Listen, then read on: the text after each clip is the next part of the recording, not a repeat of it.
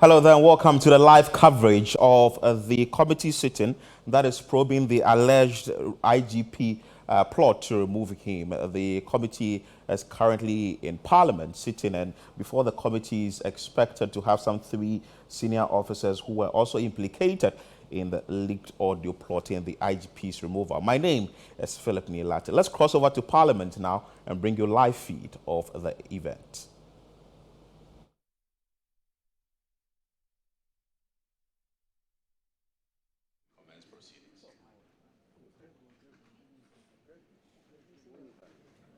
Shall we pray?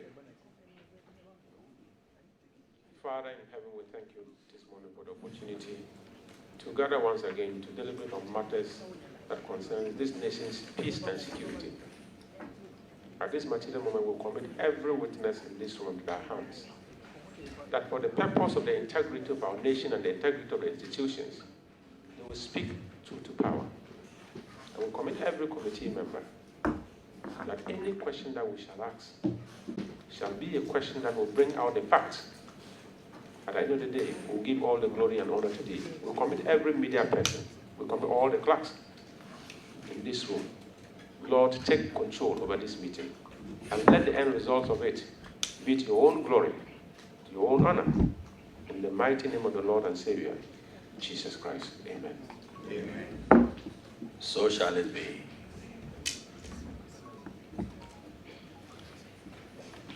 The Inspector General of Police and Counsel, you are most welcome to this very important engagement.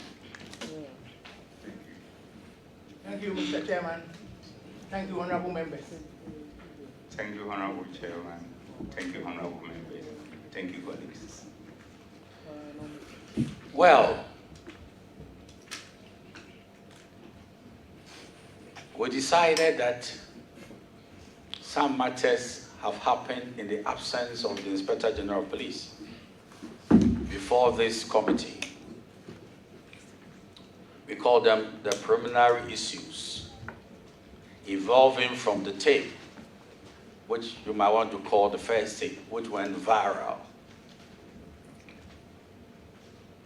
And by reason of the referral from the Speaker, we need to do what we are doing now to interrogate those matters.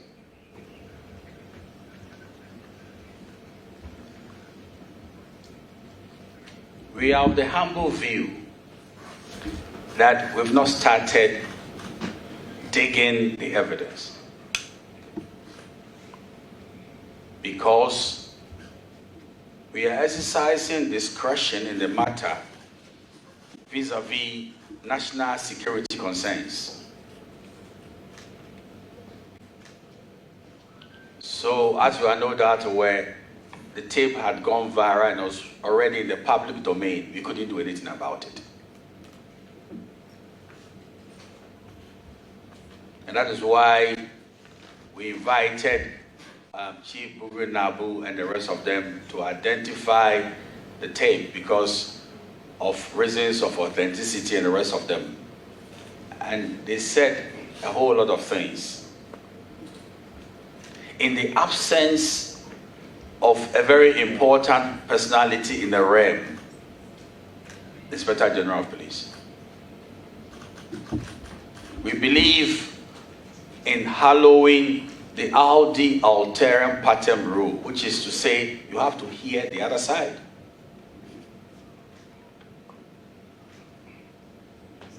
Because some of the allegations were made public, we are of the humble view that it is only right that the Inspector General of Police will address some of the matters which were said before the committee publicly.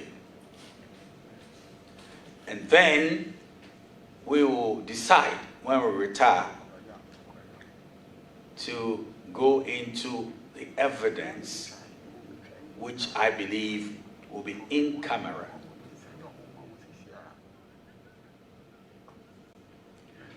I'm praying to God that in listening to the IGP, he will not veer into national security matters. He understands it better than me.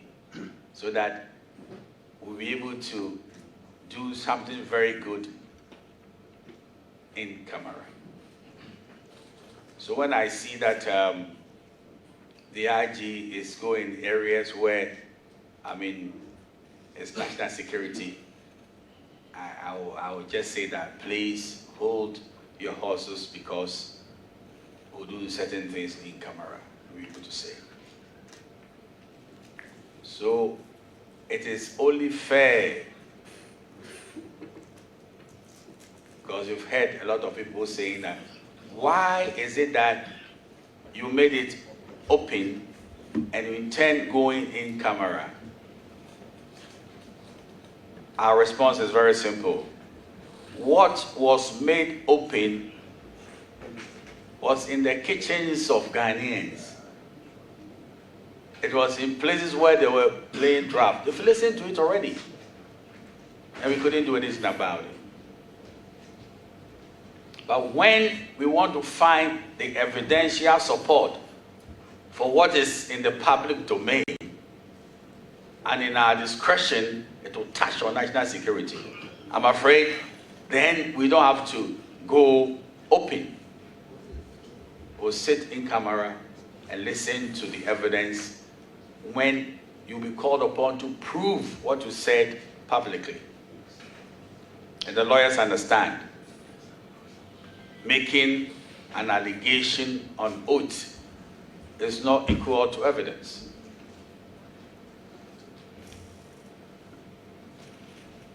An allegation should be substantiated by evidence, and will do the adduction of the evidence also on oath in camera. This is what you said. Now prove it. That is a real task, and that is what the committee will do.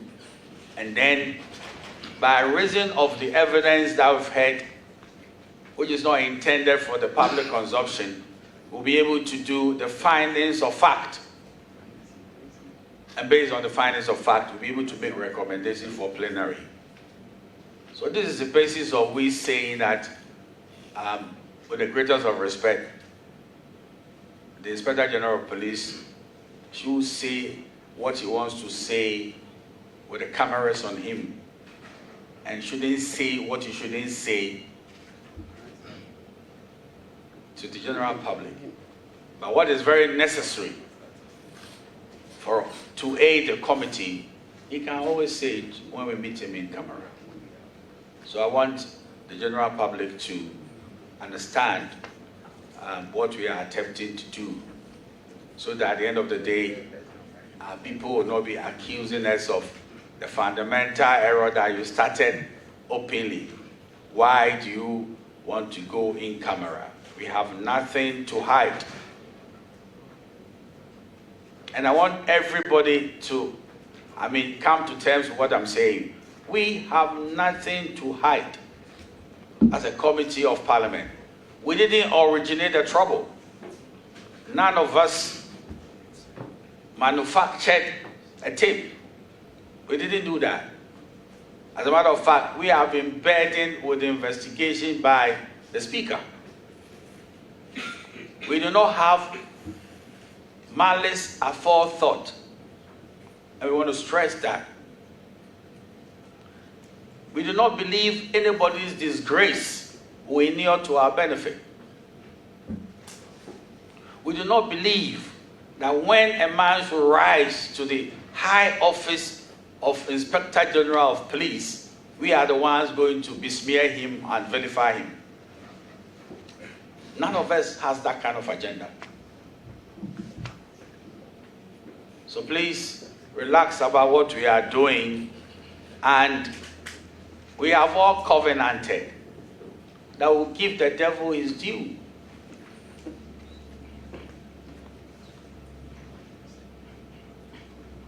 We'll make sure that we are not going to slant anything so somebody is disadvantaged. It will never happen. I know the media is on frenzy trying to talk about what we are doing, and even trying to dictate to us how we should investigate the matter or interrogate the matter. It is their right to do what they want to do. But we have a remit and we have a duty. And the duty, if you care to know, springs from the Constitution. That a committee of Parliament is an extension of the Parliament itself. I've just been told by some good friends of mine that, the limited registration is going on and will be overstretched.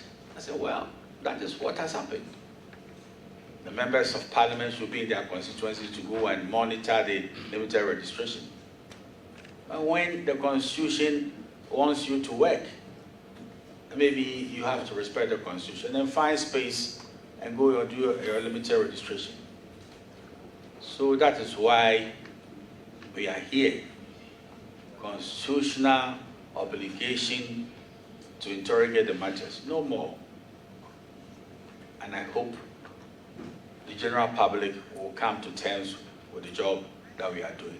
I want Honorable Boama to read out to the Inspector General of Police and Counsel, I'm sure you know it already, and the witnesses, the mandate of the committee.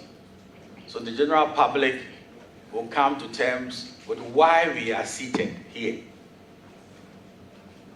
We have a mandate, and this is what we are trying to roll out. So, Honorable Boama, if you can be good enough to read out the purpose of this interrogation. Thank you very much. Good morning, everybody. Chair, our mandate was captured in a memo addressed to your good self, dated 2nd August 2023, which has its origins from Standing Orders 191 of our House Rules. And this is the mandate of the committee, which is assisted by a technical person in the person of Dr. Isaac Latiana. The special committee is to, Roman 1, ascertain the veracity or otherwise of the leaked tape. Roman 2, investigate the conspiracy to remove the current Inspector General of Police. Roman 3, investigate any other matter contained in the audio recording. Roman 4, recommend sanctions to persons found culpable where appropriate. Roman 5, make recommendations for reforms where necessary. Roman 6, make such other recommendations and consequential orders as the committee may deem appropriate. The committee was tasked by the Speaker to submit a report on its findings and conclusions for considerations by Parliament within the first week of the resumption of the third meeting of the third session. I accordingly write to inform you that you have been assigned a technical person to assist the committee, and I'm confident that you will discharge your duties professionally and accord the Honorable Chairman and members of the committee the required support in the discharge of this onerous responsibility. Thank you very much, Chairman. This is the mandate of the committee. Thank you.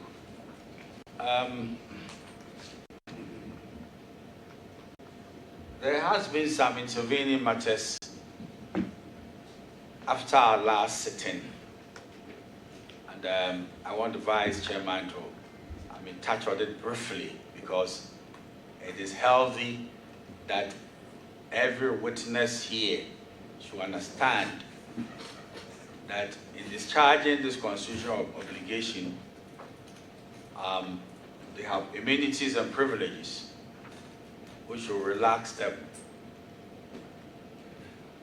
We are not here to, if you like, make you feel uncomfortable. And it is very important you know what you are doing because of the consequences of testifying before a committee of parliament on oath. I keep telling people that what you say before this committee on oath has perjury implications.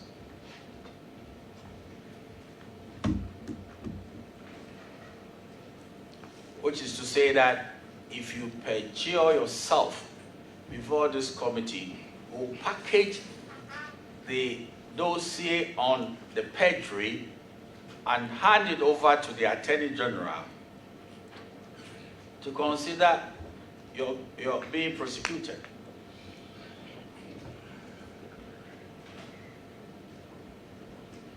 You should bear in mind that what we are attempting to do has serious implications for individuals and their families.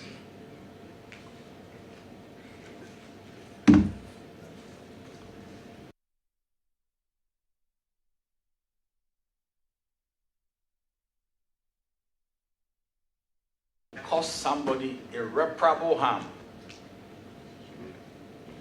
There's a sensitivity with which we attach what we are doing, and we want the witnesses to bear this in mind. It is not a small matter at all. And it's like you can touch somebody's life by what you do or what you see. So on this note, I want to yield to Vice to address the immunity and privileges of witnesses who appear before the committee.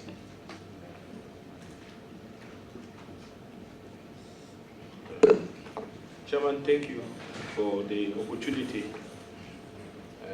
My task is simple and straightforward to address the privileges of witnesses who appear before the committee.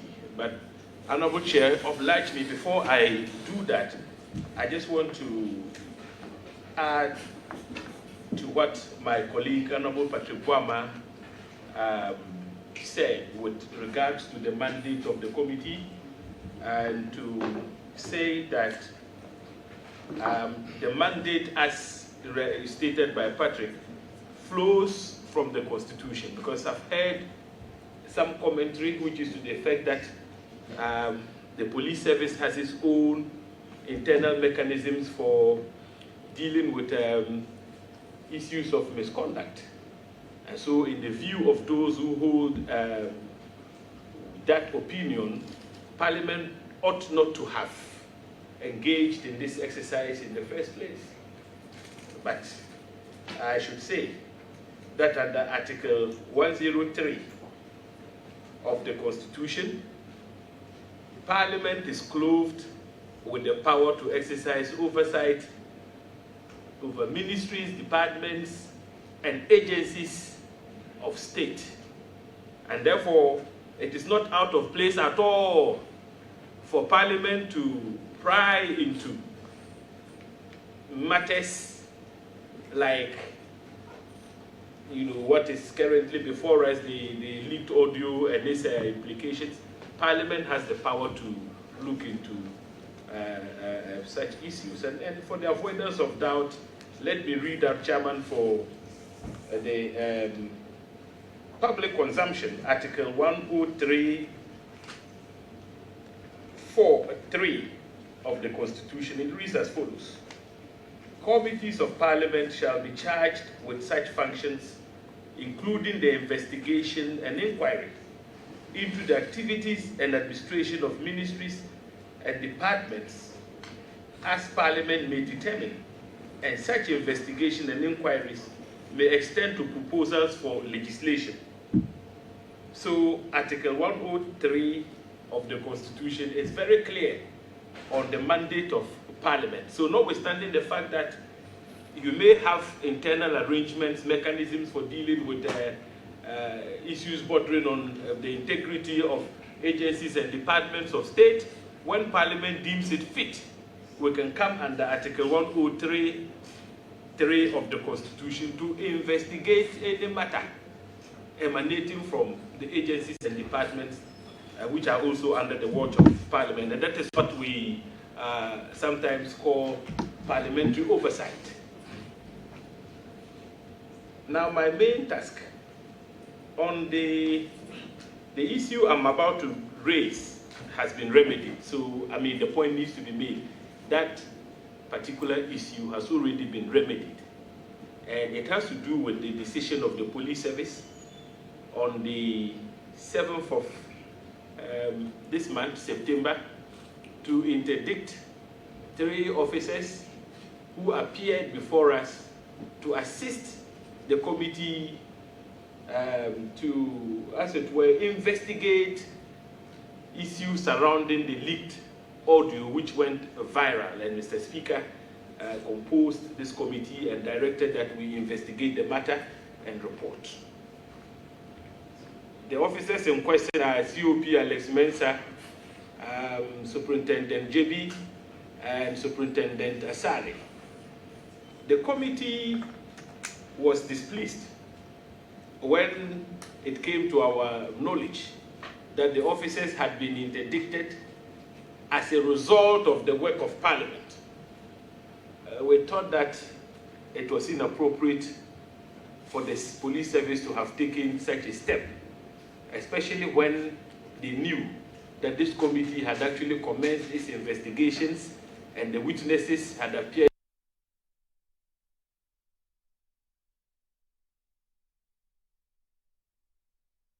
Realizing that, look, what they did constituted an affront to the authority of Parliament, decided to remedy the situation by immediately reversing the decision to interdict the officers. Now, it is the considered view of this committee that all witnesses who appear before us are protected. They have certain immunities, which immunities cannot be toyed with. So you appear before us and testify, you have the protection of the state.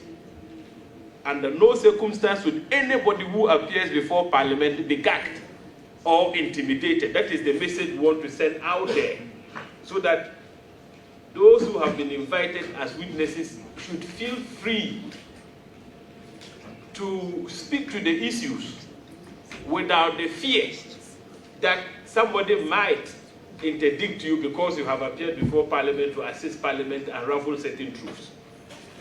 So all the witnesses, without exception, who appear before us, you have the protection of Parliament.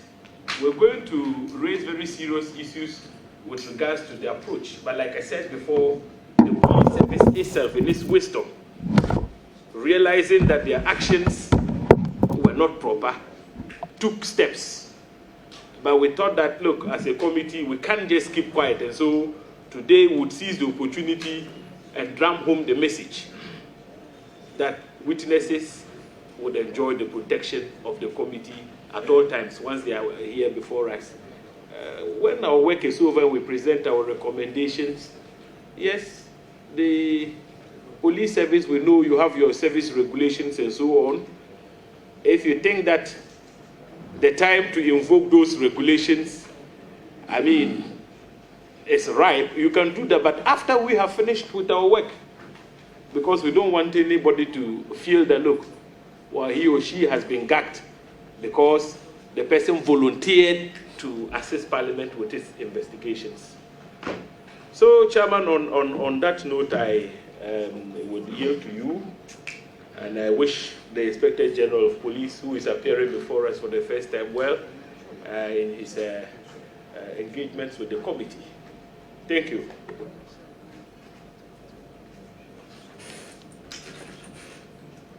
I would want the clerk to the committee to administer the oath to the Inspector General of Police.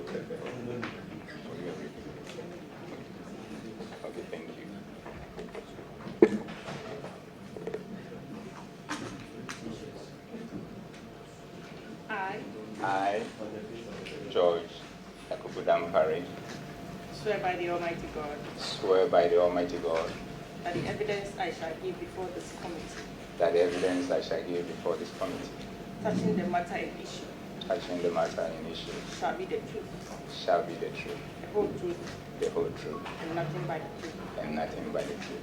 So help me God. So help me God. Thank you.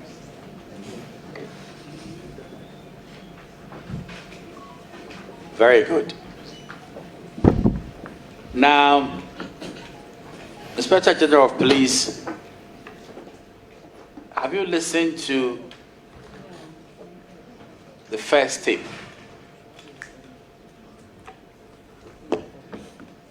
Mr. Chairman, Honorable Chairman, honorable members, I would want to take advantage of this opportunity to introduce myself. My name is Kwame Jan. I'm lead counsel for the Inspector General of Police. I am ably assisted by Superintendent Sylvester Asare. Honorable members, we have a couple of preliminary issues to raise before the proceedings would continue, if it has to. You mentioned another lawyer assisting you. Who is present? Oh, okay. Honorable Chair, I am Superintendent Sylvester Asare. Honorable Chairman, I feel discomforted when I sit. I'm used to standing, but I would find a way to accommodate myself. Honorable Chairman, we wrote to this August committee and we sought audience with the committee to have worked out the modalities for this session. But unfortunately, we couldn't get that opportunity. And in the absence of that, there are some preliminary matters that we want to bring to the attention of the committee. And we think that these are very pertinent, and we have a duty to our client and this republic to bring these matters to the attention of the committee. In fact, when we wrote to this August committee, the committee wrote back to us and said that we should come here at 10 a.m. prompt, and we were going to be given an opportunity to discuss the modalities. So in fact, we were here 9:30, and we never got that opportunity to discuss the modalities. Indeed, if we had gotten that opportunity, maybe some of the issues we are raising would have been raised during that session. So may we plead your indulgence to humbly raise the issues. Mr. Chairman and honorable members, our first issue has to do with the presence in this room at this time of the witnesses who previously were invited by this August committee and who have gone through the process of giving their testimonies. Mr. Chairman, we were given written notice on Friday to appear before this committee. And the notice said that we should note that all other witnesses who have attended upon the committee will be present, and the meeting will be held in camera. Our first objection has to do with the presence of the other witnesses. Mr. Chairman, Honorable Chairman, on Thursday, 17th August, this committee met, and these proceedings were supplied to us by the committee itself. And during that meeting, the Honorable Chairman made a note that, and I quote, "So Bugri Nagu will open the floodgates." I think the IGP is mentioned, is he not? So he could be a potential witness. Note that. We would invite the Police Commissioner too. So our point is, way back in August 17th, this committee knew that they were going to invite the IGP. Now, the other witnesses, 4 of them, 3 police officers and a civilian, came here and gave out testimonies. In some cases, very wild allegations were made, unsubstantiated, and they just walked free. They walked home. The IGP was not invited to be present, and today the IGP is being invited, and the witnesses who are his accusers have been given notice to come in and sit here. Mr. Chairman, we think that in fairness, equity, good conscience, candor, and all the principles set out in Article 297 of the Constitution about the exercise of discretion, what we are saying is that it is unfair, unjust, inequitable for the witnesses who spoke in our absence to come and sit in when we have to speak. We believe in consistency of treatment. The same way that we sat outside, they should also sit outside, and the committee should continue to do the work. But we very strongly object to the presence of the 3 police officers and the civilian, if he is here. We very strongly object. We think it's unfair, unjust, inequitable, and unconstitutional. Mr. Chairman, our second objection has to do with still the process, maybe a hybrid process and substance kind of objection. Mr. Chairman, our letter of invitation, the letter of invitation to the IGP,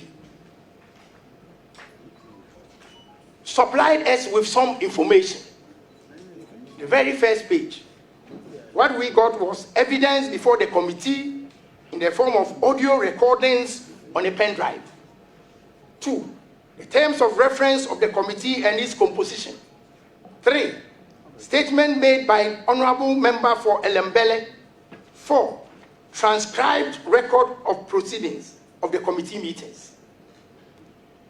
Just in the preliminary remarks of the Honorable Chairman, we are being hinted that there is some evidence somewhere, and that would be the subject of some interrogation. Mr. Chairman and committee members, our humble view is that so far as we are concerned, the deliberations is going to be limited and only limited to this information, which is the evidence that has been supplied us to study and come and respond to. Beyond this, if the committee has any evidence, we would wish that the committee should furnish us with that evidence, and appropriately, we will take time out and request for an adjournment to go and study that evidence and appear before the committee properly. But we are surprised by the proposition that the persons who gave evidence before this honorable committee gave unsubstantiated evidence, and there is another opportunity for the substantiation. I have not seen this sequencing in taking evidence in my 34 years practice as a lawyer. You make the statement, you lay the foundation, you bring the evidence, and you are interrogated on the evidence. But you don't do your evidence oral. You go home after 1 week and you are called back to come and substantiate.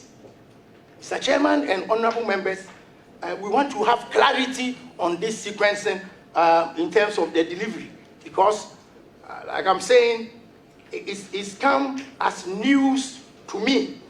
And finally, yes, we have been told, and it is trite learning, that Parliament governs its own rules of procedure. Yes. But Parliament is also one of the institutions of state. So the general law also binds Parliament. We are an arm of government. We are not an institution of state. We are an arm of government. You are an arm of government, yes. And the general law includes your own standing orders. Mr. Chairman, I would refer you to your own standing orders 192 and 197, and which says committees like this August committee stays within its mandate. The committee has to stay within its mandate, and the mandate of this committee is clear and unambiguous. And we have just heard a very erudite reading of the mandate by Honorable Patrick Boama, and I have to say at this point that I am privileged that Honorable Patrick Boama and Honorable Agalga were my students in Legon, and I'm privileged that they've risen to high positions in the Republic and they are serving their nation well. What about the chairman of the committee? I won't add that the chairman is paid. And the chairman, he and I, we did from afar. So we are fine. So this mandate was given to us by the committee. And what does it say? To ascertain the veracity or otherwise of the leaked tape, to investigate the conspiracy to remove the current IGP, and investigate any other matter contained in the audio recording. Because some members of this committee are lawyers, they appreciate the rule, adjus dem generis. Adjus dem generis. And it is particularly because of the three. Investigate any other matter contained in the audio recording. It means that any other matter should be restricted to a matter involving the leaked tape, the veracity, and a matter involving the conspiracy to remove the IGP. Beyond this, the committee's mandate ends. So, and your own standing orders say how you can extend your mandate. You have to go back to the authority that gave the mandate for an extension of the mandate. So, Mr. Chairman, we are very law-abiding, and we want this process to go on smoothly. But we want the record to reflect that we raise these objections, and we would humbly wait for commentary on the part of the committee to these objections. I rest.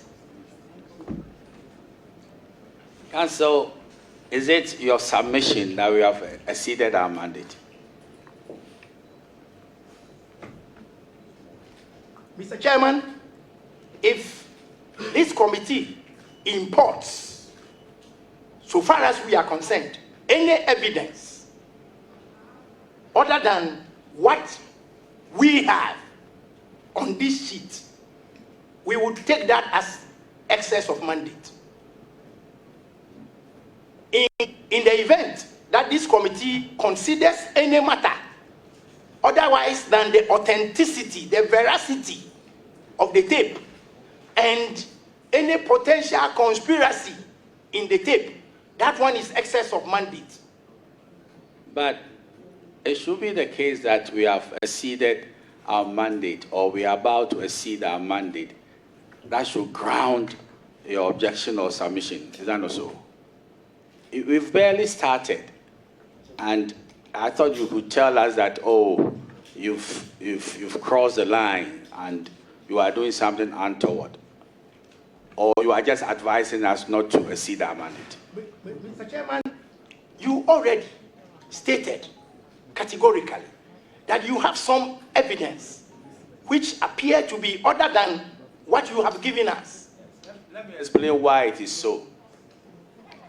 You see, the Speaker says we should authenticate the audio. That is to say, is the audio genuine? Does it reflect the kind of engagement that took place in the Osu office of Chief Bugre Nabu?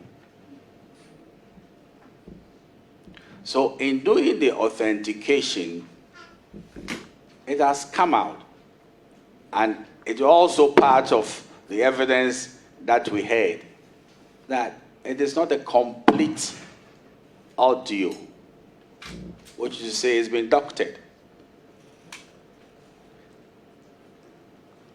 Therefore, in trying to authenticate the audio, there is an additional evidence that it is not complete.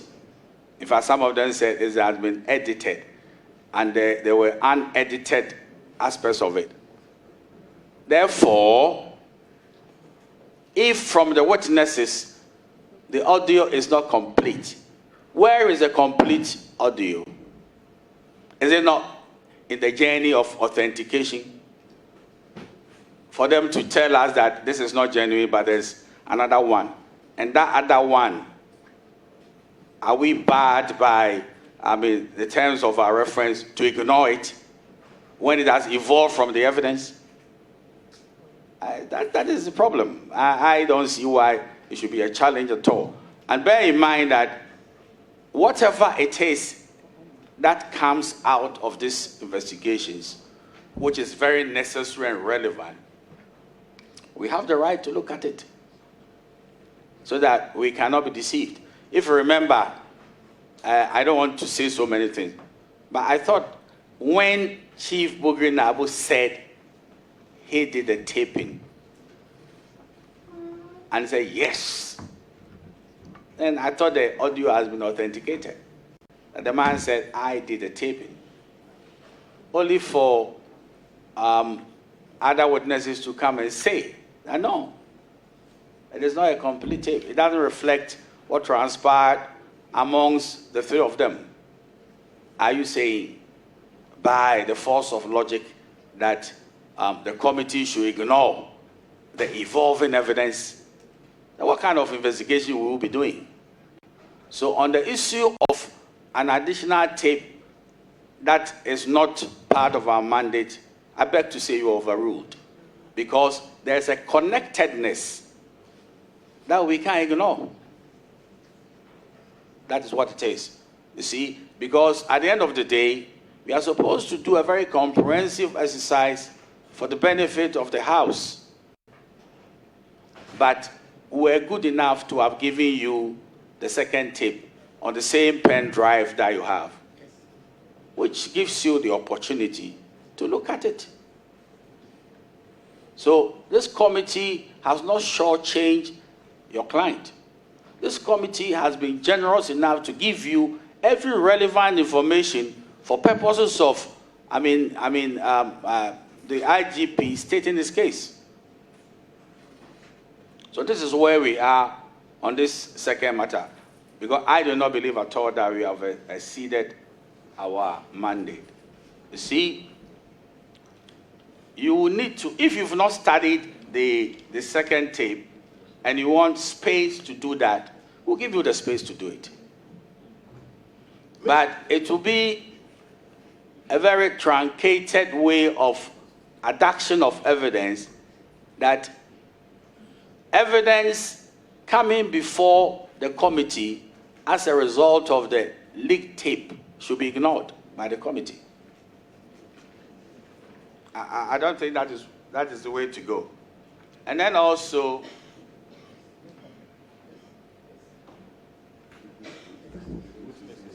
Mr. Chairman. I'm coming to that. Mr. Chairman, I wanted to comment on your last comment. Yes. Mr. Chairman, very respectfully, we have no issue with the extended tape. That's not our issue. We have it. And it was furnished us by the committee. We don't have a problem. Our problem is the possibility that was triggered by Mr. Chairman's comments about some additional evidence which is going to be used in substantiation. That is where my problem is.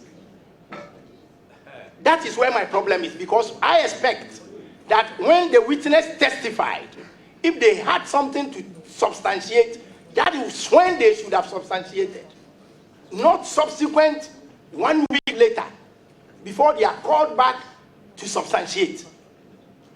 That's where I have a problem. You see, not the extension of the tape. Yes, I respect what you are saying. You see, but what is happening is this. And counsel, listen to me carefully. And I know that what we are doing has, like, we're trying to, if you like, be in the realm of adjudication, like a court of competent jurisdiction. You see. And I want to say it again. Some matters are in the public domain already, which is the first tape. The one that Honorable Kofi Boa rested his submissions on and prompted the referral. That tape is what moved us to call Chief Bugri Nabu for authentication and also comments on the tape. Then he did what he was supposed to do. It turned out that there was another tape. And if you care to know, I will tell you. I have nothing to hide. And that other tape was furnished this committee by the lawyers of Chief Bugri Nabu. It will be a miscarriage of justice and an outrageous way of adduction of evidence to discard the second tape. I don't see how we as a committee can say that, no, we won't look at it. When the first tape, if you like, the original one, is being challenged by the individuals who are on the first tape. They say, no, there's more to the tape than we can see. And guess what? The one who said he taped furnishes the committee with the, if you like, the full tape. Counsel, would it sit with equity, good conscience, and law for this committee to say, well, there is an additional information associated and integral to the first tape, and we want to ignore it. But guess what? I want you to bear in mind that you have a world of opportunity to look at the second tape. And then how it affects your client, you will deal with it. And probably you will deal with it when we sit in camera, when you can look at some of the details properly. But at this stage, I do not see how anybody can say that this committee should not deal with the second tape, because we are on a journey of authenticity, which is part of our mandate.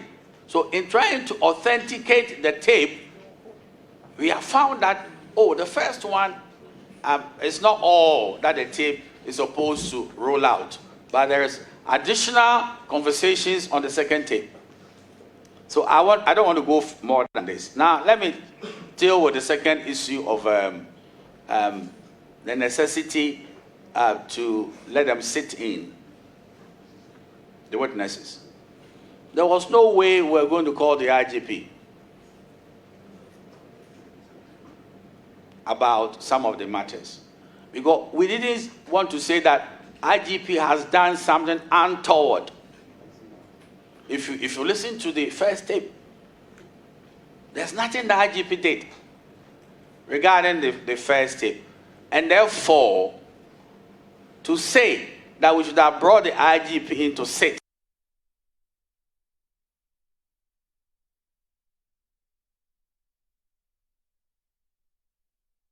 nothing on the tape, the first tape. It is rather the individuals on the first tape who made allegations against the IGP. A committee of parliament that want to respect the audi alteram partem rule should invite the IGP, who the others are, if you like, accusing, to come and clear himself, so that he will also have some space, as we are about to offer him, to deal with the preliminary issues, the beginning matters. That's all we're trying to do. They've said a lot of things against you, and they should sit in. You see, they are not going to say one word when the IGP is speaking. They are not going to, their lawyers are not going to ask any questions. They have to listen to the voice of their boss. And then probably, when we retire in camera, then they will know. Now let's get the evidence out, properly speaking. You've made a point about the fact that how can somebody testify and later bring the, if you like, the substantiating evidence. You made that point clearly. Bear in mind that we have all been warned that what we are doing has national security implications. That's why, if you heard me, I could checkmate my vice that please don't go there. I said this, some people were angry that why are you trying to stop your vice from? Because this is a strategic listening and we need to be careful. That's why I could tell you right in your face, I wouldn't sit down here for anybody to be smeared the IGP and I'm enjoying it. No. If we got in camera and there's something that the whole country should hear, and they will hear it. So counsel, I crave your indulgence that when they are outside, it will not affect the testimony of the IGP. It will affect it. And when they are here, it will not affect the IGP's testimony in any way, because they won't say one word. We are not going to permit them to say one word when the Inspector General of Police is speaking. He should end it. And then the wisdom of the committee will be that, look, we've heard the IGP on, if you like, what has come into the public domain. Because some people were saying that, oh, the IGP should not speak in public. I am of the humble view, and I have the backing of the committee, that if matters about the IGP have been rolled out via this platform, then why don't you want to practice the audio alternative rule to give the IGP the opportunity to respond to the initial issues? That's all. And after that, we accord him the respect and the respect of the other officers in a private in-camera situation for us to continue with the serious matters. Counsel, am I making sense? Or you think there are some other issues you want to say? Mr. Chairman, you have made a lot of sense. You. You have made a lot of sense. But I also think I made a lot of sense. I also made a lot of sense. Mr. Chairman, what you have said is their presence here is inconsequential. Then why are they here? Because, we are adding let me answer. Yes. You see, their presence here is very important for the subsequent work we are about to do. You get the point? And initially, there was no need for the IGP to be here.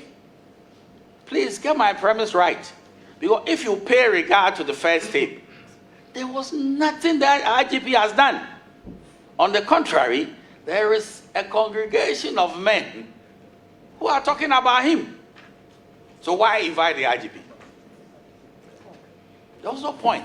But now that those men appeared before us, and they are saying certain things about the IGP, then it is consistent with the natural justice principle that the IGP should also make his initial, remarks, or if you like, say what he wants to say, either in confirmation or in rebuttal to what you said, and then you go into the conclave to do what is necessary.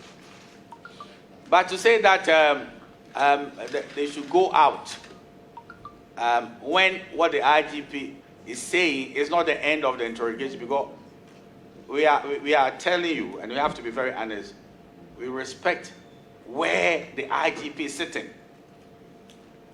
All of us, in fact, we are nervous because he is in charge of the internal security of the realm called Ghana. We don't toy with these matters. That is why, when it's all said and done, we know what to do as a committee to exact meaning, substance, and evidence off camera. And then we work with it and report to plenary. So this is what we are attempting to do. But I'm afraid they are sitting here is for their own benefit. The people seated here, for them to listen to what the Inspector General of Police will say, and then we continue with the interrogation. You see, because how would they also prepare for what we are all about to do? And what they said, we've given it to you, haven't we? We've given it to you. All that they said, we've given it to you. But we couldn't have brought the IGP here because the tape, it was not necessary that, it should come. So, counsel, I think we should rest this matter. And then, Vice, you wanted to chip in or something? Yeah. Yeah, and let the IGP, deal with some of the issues in a very, simple way and straightforward. And then we know what to do. Yes, Honorable Chairman, my understanding of the objection raised is that it is an objection which raises questions of consistency. So the previous witnesses who appeared did that in the absence of the IGP. So counsel is saying that in good conscience and in fairness, why have we allowed the witnesses who previously appeared minus the IGP to sit in when it is his turn to take his stance and speak to the committee? Now, one thing that we must bear in mind is that at the moment, our proceedings are public. It's a public hearing until we go out of, sight and out of view from the cameras. That being the case, I want us to adopt a middle ground. It cannot be said that the statements the IGP is going to make here would be coded in a manner that these witnesses cannot hear. If we were to ask them to go into the next office, there is a screen. They will have the benefit of hearing whatever the IGP would say. No, for the sake of consistency. So that now they are raising issues of equity, good conscience. It shouldn't appear as if, we are not extending the same treatment we offered the other witnesses to the IGP. So on that score, I think that the witnesses here would lose nothing if we were to say, you know what, kindly recuse yourself, go into the next office, you can watch on the screens. If that would give them comfort, Chairman, I think we should proceed in that order in order to cure any perception, possible perception that there is no perception. We are not extending a level playing field to there is nothing, the parties who there are is here before nothing us. like giving somebody an advantage. Because they should say that their presence here will not give them the space to testify. That's what he's saying.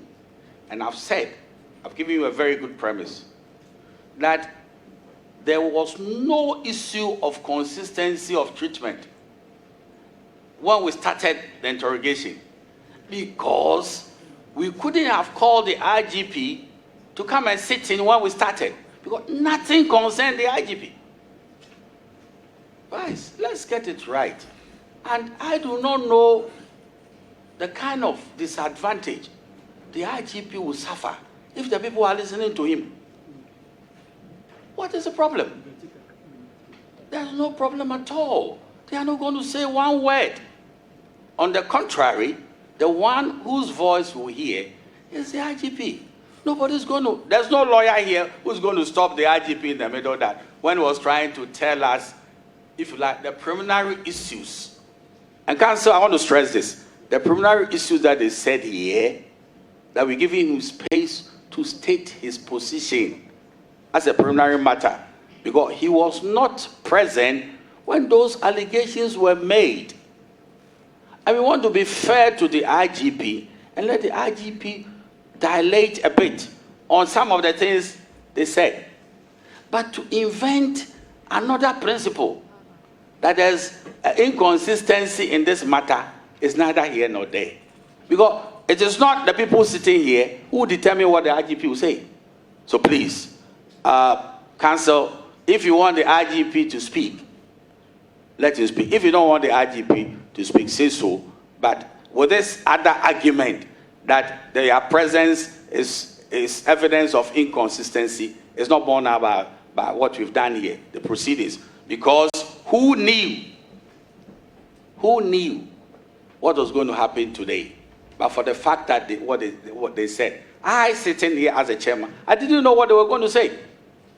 So how can I invite the IGP in advance to come and sit when I didn't know what they were going to say? There's no member of this committee who knew what these individuals were going to say. In fact, we didn't even call, these individuals, we called Chief Bugri Nabu first. Is that not so? And then he said these were the individuals who were having, if you like, a tete-a-tete with. That is why we called them. I don't know whether my memory is messing me up, but when we called Chief Bugri Nabu, these individuals, were they here? They were not here. They are having a conference. Let them finish. Mr. Chairman,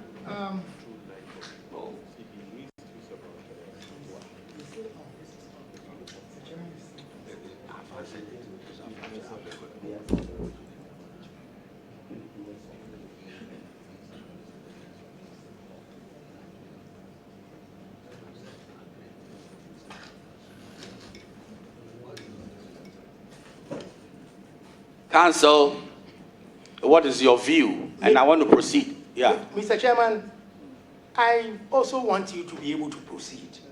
All I am saying is, on the 17th, from you, your very self, Honorable Chairman, at page 4 of the report, the transcription, you said, so Bugri Nabu will open the floodgates. I think the IGP is mentioned, is he not? So he could be a potential witness. Note that. We would invite the police commissioner too.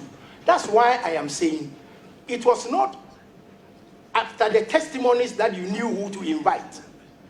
Before the testimonies, you knew who you were going to invite.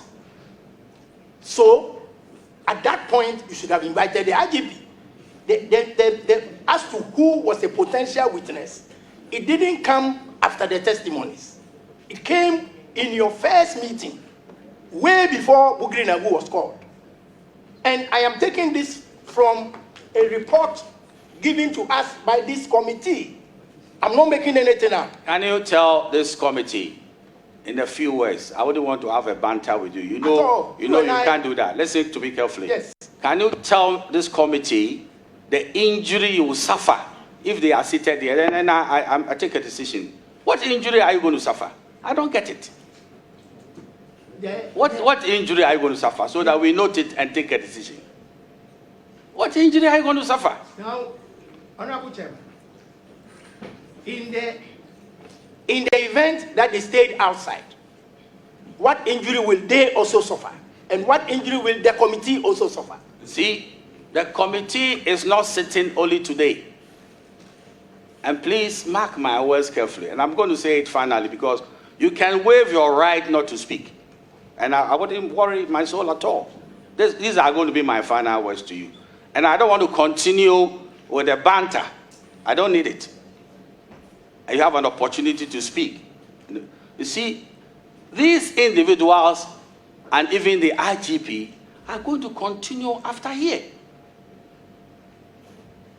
We are not ending proceedings today. And some of the proceedings will will be so important, it will be in camera. So therefore, it is relevant that they listen to what IG is saying, because the proceedings are not ending today. That is what it is. And the matters affect them and the IG. It's like you saying that in a court of law, there's a plaintiff and the defendant. The defendant is testifying. The plaintiff should go out. I don't get the logic of it. So I will say more than this. I give the Inspector General of Police the opportunity to deal with the preliminary issues. And if he wants to do that, we will give him the space to do it. If he doesn't want to do that, I leave it to your judgment as a lawyer. That is all I will say for now. So, the Inspector General of Police, we want to commence the interrogation of the matter, and I might want to lead in some areas, and then we start. Mr. Chairman, may I crave your indulgence once more? May we be guided by the ruling of the committee? Is this statement you just made the ruling of the committee, so that the records will reflect that this was the ruling of the committee? Yes. You raised an objection and I overruled you. Yes. So that is it. I don't know what else you want me to say. And if you want me to overrule my advice, I will do that. Yes. Because you see, you've not satisfied me on one point, which is very, very interesting. Am I doing anything here which will prevent the head of the police service from putting the story across? None. I've not done anything untoward to prevent him from speaking. And I've said that there's no way, whilst the Inspector General of Police is speaking, any of the witnesses or their lawyers will interrupt. There will not going to be any public cross-examination or anything whatsoever. And their presence here should not hurt the flow of what the IGP will say. Inspector General of Police. Mr. Chairman, yes. The IGP is ready. Okay. So. Sorry, Chairman, before we proceed, I need to address certain issues. Chairman, with the greatest of respect, I think as a committee, it's important that we build consensus. I don't like it when I raise issues that I think are, clearly in tandem with practice and procedure, and to be told in the face by my chairman that if you're minded, I would overrule my vice chairman. I think the committee must learn to build consensus. Or if you overrule me, I'll call for a division.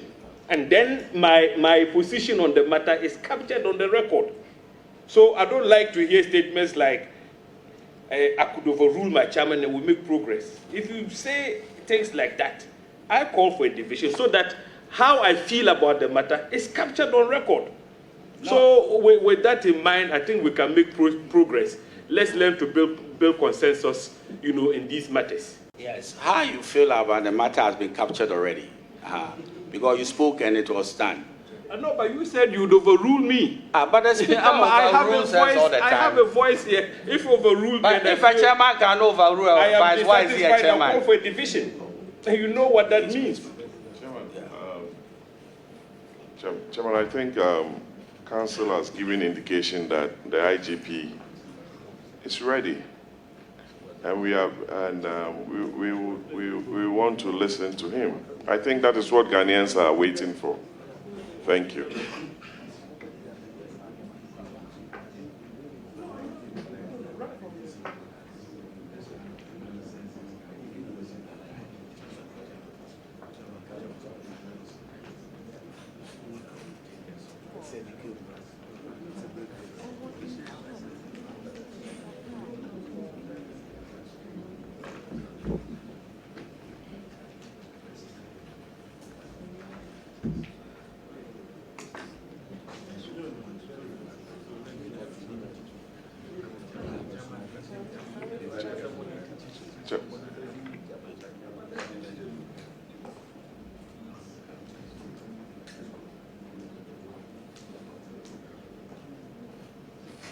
Inspector General of Police, have you had the benefit of listening to the audio tape?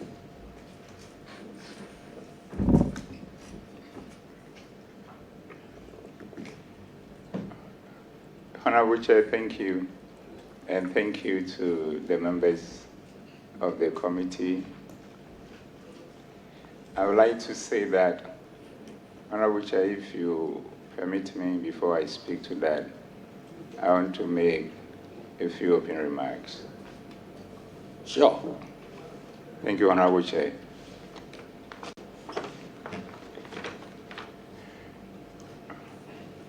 Honorable Chair, there have been a lot of issues about my person, and I would like to take the opportunity granted me today to speak to a few of them for about the next 3 minutes, 3 to 5 minutes. Honorable Chair, the first thing I want to speak to is my parentage, and it's important for a very good reason. I am a multi-ethnic Ghanaian, and the fundamentals is this. My father opened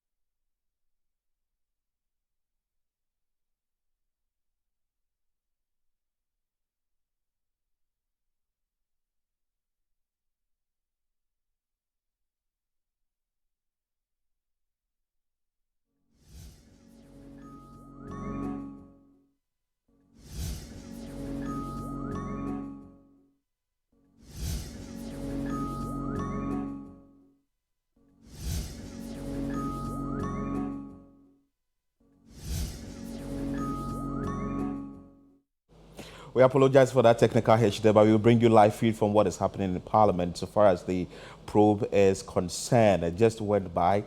The lead counsel for the IGP has been making some points that the witnesses, that is COP Alex Mensah and also Superintendent George Asari, having themselves there and their counsel there wouldn't really help them in this hearing.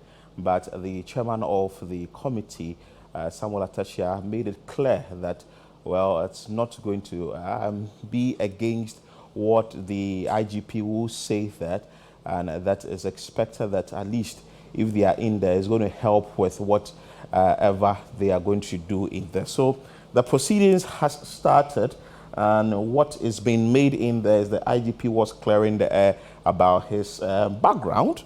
He's saying that he's from a lot of places when it comes to tribe in this country. Earlier, Bugri Nabu appeared before the committee, made some allegations. Also, Superintendent Superintendent George Asari also appeared before the committee, making some allegations before or against the IGP, and also the COP Alex Mensah also appeared before the committee, making some allegations before against the IGP. It expected that the IGP will clear the air and give details of whether he's been able to hear the audio or not. So we'll bring you a live feed of what is happening in Parliament. But if you just joined us, this is the live coverage of what is happening in Parliament so far as the committee probing the leaked tape of the IGP, alleged leaked tape purported to remove the IGP from office. This leaked tape came in light when a lot of individuals saw it and were talking about it. But we would go back to Parliament and bring you a live feed of what is happening there. My name is Philip Nilate. Keep watching Citi TV as we bring you a live feed from Parliament. Of Inspector General of Police.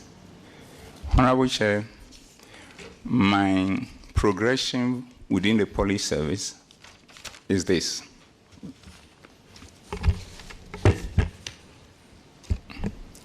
I reported to training on 1st of December 1990. I completed training as a constable on 30th of August 1991. And from constable, within a period of 24 years, I became a commissioner, unprecedented. What is even more unprecedented is that from constable, 1991, within a period of a little over 6 years, from constable, I became a lieutenant of police. And that is even more unprecedented than becoming a commissioner within 24 years. Who was the IGP when you became a superintendent? Honorable Chair, I don't have that information readily, but if you will allow me to finish the opening remarks, and I will be ready to answer any question that so that I can flow. Thank you. I became a lieutenant in 1997.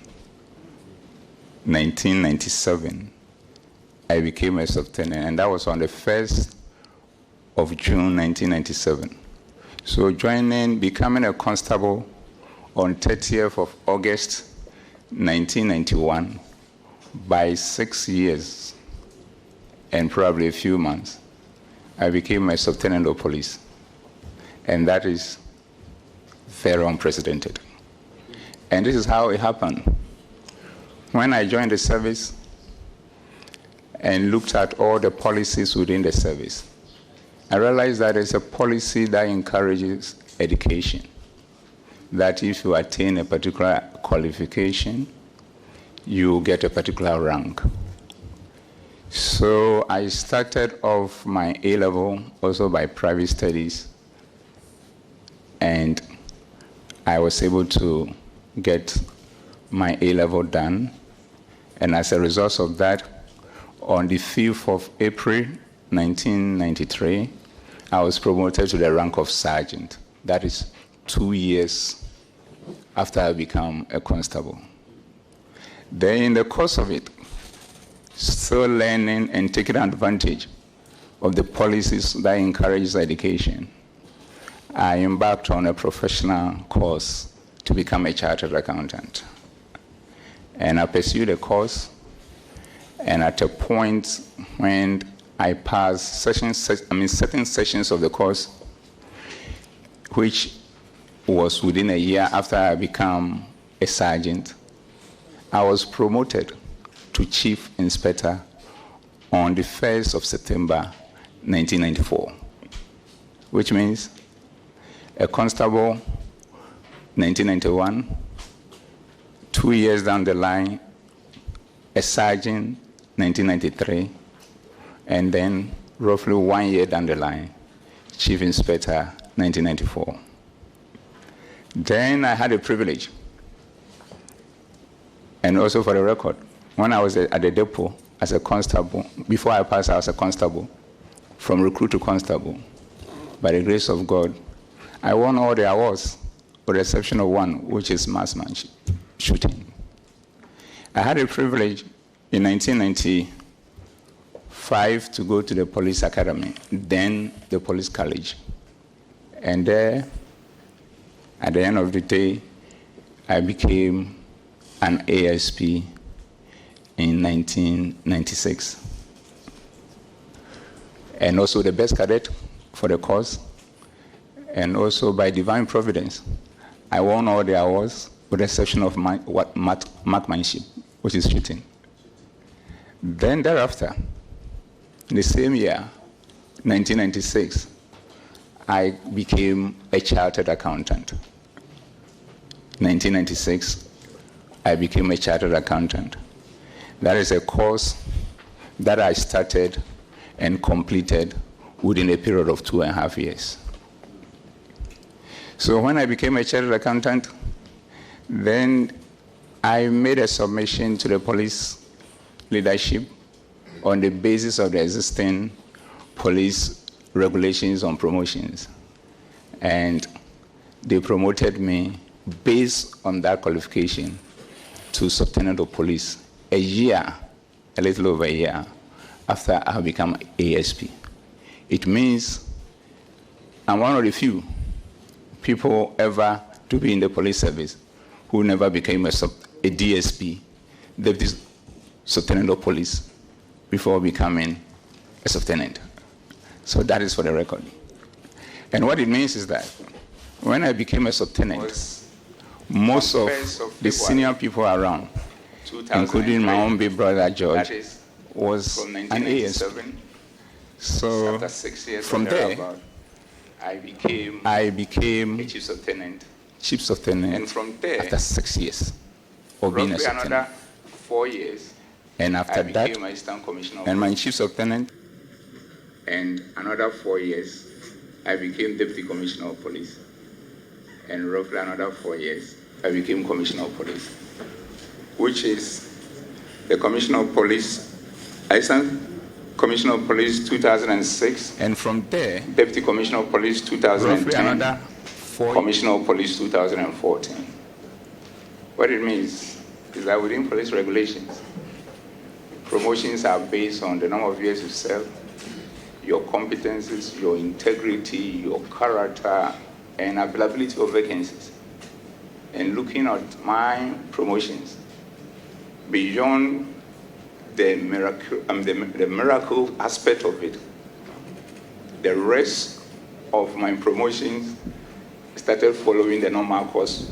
And at times I did find myself, why was God not in it to help me to keep moving the way I have to move?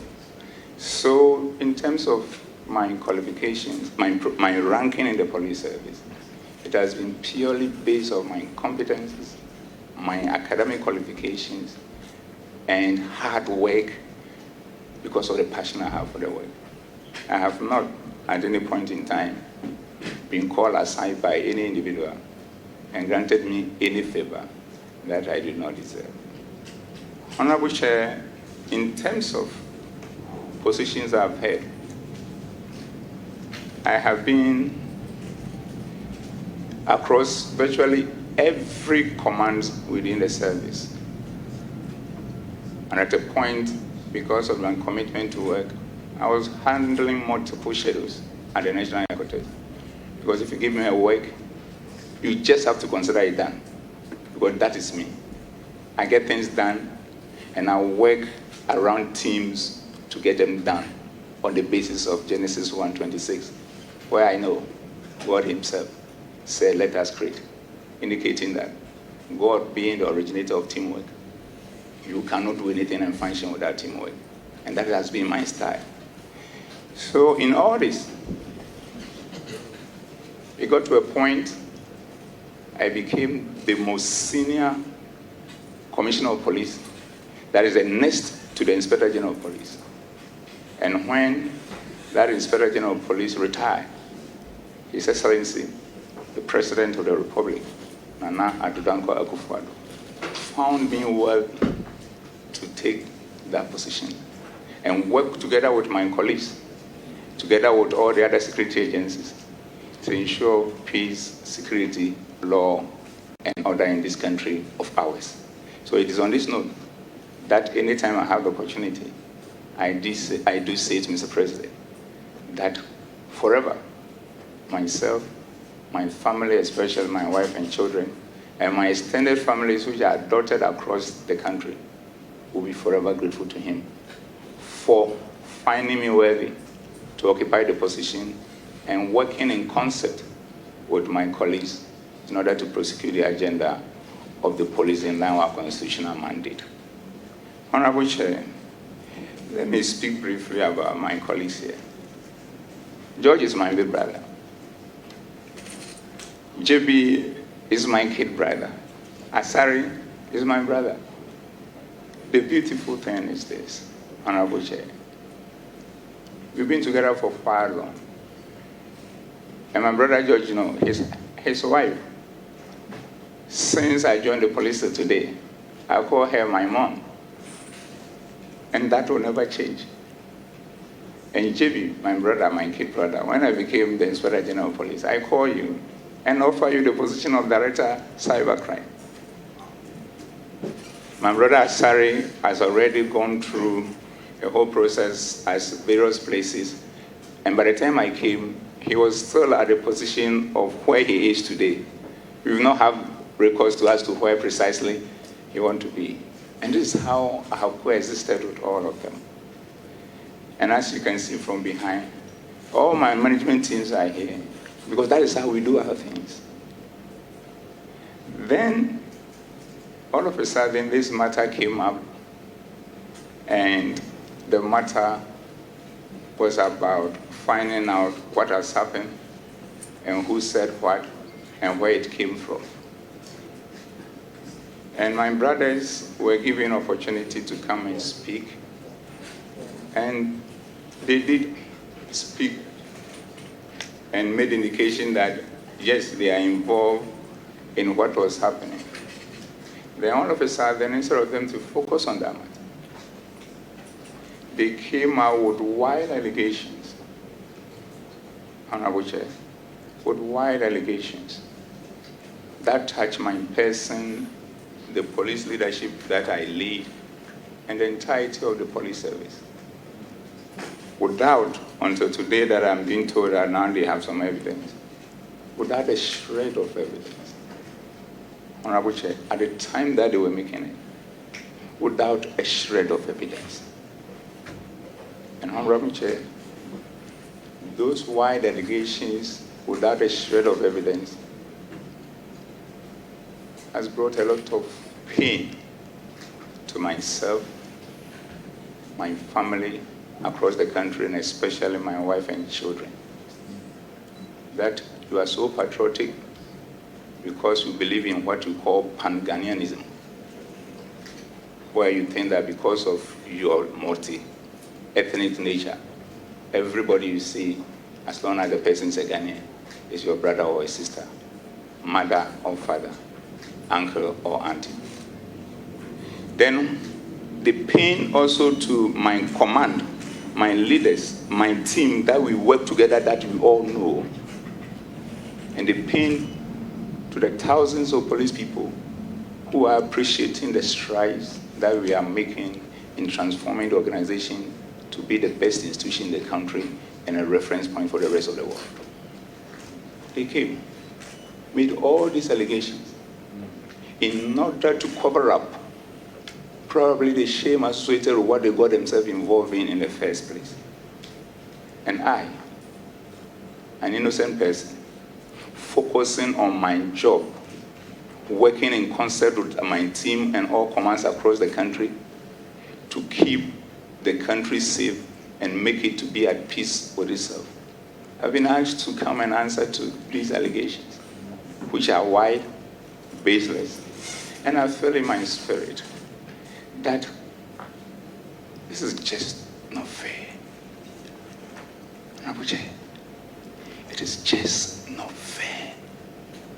Are we killing patriotism? That anybody can just get up, make allegations upon allegations, and people who go across the country, at times 48 hours without sleep, just keeping the country at peace, will be called to come and answer allegations that are unfounded. And that becomes something. Anyway, I'm here. I have no choice. I have no choice and have come. And I say it to the glory of God, my Maker, who sustains me every day. I will speak to the matters as you direct. And I'm doing this because of the respect I have for myself, for my family, especially my children and wife, for the office that I occupy, for my brothers and sisters who are sitting behind me, that we have pulled ourselves together in an unprecedented manner in a teamwork to get these things done for this country, and for the respect I have for institutions of state, including the parliament that we are here today. And more importantly, the respect I have for Mr. President Nana Adjournment for the honor that he has done me for making me the Inspector General of Police to work with my colleagues. And equally more importantly, for the respect I have for the good people of this country. So, Honorable Chair, I am here being asked to answer to why allegations unsubstantiated by my brothers.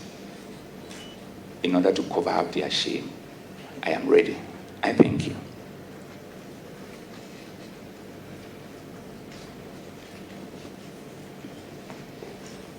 You quoted the Bible, you know.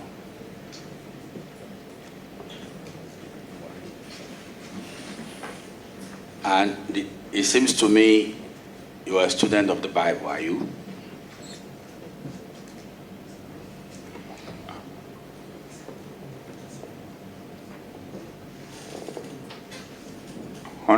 Honorable Chair, I'm a Christian, and the Bible is my reference point. There could be a student of the Bible who may probably be using the Bible just for examination purposes, but may not necessarily be a Christian. But I'm Christian, and my reference point in terms of what guides me is the Bible and the Spirit of God. Thank you. Did you ever find in the Bible that the innocent suffered? The man who claims he's innocent suffered. Have you heard it before in the Bible? Did you read it? Honorable Chair, I am a Christian who understands that. And that is what it is. That is why I'm a bit surprised that you're complaining about maybe you doing a good job and you're going through some challenges and suffering, because we know that the innocent can suffer. That's the story of Joseph. Never slept with Potiphar's wife. I went to jail. Have you heard this tree adage that Onipa Kesiye Nasem Tono? Have you heard it before? Honorable Chair, I have. But the point I'm trying to make is the fact that we are all human beings. And at times, these things happen. You may have all what it takes to handle the situation. But when you are speaking to a matter and the feeling of how you feel comes on board, it's normal. And the most important thing is that I understand all the issues you are raising. And I'm in sync with it because I'm a true Christian. Now, Inspector General of Police,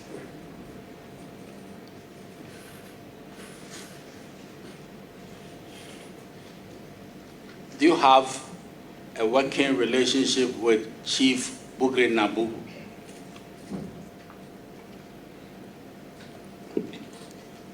Honorable Chair, I do not have a working relationship with him.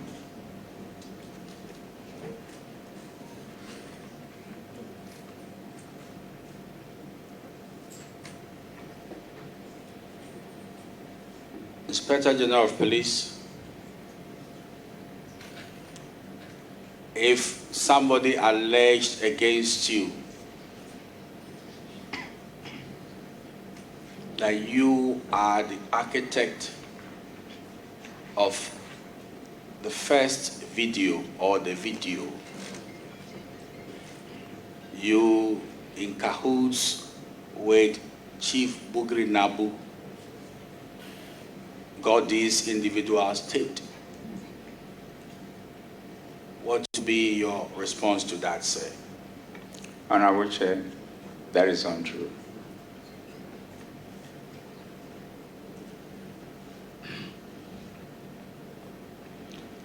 Inspector General of Police,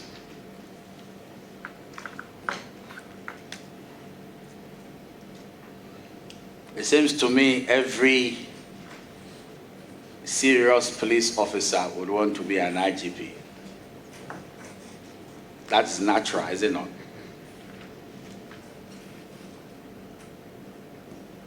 Honorable Chair, that is the case. And it is equally the case that when there is a vacancy relating to such a high and powerful office,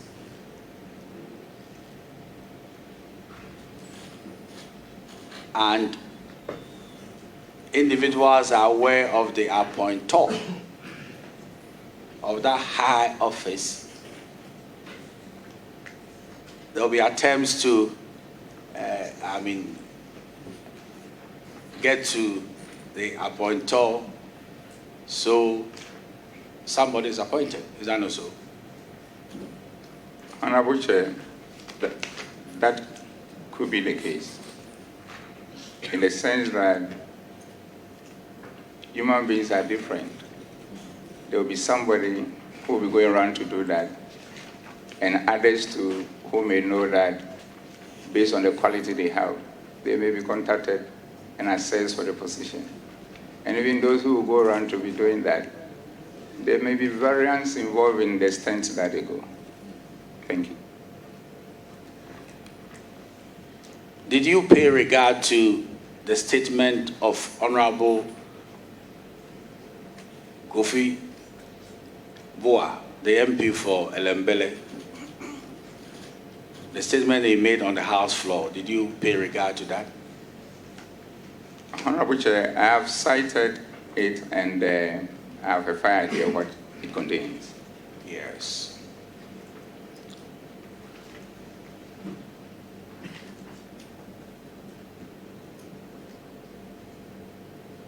You know, there's a very serious allegation to the effect that you are the most powerful person in the realm, according to the statement that was said on the House floor, to determine the outcomes of elections. What's your response to that? Honorable Chair, I thank you for the question. Honorable Chair, the most important thing is this.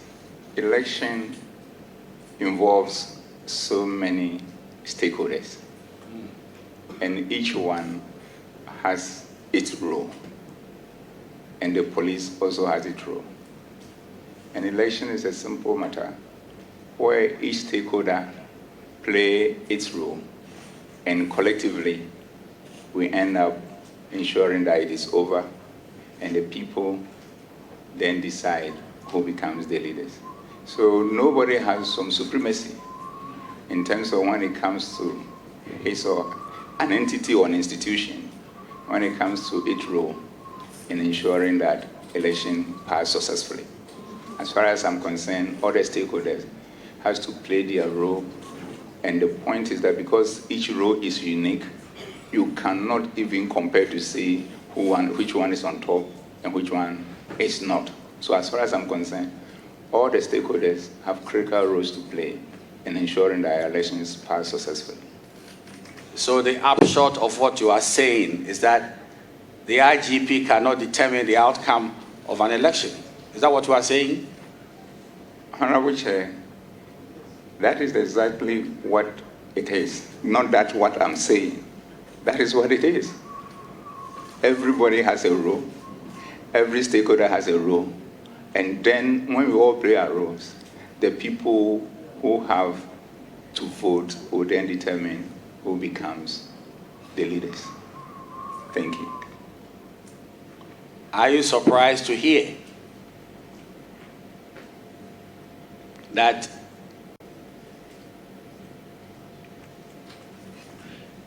when you are there as the IGP, because of your personality and what you stand for, the New Patriotic Party cannot bring the 8?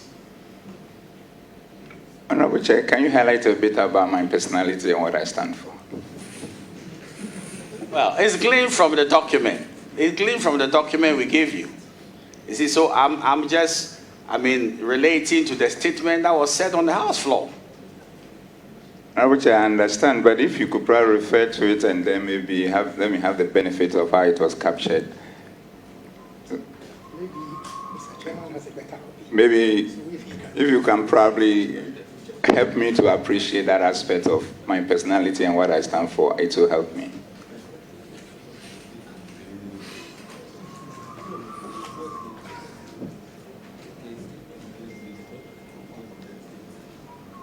My vice chairman is telling me that that is not a verbatim statement, but your lawyer will tell you.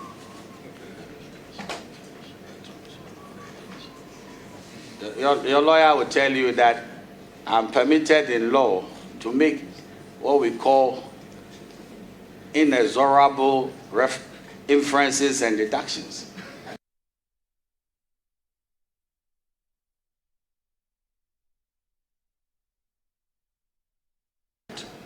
That the question you posed is not born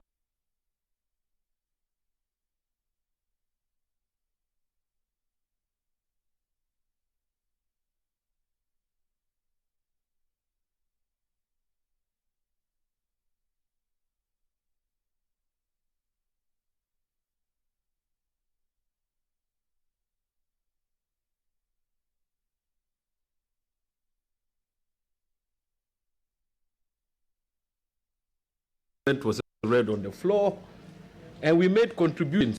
I don't recall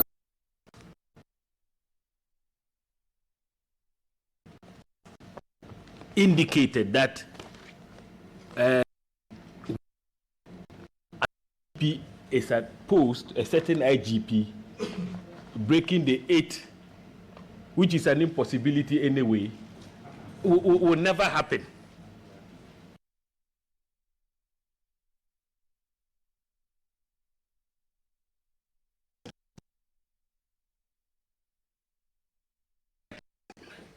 I never said. I'm just gleaning meaning from the statement. Let me read something to you, which probably will know that. I mean, I'm just want you to see what's happening. Inspector General of Police, you told us you've not internalized the idea. Is that what you said? You've not internalized. Although we gave it to you in advance. Honorable Chair. Yes. The point I'm making is that you said my person and what I stand for. Yes, I'm coming to that in a second. Yeah. So let me quote what he said here. Now, the vice wants me to be specific, so let me get there. Right, Honorable Speaker, second paragraph.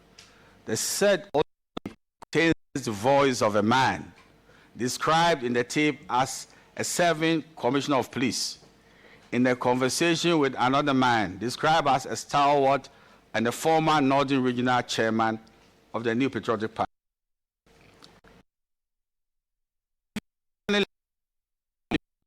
And centered on a variety of subjects, including a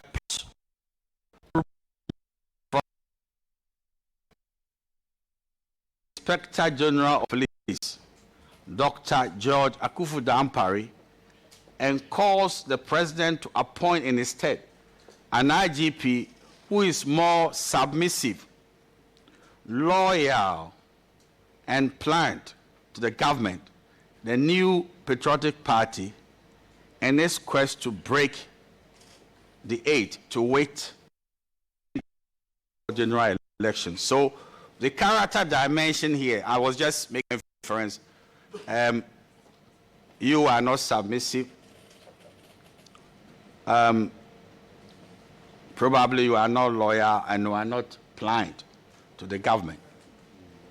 So this is what I was trying to make the inferences. So that by this, it was being said that by the strength of your personality, it will prevent the New Patriotic Party from breaking the 8. What is your response to some of these matters? Honorable Chair, that is somebody's opinion about me, and I can't questions somebody's opinion. It is the opinion that has brought us here.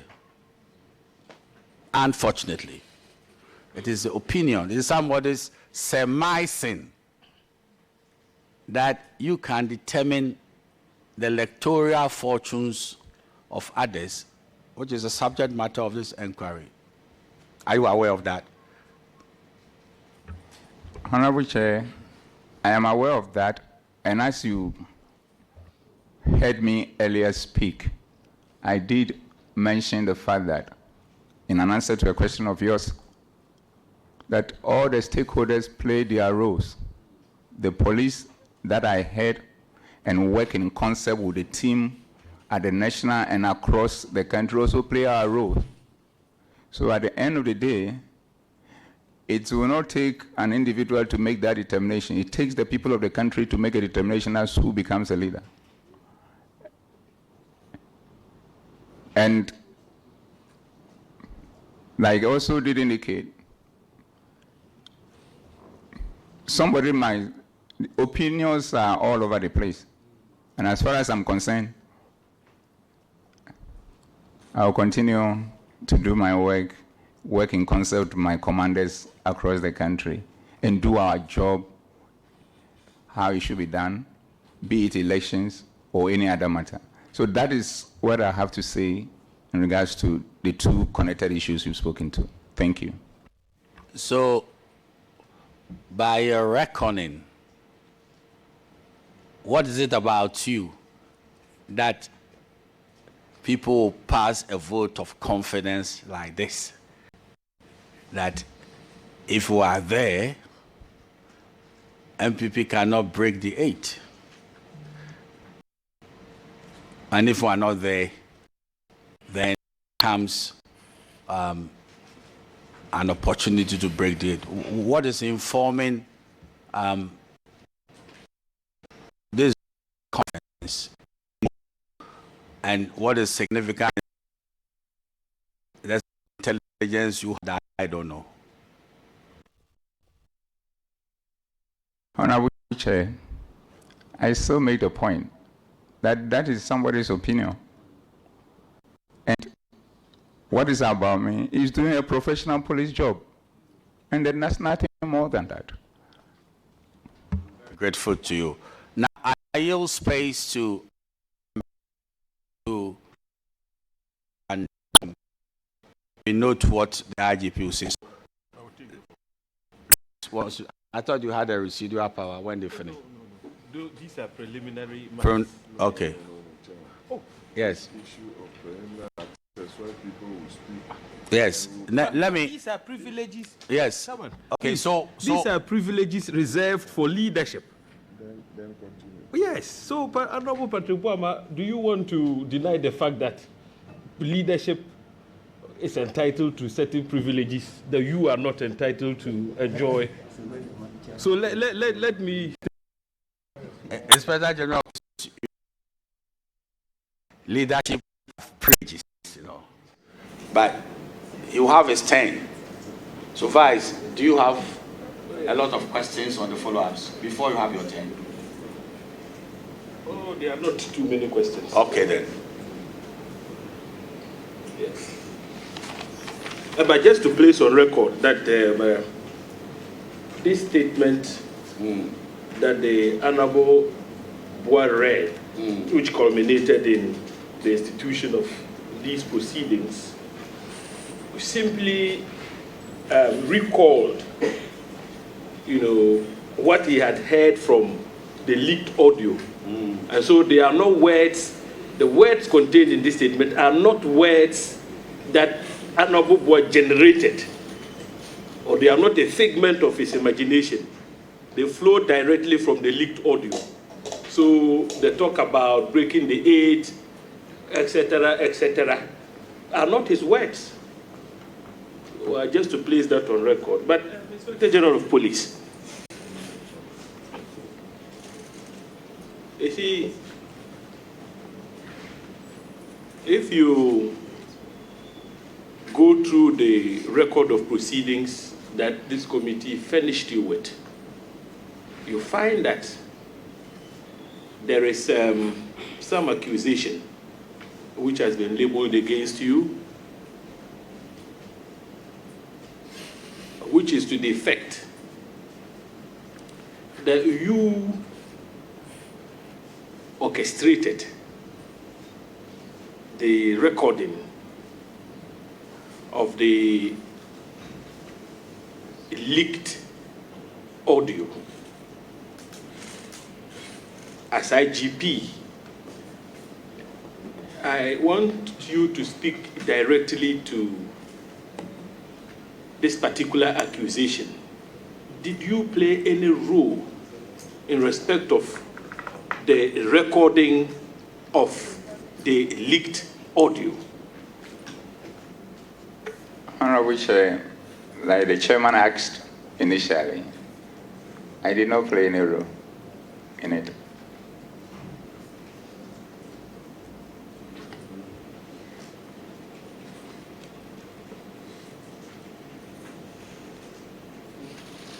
Now, IGP, you also read through the proceedings and you would find that in it, you may want to respond to this in the open. I don't know how it sits with you, but you were also accused of being the worst IGP this country has ever had. How did you receive the accusation, and what is your reaction?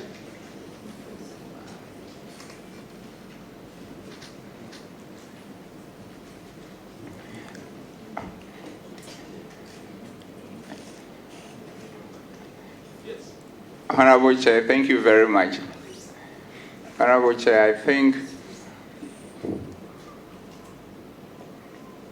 probably my brother wanted to say I'm the best and he missed it. Because the records are there for everybody to see. The beauty of mankind is that everybody has an opinion and he can express it in any form of shape, but that has not changed the facts. And this is the point, Honorable Chair. Since my colleagues and I and the rest of the commands across the country had opportunity, by the grace of God, and with the honor done me by His Excellency the President, Nana Addo Dankwa Akufo-Addo, we committed ourselves to transforming the organization to become the best institution in the country and a reference point for Africa and beyond, in a teamwork fashion, based on Genesis 1:26. So even granted that I'm the worst, then all of us collectively are the worst, including probably my brother who was serving in that capacity as member of the team that I lead. So I think it was a slip of tongue on his part. But let me speak to the issue. This is what it is. We, the current administration, want to be the best in terms of all those who have come before us. And we have a good reason for that, Honorable Chair. And we are there getting on to becoming the best in the history of the country. And I'll explain. The reason why we want to be the best and we are getting to be the best as a police administration under my leadership is that when most of our forebearers were there, we saw what they did right.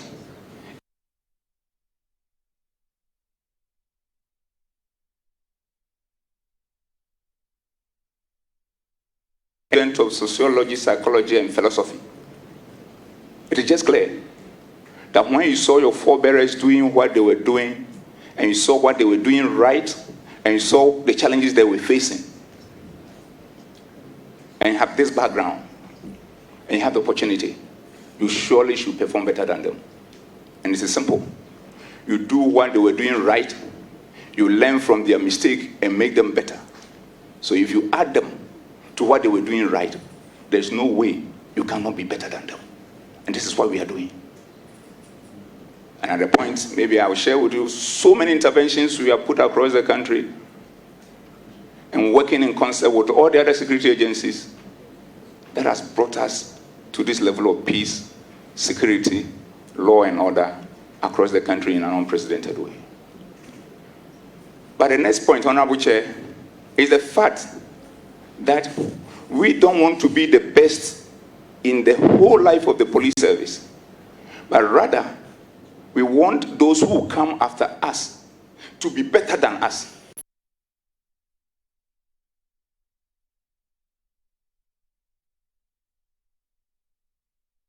We are getting right and the challenges that we are facing, so that they will be able to outperform us. And when they do that, then they will also become better than us and all our forebearers. And when that happens, we will end up building strong institutions and not having strong men. And this is what we are doing.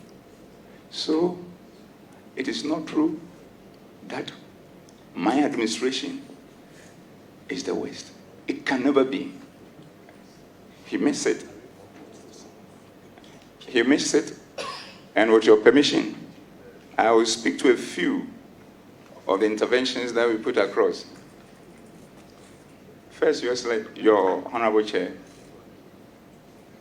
we came in at a time that so many places across the country were engulfed by criminal elements, especially armed robbers all over the place. And now, across all the major highways, you can feel it. In the past, when you are traveling from Kintampo, Bupe, Tamale, you normally have to say your last prayers. What is the situation now? In the past, when you are traveling from Tafo, Osimu, Begro to Kwau, it was virtually a no-go area. In the past, when you are traveling from Kintampo, Zamrama to Prime, it was a horrific journey. In the past, when you are traveling from Efijase through Kumau to Robonso to Mamikrobo, you must forget it. In the past, when you are traveling from Bamboy, Bole, Tuna, Tuwa, it's another ballgame. In the past, when you are traveling from Takwa to Bogoso, Wasel Kropon, it was a sad scene.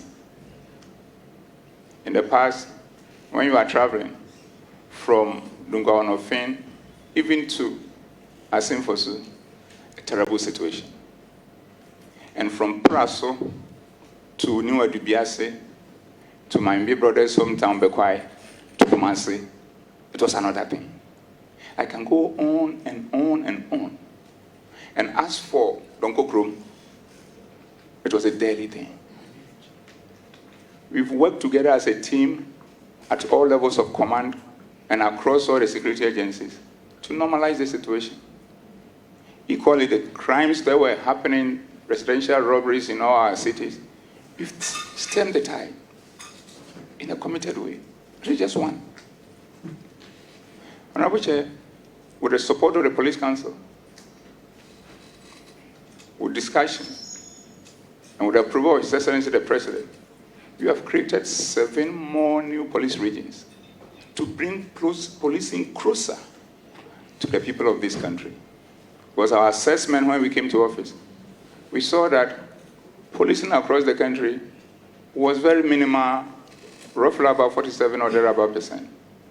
But with instructions from Mr. President, we've been able to deepen policing in a manner that has never happened before. And that dovetailed into the concept of visibility, where we've demonstrated the presence of policing at all corners of the country through the establishment of 144 regional FPU bases across the country. Currently, the establishment, we've been able to roll out 121 of them. And this comes with an average of 35 officers. Number of motorbikes, the presence of policing at all corners of the country through the establishment of 144 regional FPU bases across the country. Currently, the establishment, we've been able to roll out 121 of them. And this comes with an average of 35 officers, number of motorbikes, a vehicle, to ensure that they are engaging the communities, they are patrolling the highways, and then they are patrolling the communities so that they will have the peace of mind to live their life. To everywhere in the world to give treatment to the person in order to come on board. Honorable Chair, in the process, as we have seen, with our quest to engage the communities and win their hearts and minds, gone across the country with my team, analyze and identify and analyze all their concerns, working on putting measures in place through special groups in order to ensure that they work and keep them safe. Honorable Chair, we have also worked on the issue of decentralizing so many things that were centralized at the headquarters.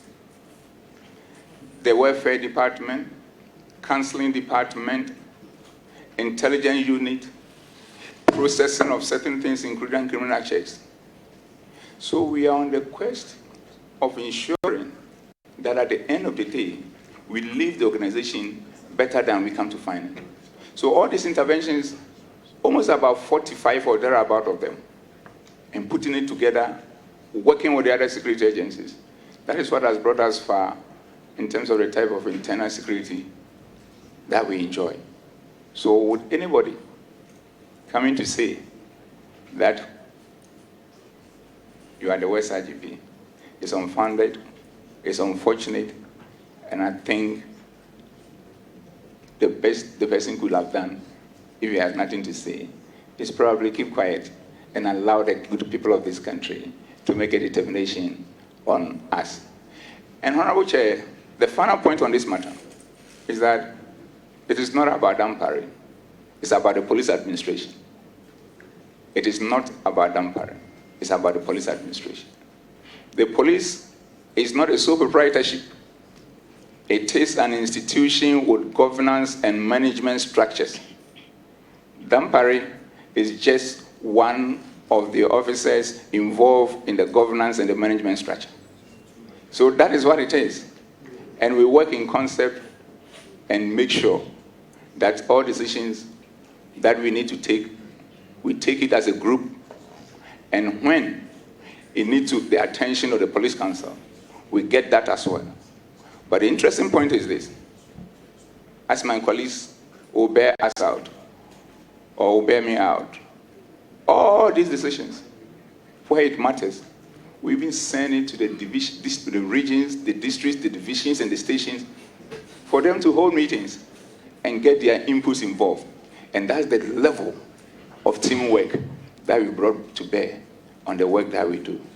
So it isn't about Dampare. It is about an institution that we have decided to work together because nobody put a rope on our neck to join the service. And at the end of the day, the service doesn't belong to me. It doesn't belong to any individual. But once we are there to earn our daily bread in service of the people, we have to find a way of working together. And that is what I have done since I came. And my colleagues are the best witnesses for that. I thank you. IGP, so let me place on record that the police service is not on trial here. And so, like counsel pointed out much earlier, we have some terms of reference that guides us in, the conduct of this exercise. Now, you spoke at length about we, we in the collective, it's not about Dampare, it's about the police administration. So you believe in teamwork. Is that correct, sir? Honorable Chair, that is more than correct. Now, the witnesses before you have told this committee that under your watch, the Police Management Board, also known as POMAB, has become dysfunctional.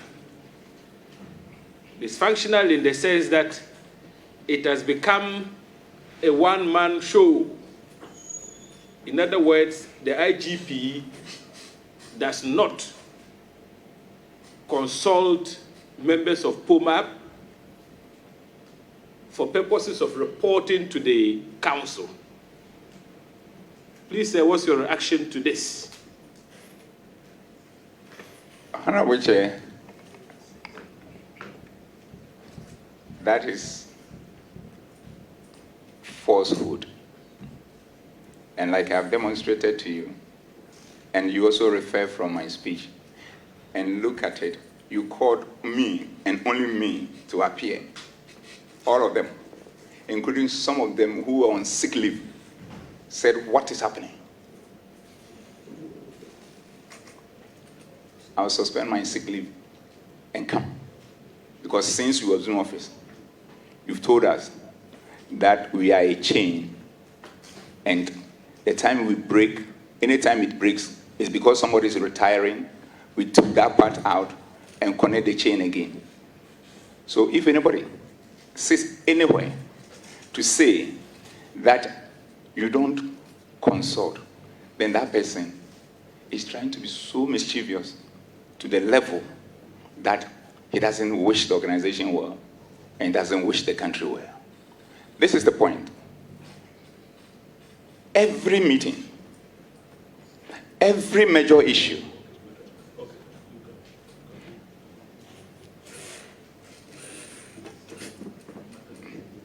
Inspector General of Police.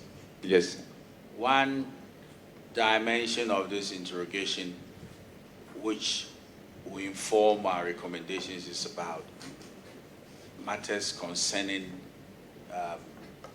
the setup that you had. So please, you interrogate these matters critically in camera.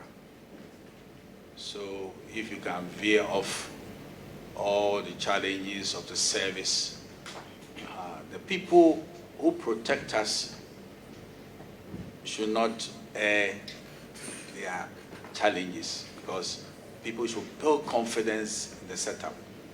So I'll crave your kind indulgence that in some of these areas of police and what you might be going through and unity and disunity will be better addressed in camera. Yes. Honorable Chair, I am answering a question about what is out there in the public. The person is saying that I don't do what I'm supposed to do with the team. Yes. And I'm answering to it, and the witnesses to the question is out here, is in here with us. And I need to speak to it so that the public, which has been misinformed, is re-informed with the truth. You've done that sufficiently. And I have to end it and nail it. Honorable Chair, Yes. I have to end it and nail it. Other than that, at the end of the day, if there is snake you are killing, as our forefathers have told us, you must make sure that it is really dead. So the head needs to be cut off. So permit me to complete the cutting off of the head. Thank you. A lot of cutting off of the head will be done in camera. Honorable Chair, I'm cutting off the head that is in public. So, the point is simple. It is a lie, and it should not be tolerated. Because my colleagues are here. They know, and I'm saying three things, and I'll end on that. That every time there is any issue anywhere across the country that is of national importance, beyond the normal meetings we have all the time, at times thrice in a week, with some of them saying that, George, is too much because at times we just enter the office and you call us again on a matter. Beyond that, every single one, we have meetings on them. And all the minutes are there. And beyond that, we have the meetings, even including odd hours, in the night, and at times Saturdays, Sundays, because the matters of policing, the matters of security has arisen, and we can't wait. Because if you wait, the situation will get out of hand. And this is what we've been doing. And when we go for those meetings, they are here as well. 95 to 96% of the time, I give room for errors because nobody is perfect, and I'm not. I wait for all of them to speak, and they are here. And after that, they call me magnetic mind. I would then summarize all the position of each one of them, itemize them, and at times I ask them, how many should we have? How many itemization do you think I'm going to have based on this meeting that we've had? And some of them, today we are tired, give us only 10. We are tired, give us 15, or go 8 or out. So at times we have the meeting discussions, and it's like, George, are you doing Ghana movie? Are you going to do part 1, 2, and 3 in this summary? That is the way we do things. And honorable thing, the second thing is to do with the fact that we consider ourselves as civil servant, and every servant has a master, and the masters of we, the police officers, are the public, even including a week-year-old child, that if something is happening to that week-year-old child, we'll go to his aid or her aid, because that old-year child is our master, and we are the servant. And because I head the organization, I call myself the chief servant, and my colleagues are here. They know it. And being the chief servant, it means to me that I'm the least among them, even though I lead them. And this is how I demonstrate them. One, anytime we are moving outside, all of them goes, and I'm the last car to move. When we get to the destination, because of the teamwork spirit that we have, which was also demonstrated here when we arrived, we all alight, line up in succession, in command position, and we greet each other, and then we walk to where we're supposed to go to. When we get there, still being the chief servant, I wait to ensure, and they are here, that each and every one of them has gotten a chair to sit before all of us decide to sit in unison. And when we finish and go back, what I do, they go ahead of me to make sure that everybody is okay, because I'm the chief servant. And when we arrive back to the office or wherever our return place will be, we do the same. Everybody get down, we greet each other. Then we do debriefing to find out what exactly happened and what are the lessons that we can put. And they are here. So it is never true. Those people should stop disrespecting the public, because it's just not fair. And the final one, as a chief servant, anytime there is any private family thing associated with any of my commanders, I personally call them, urge them, offer any support that I need to offer, including my own brother. I was there for him 100% when his mother passed on, asking all questions about the development, the movement, about the funeral. And on the day of the funeral, marshal all the commanders at Pomau went and sympathized with him. And what I do additionally to build that teamwork, to make sure that all belong, is the fact that I make sure each one of them, when I address them, something that I call regimental diplomacy, even though I'm the head, I use please, thank you, brother and sister. And this is what has glued us together to be working the way we are working and to be protecting the good people of this country the way we are protecting. So it is a big lie if anybody comes here and make this statement. And that person, I think, need to apologize to the public. I thank you. Who did you have in mind when you said you helped your brother.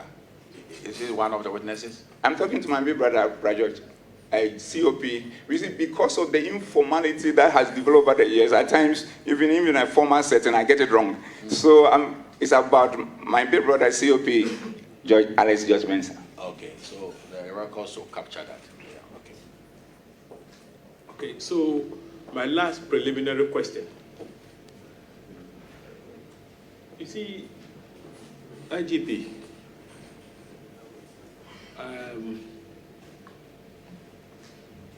one other thing which has been said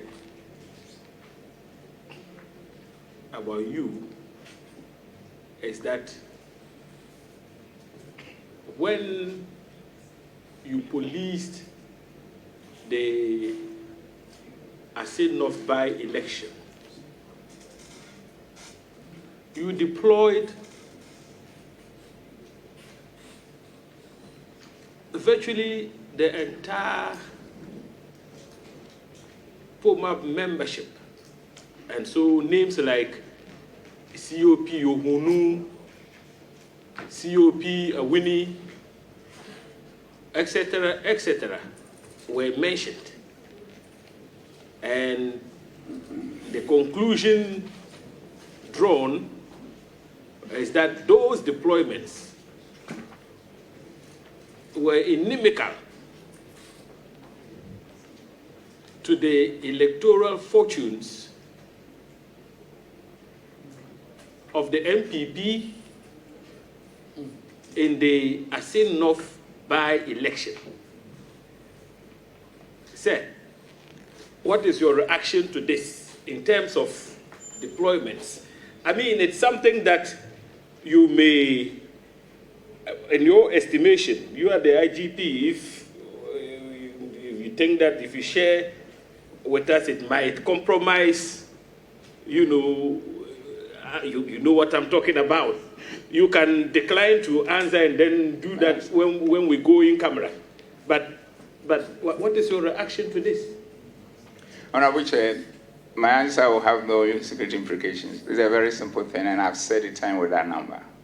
So my views and the views of my team and the commanders across the country are out there in the public already. But let me re-echo it by way of summary.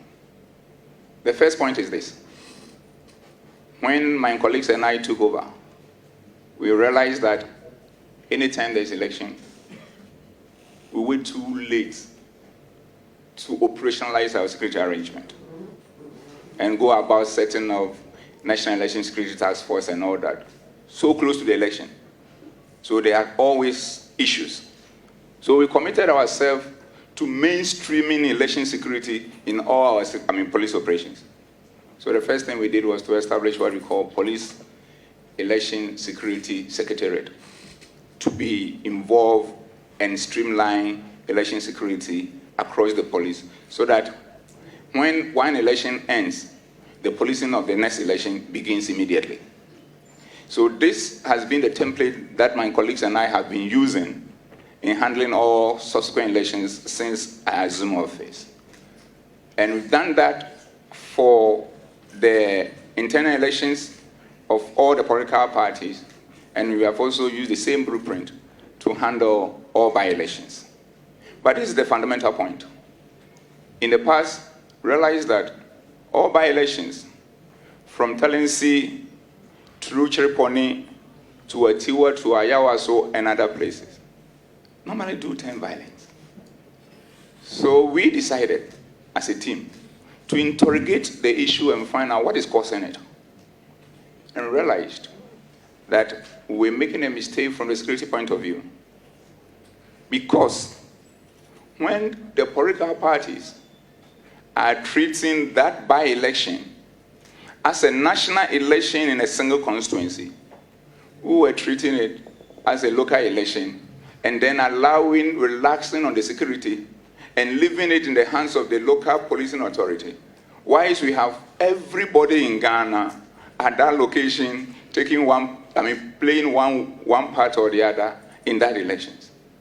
So we resolved that if the political parties and the other stakeholders involved in these by-elections If they decide to play it local, we, the police, will play it local.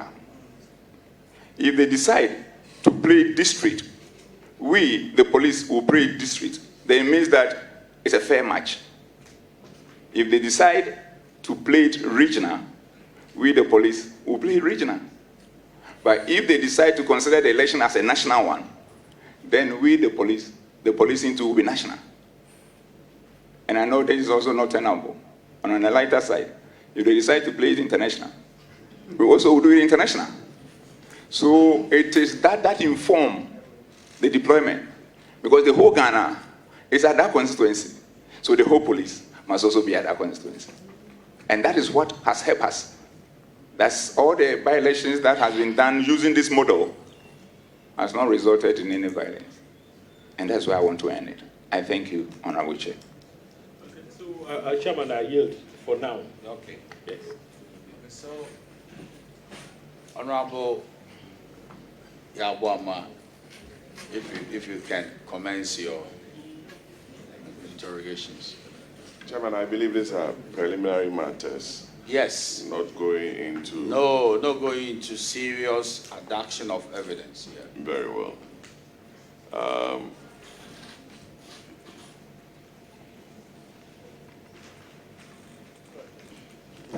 Yes, sir. IGP. You know Chief Bugri Nabu personally.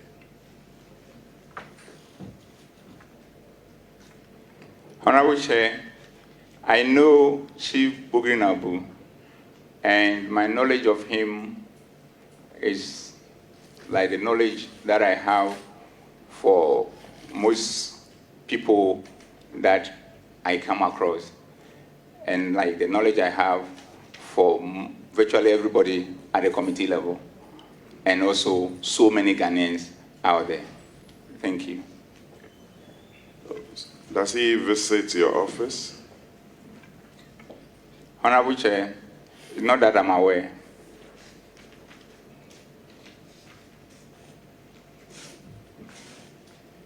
When some of the witnesses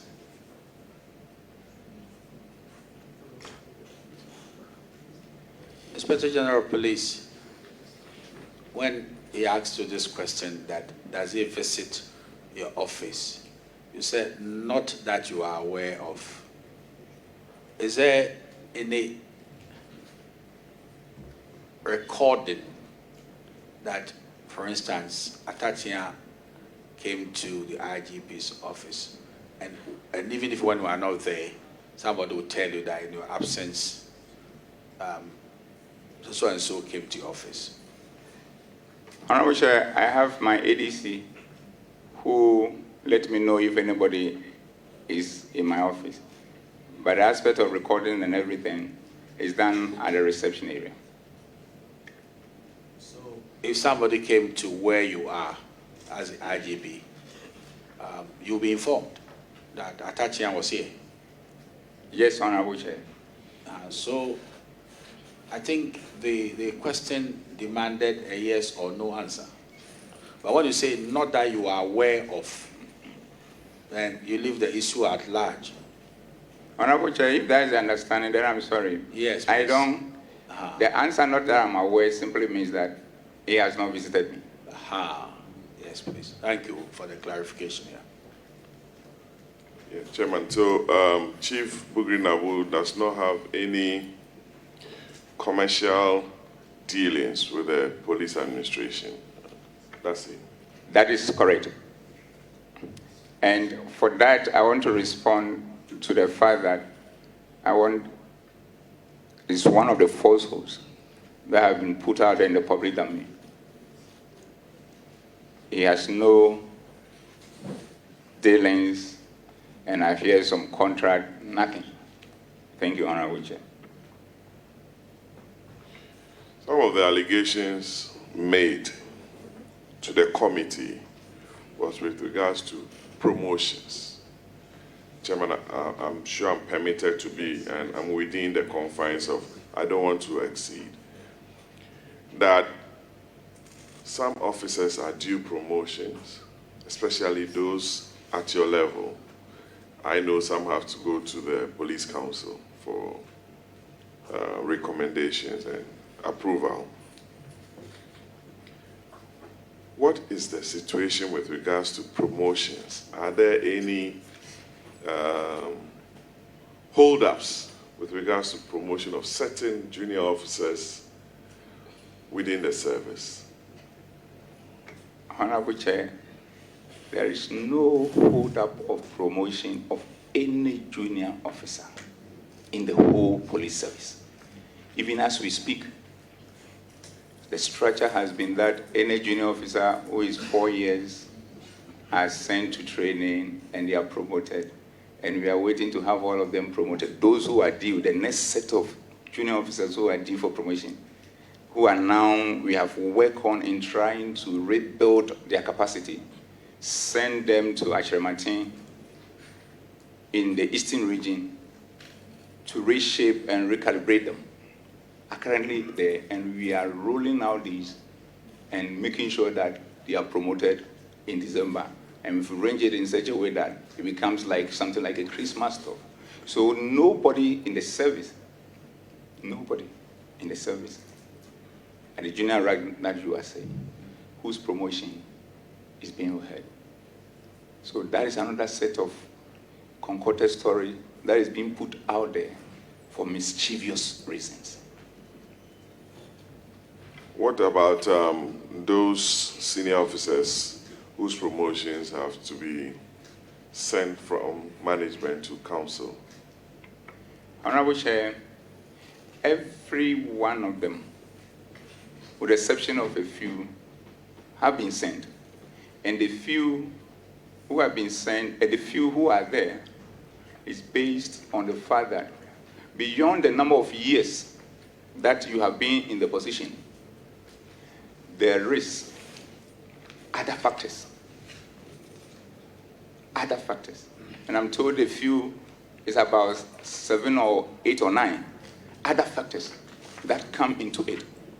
And those other factors include competence, include vacancy, include integrity, including all other factors. And when this, beyond that, it becomes the preserve of the police council. And from that level, who make recommendations to His Excellency Mr. President, and for that to be effected.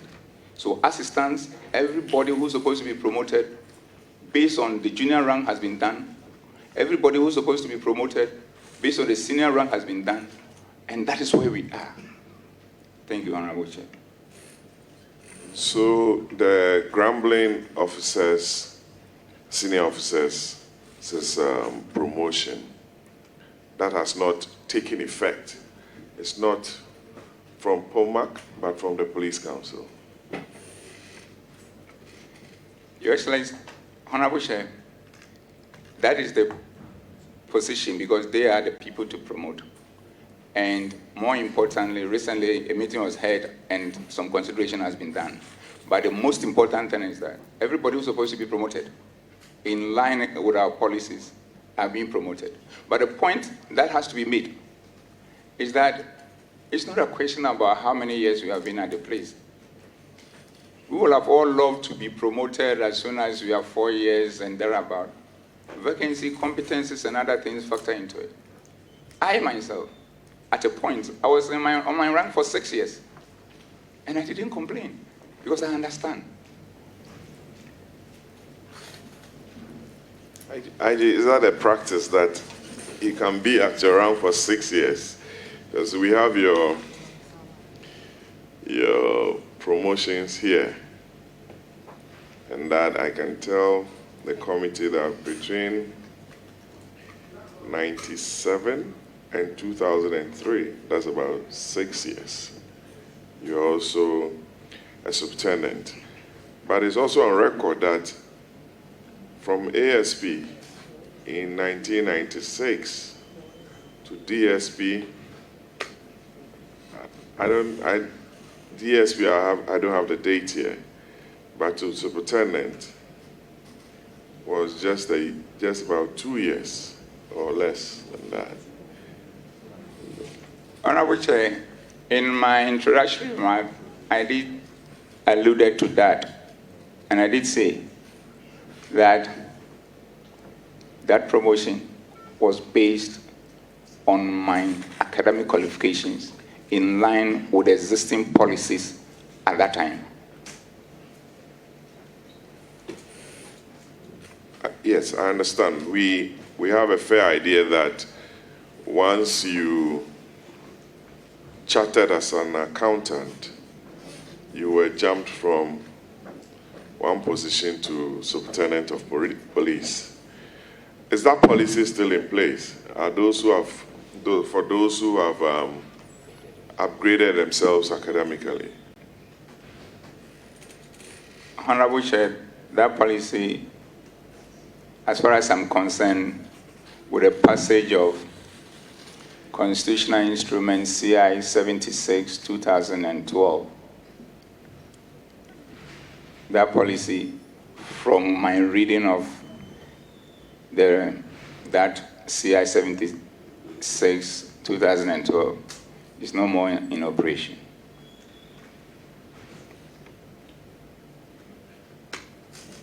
We determine the seriousness of that, Mr. Annan. We were also told that some junior officers have been jumped or triple jumped by your good self without having gone through the merits, and it became an issue for us to interrogate.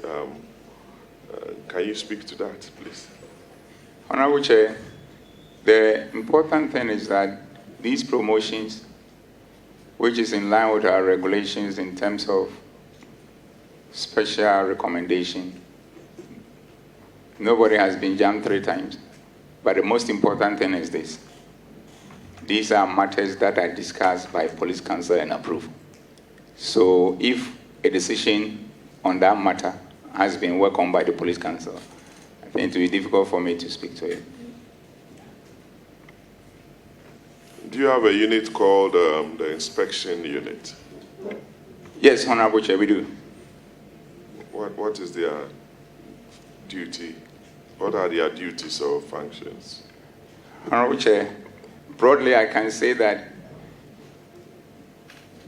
the document establishing them, I don't have it readily here, but as the name sounds, they are out there to ensure that they do inspection of police facilities, police records, and they make recommendations.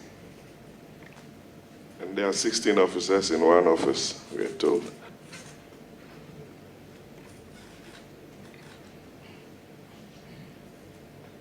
We're informed that in that small office, you have about 16 officers instead of 4 occupying that office.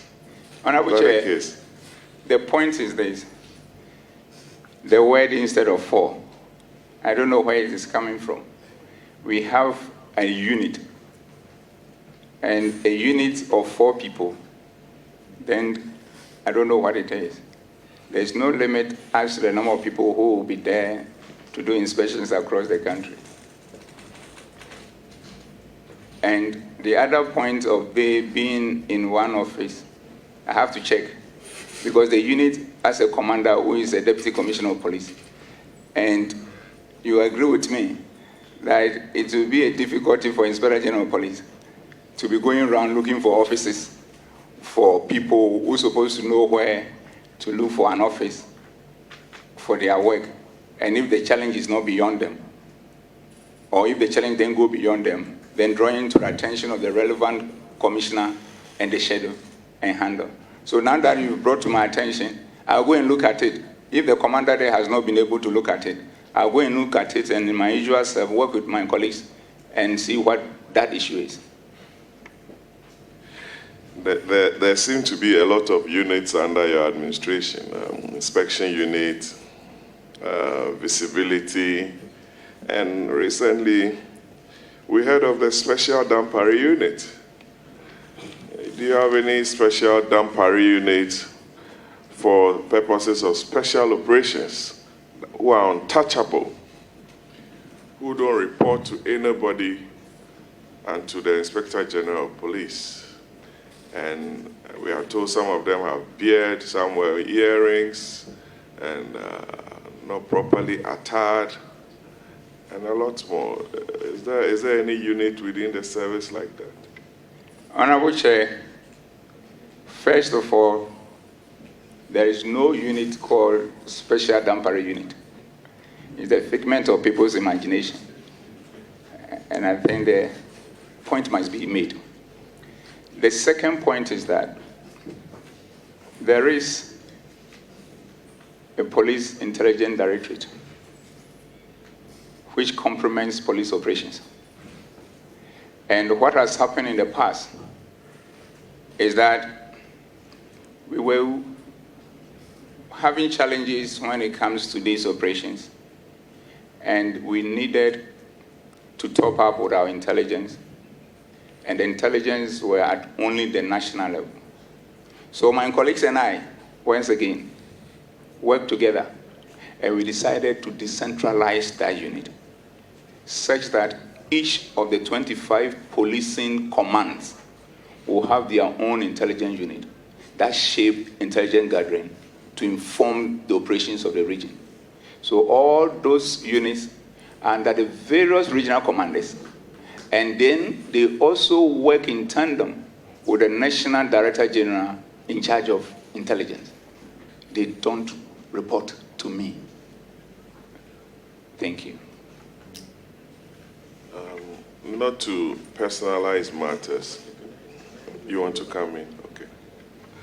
Oh, Aji, the concluding part of your response is where I want to, proceed from. You said they don't report to you. Now, part of the allegations against you is that that unit in question reports only to you. They don't take instructions from your commanders.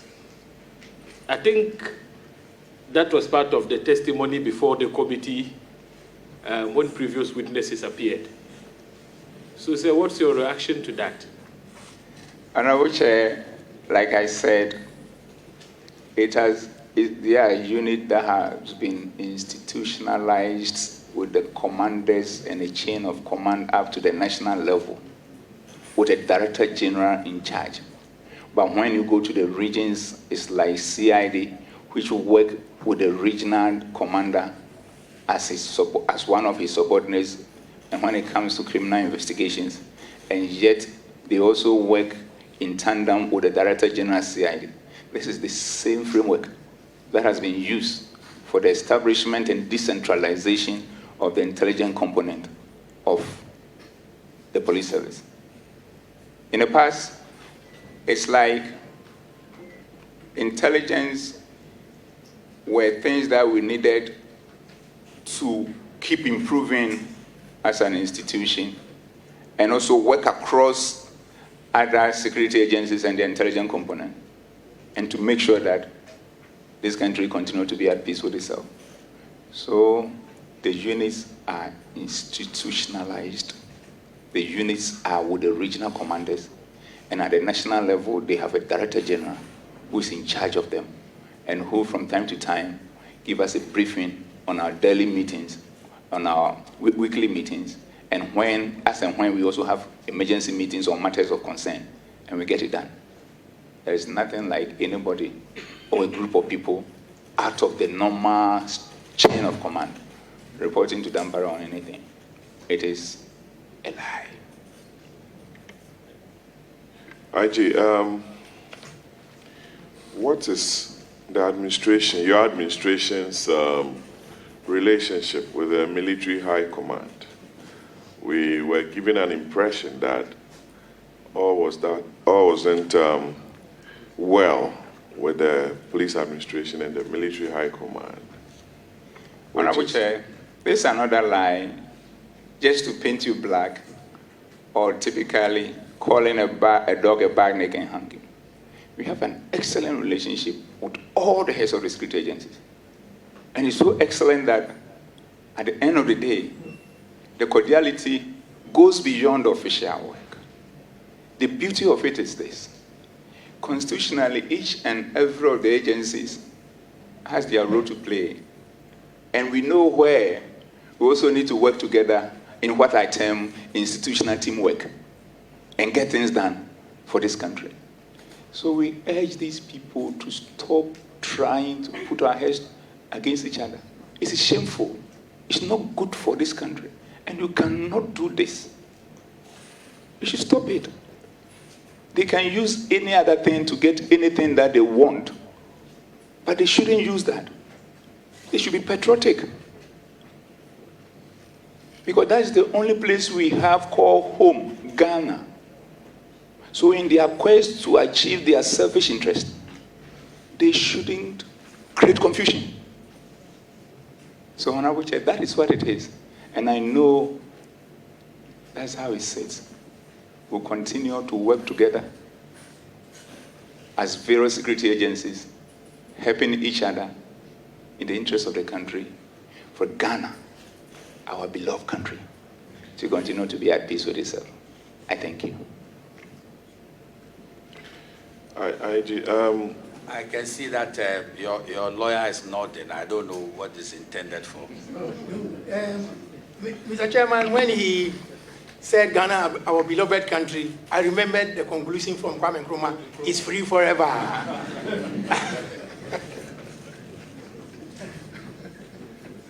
Thank you. IG, you once served as the ADC to former President Mills, and COP Mensah also once served as the ADC to Vice President Akkar. Would you want to comment on that role, especially when some of the witnesses, or from our information, try to use that as a weapon against the office, in my humble view? Thank you. Thank you, Honorable Chair. Honorable Chair, I'm happy you spoke to that fact. And I want to take this opportunity to urge all my colleagues in all the non-partisan institutions to keep the sanctity of that institution and stop trying to impute politics into it in a manner that will compromise its responsibility, and especially in my case, the police service in the maintenance of law and order. And I'm happy you did mention the fact that my big brother, George, served as an ADC during President Rawlings and Vice President Akkar's time. Before him was another big brother of mine, the former Inspector General of Police, Mr. David Asante-Apietu, who also served as the ADC during President Rawlings and Vice President Akkar's regime. Then after that, ASP, I have to get the name correct, another ASP served as the ADC during President Rawlings and Vice President Akkar's and Vice President Mills' time. Then in the course of his tenure, I was also called upon to go and serve as an ADC to His Excellency, the Vice President, Professor Mills.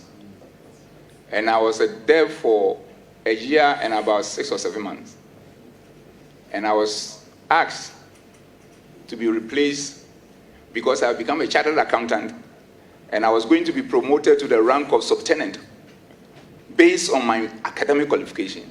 So I cannot continue to serve as an ADC. So I was replaced by, that time, I'm not sure whether he was an ASP or DSP, and may his soul rest in peace, another brother of mine, Frank Kofi. So from there, all the other regimes, we have had police officers by our arrangement serving as ADC to Vice President.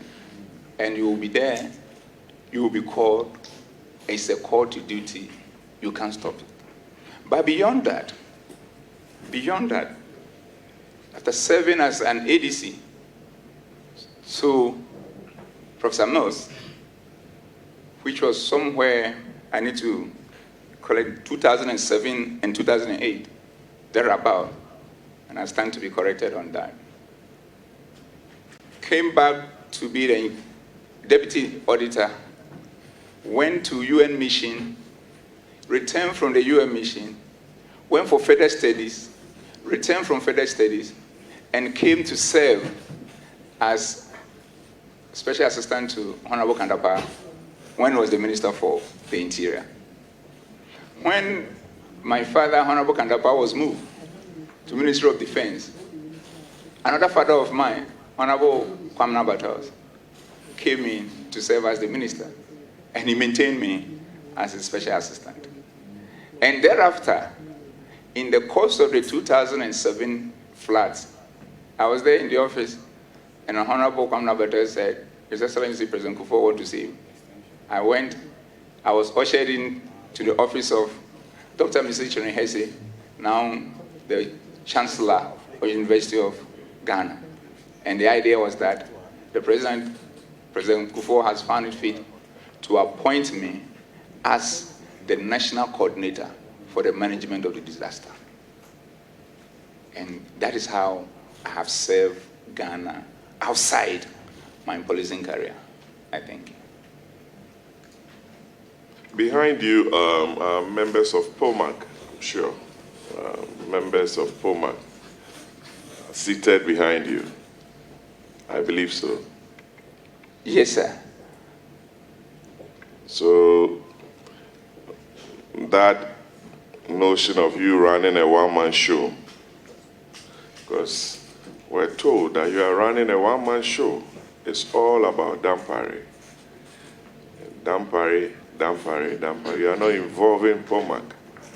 And it's very, very important for us to hear from you on this, especially when it's a creation of the institution by your legislation. Thank you. Honorable Chair, I think I addressed this question earlier, but I will re-echo the fundamental points. Unfortunately, they are not on oath, so that they cannot testify on this matter.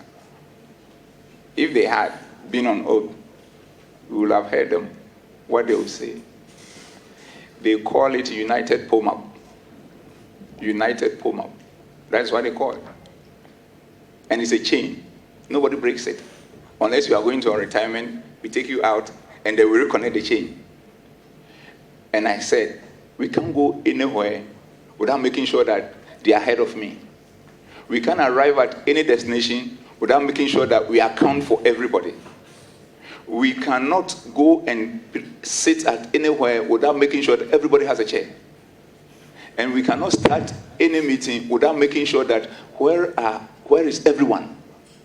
And if the person is not on leave, the person is not doing any other assignment, we make sure that we even wait for the person. So this whole idea, like I said, is trying to put certain things together to paint you black and make sure that you don't look presentable in the eyes of everybody. It is never true. And I said it fundamentally. The Lord that I serve, the God Almighty that shapes my life, He instituted teamwork. And I get incomplete when I'm not functioning in a team. Because I'm not sure whether what I'm putting out there, if I had a second thought, it would be better.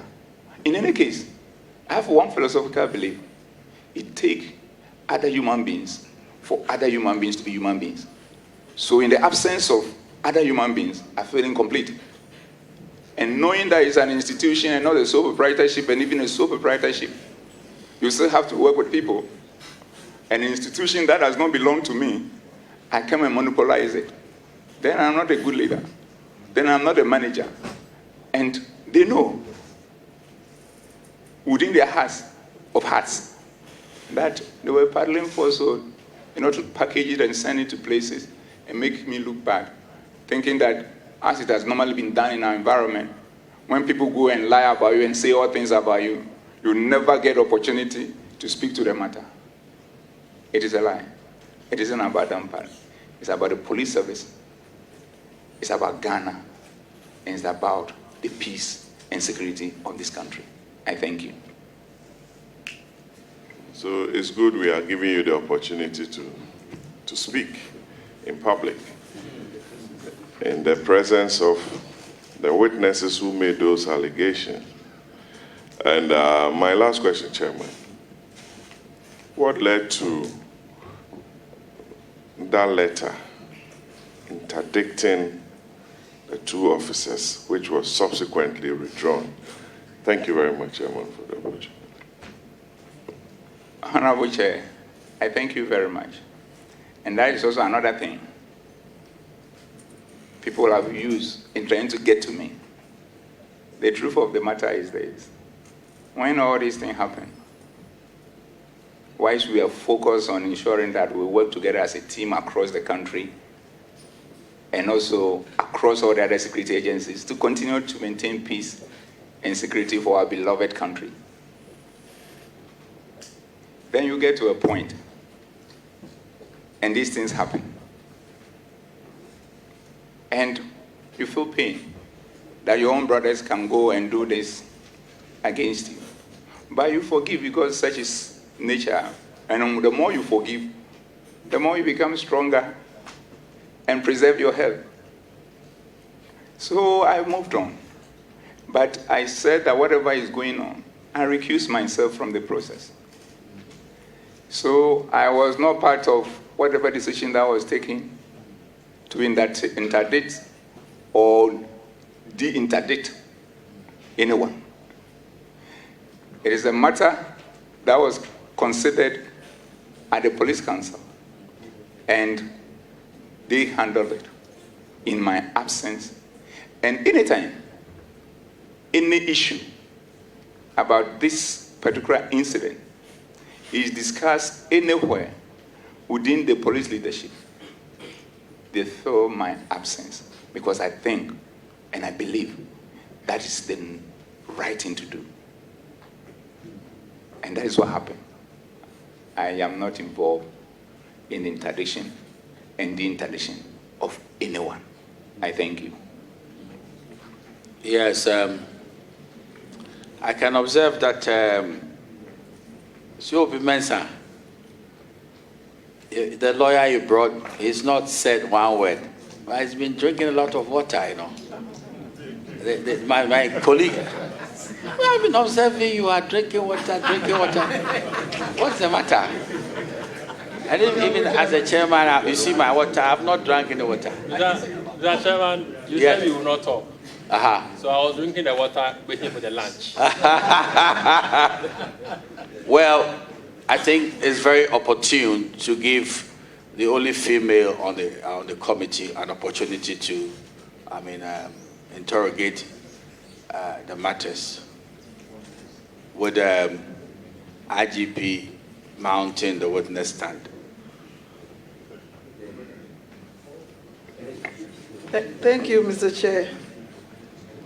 Chair, I think most of my questions has been exhausted by Honorable Patrick Boama, but I have one or two for my big brother and my boss as well. Okay. Thank you, Mom. You have only two questions. The younger man who is the vice chairman, is telling me that for health considerations, we should take about maybe 5 minutes break so that people can stretch their legs, and those who want to use the washroom will do so. So, because of common humanity, I'm compelled to have the proceedings suspended for maybe 7 minutes. If you want to use the washroom, do so. If you want to stretch your legs a bit, and then we'll come back. Yes. Yeah, you could see that some of your officers have stepped out, which means it's right for once, you know.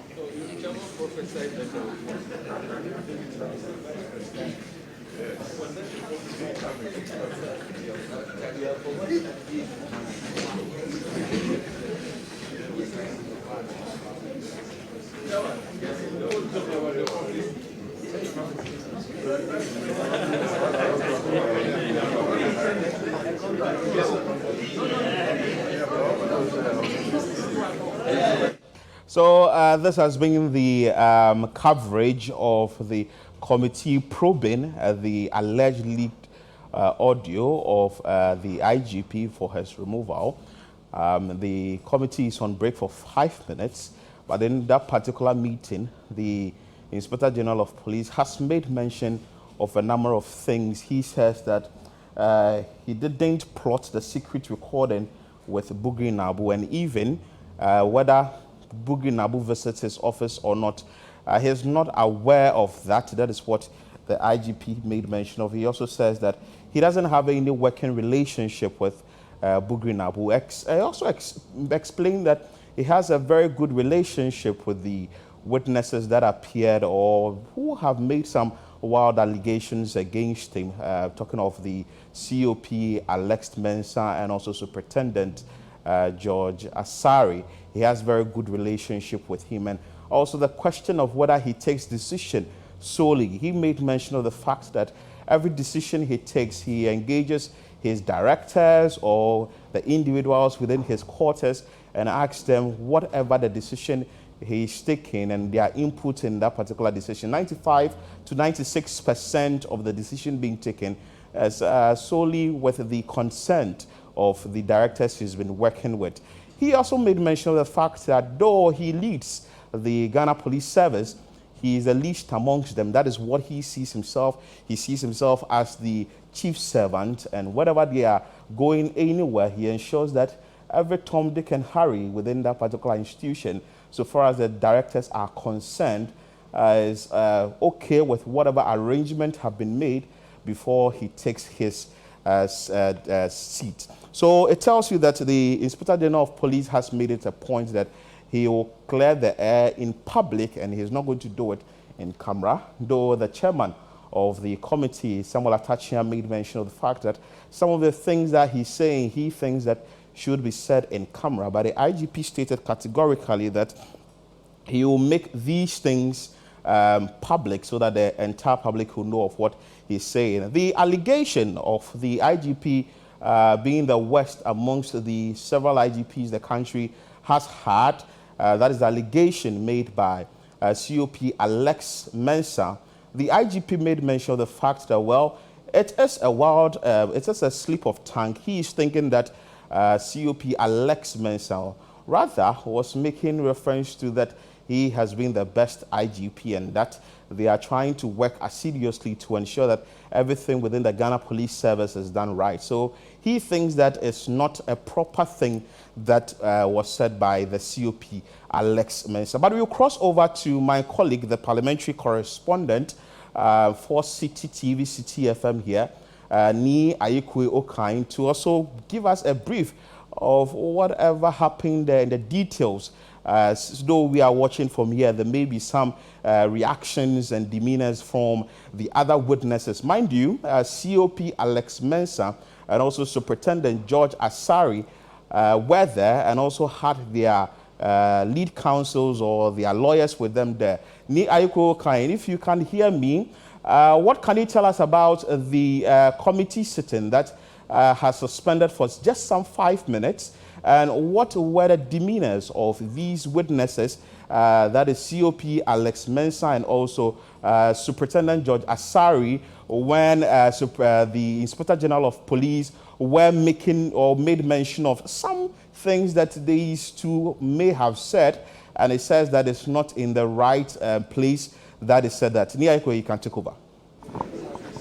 So, Philip, well, just some few minutes after 11 a.m. today, we had the Inspector General of Police, Dr. George Dampare, appearing before the ad hoc committee set up by the Speaker of Parliament, Alban Babin, to probe a secret tape which had purported that there were plans by the government to remove the IGP from office in a bid to rig the upcoming general election. So the IGP appeared before the committee that morning to answer questions regarding the secret tape. Well, initially, his counsel raised an objection about some issues that are currently within the domain, and the counsel indicated that they were not happy with the fact that the witnesses are currently before the committee as their client is being heard, because previously the witnesses who appeared before the committee, Dr. George Dampare, was not available to listen to them. So there was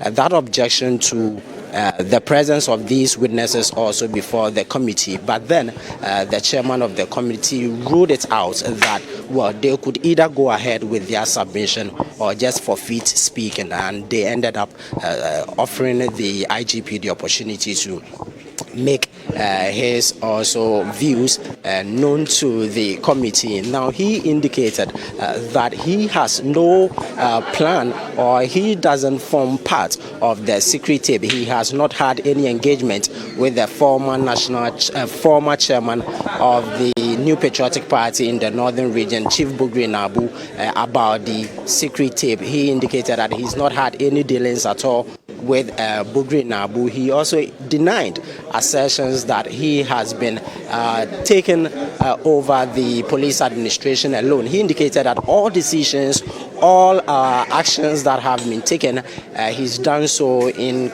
connection with the police management and administration. So there was no need for anybody at all to allege that he, Dampare, has been acting autonomously in the police administration. He also answered some questions regarding promotions in the police service. If you recall, just recently we had some 82 aggrieved police officers suing the IGP, the police service, and also the Attorney General over promotions that they claimed that were delaying. The IGP has made it clear that he doesn't have any dealings at all with these promotions. All those who are due for promotion have been appropriately promoted, with a few left to be done in December this year. So the IGP has been before the committee, as I indicated earlier, to answer to some of these questions regarding the secret tape that is in the public domain. The committee has been sitting for about 2 weeks now, where we had the witnesses, other witnesses, COP Alex Mensah and the Superintendent Alex George Asari, and then also Emmanuel Eric Jebi, all appearing before the committee. Initially, the plan was to have this particular session in camera, but then the committee decided that it was appropriate to have the IGP also testify in public. Other witnesses were present, and we know that the IGP has denied some of the allegations being leveled against him. What were their demeanor when the IGP was clearing the air? So the IGP had the opportunity to answer to questions from the committee, and this was done while we had other witnesses silent just on the bench, also waiting to hear on the IGP, but then they didn't make any pronouncement whatsoever. It was just the turn of the IGP answering questions from the committee. Later on, they may be offered the opportunity to also react to some of the pronouncements that were made by the IGP, Dr. George Dampare.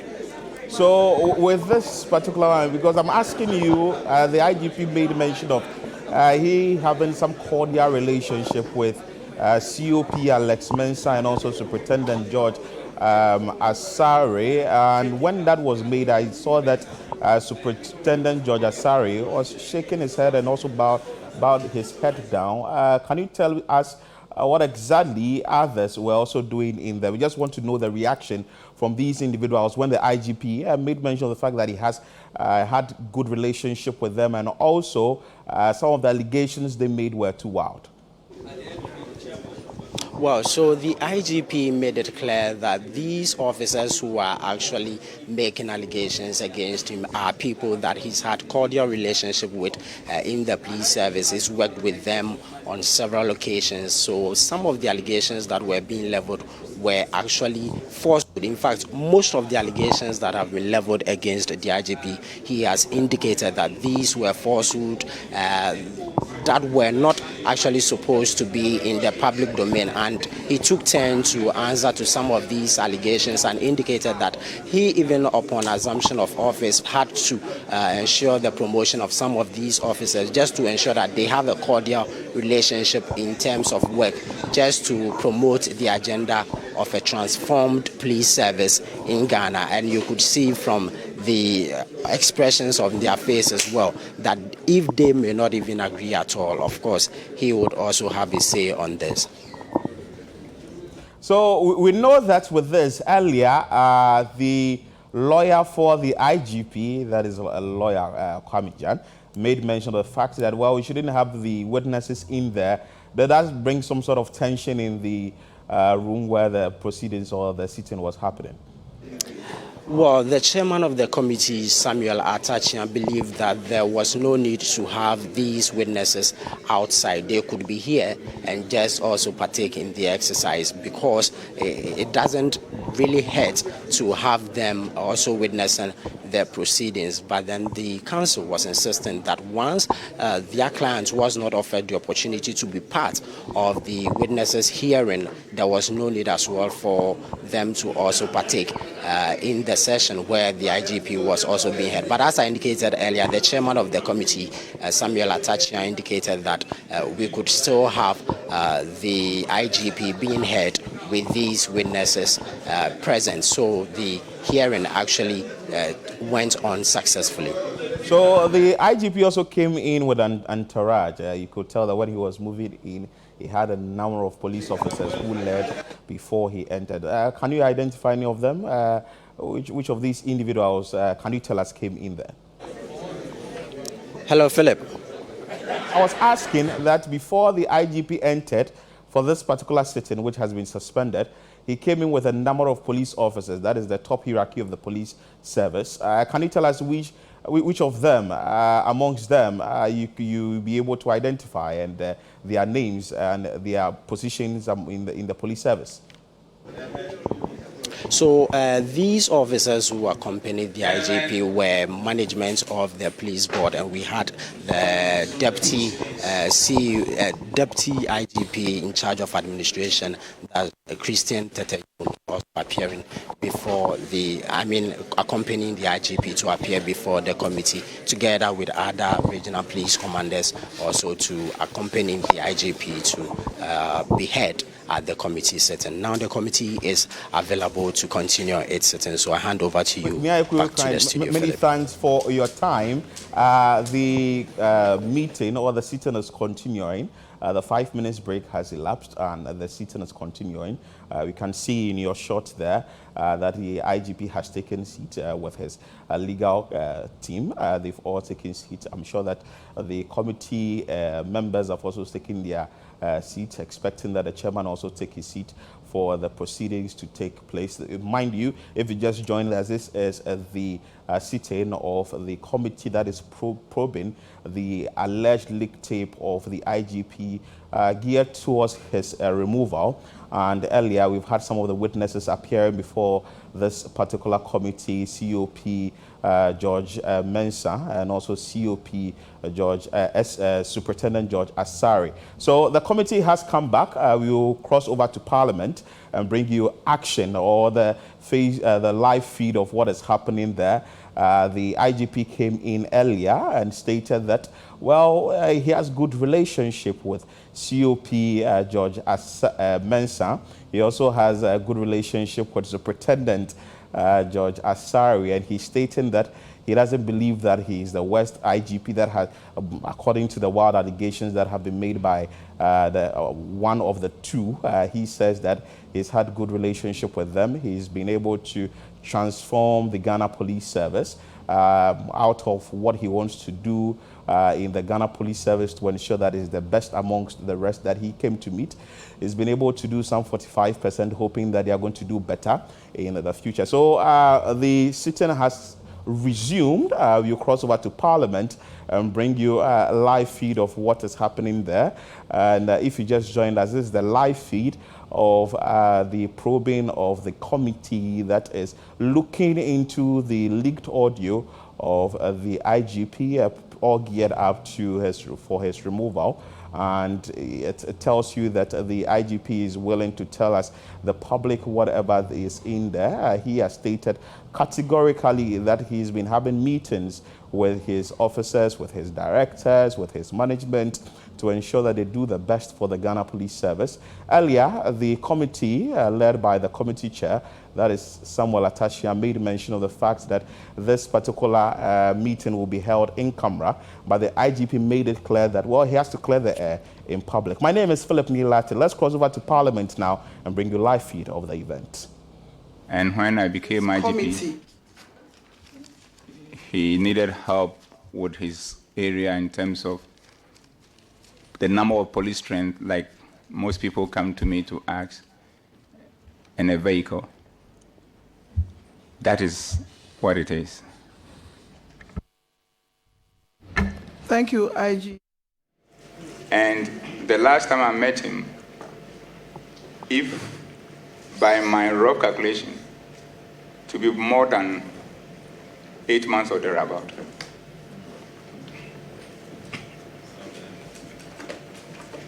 Inspector General of Police, your physical contacts may be few. What about your telephone engagements? The telephone engagement is along the same line as the physical contact.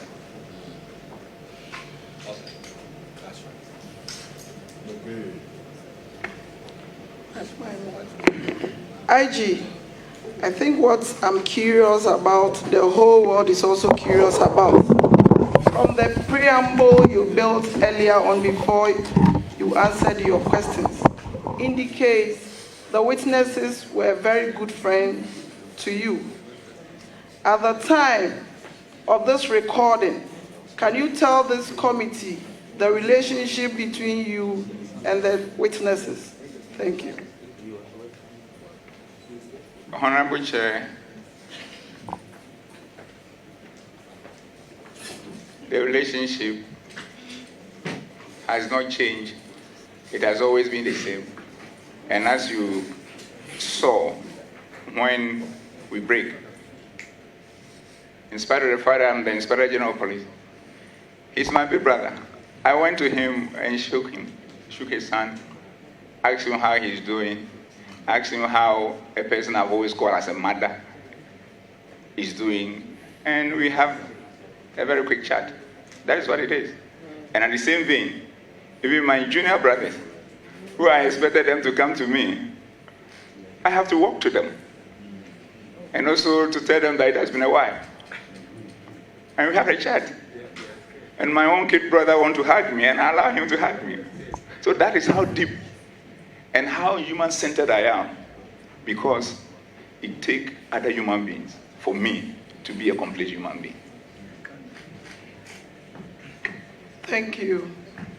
IG, I know you have a script, and Chief Bugri Nabu told this committee he did the recording all by himself. He went to the extent of telling the committee where he purchased the gadgets for the recording. I therefore want to find out, how do you feel when your colleagues accuse you of masterminding the recordings and to the extent of doctoring that recording? The tape, sorry.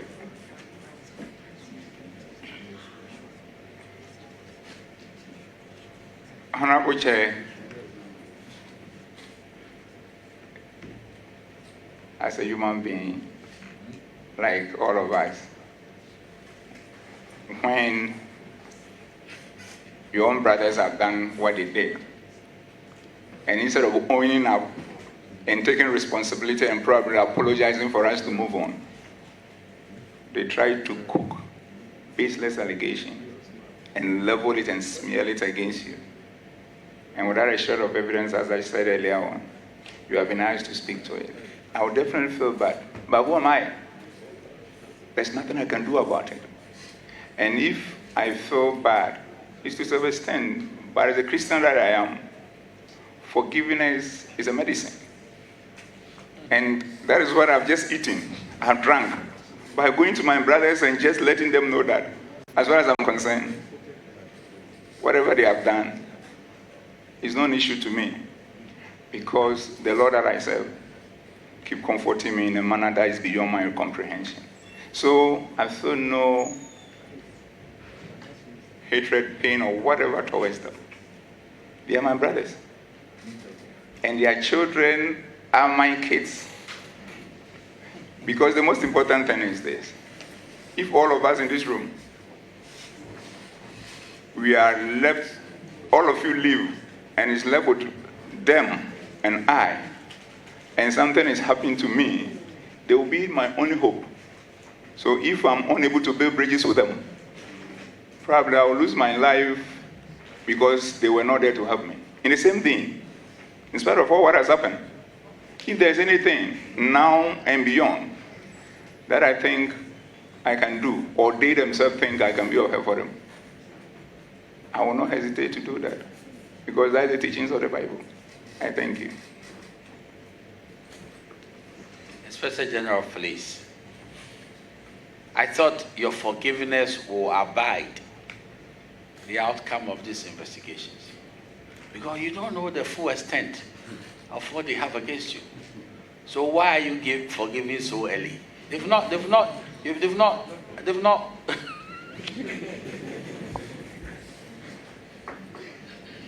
Counsel. Oh, you want to overrule me? Yes, because I was thinking that IG will hold his horses, and then what is going to happen is that when we recline and retire, and the evidence is being unearthed in camera, and then he will determine whether, in the face of what some people will say or will not say, that large heart of forgiveness will continue to work or not. Mr. Chairman. Yes, Honorable Chairman. I don't want to be the one that always raise an objection. Yes.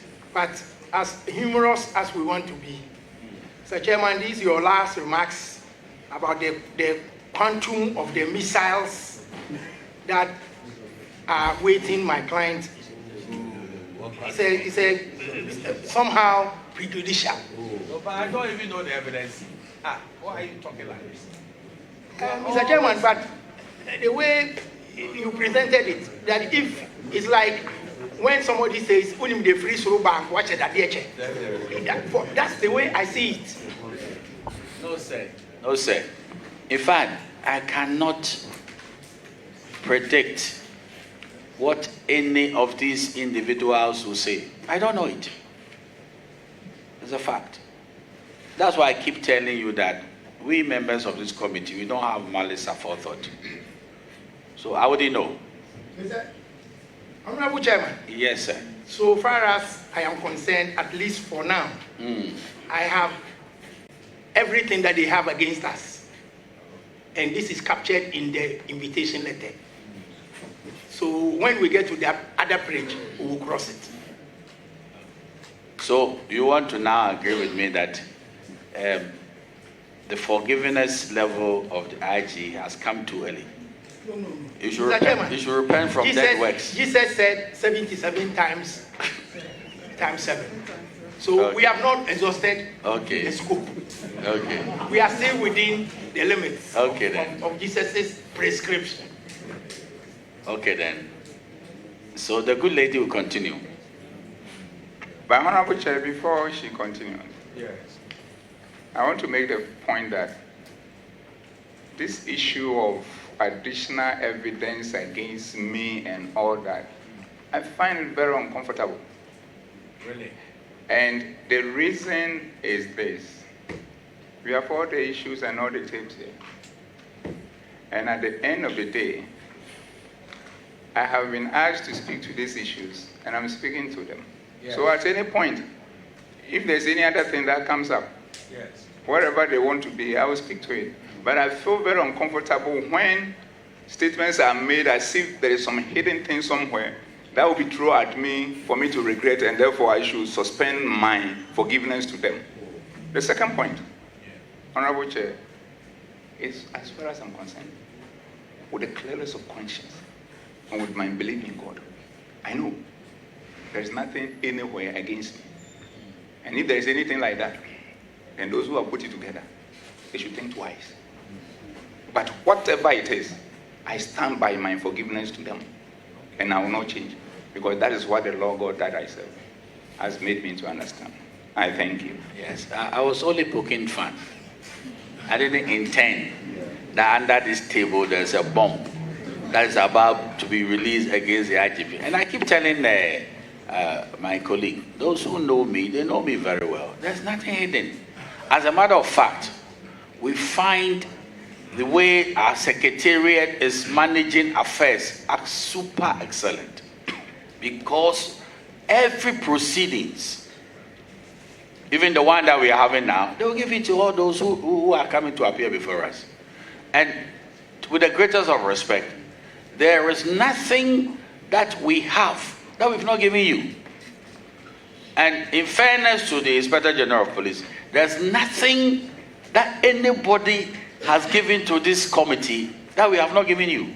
So there's nothing again we have in our hands, except to say that when we go in camera, then if you said X or Y and it is bare, you say, do you have anything to substantiate it? That is with them, not with us.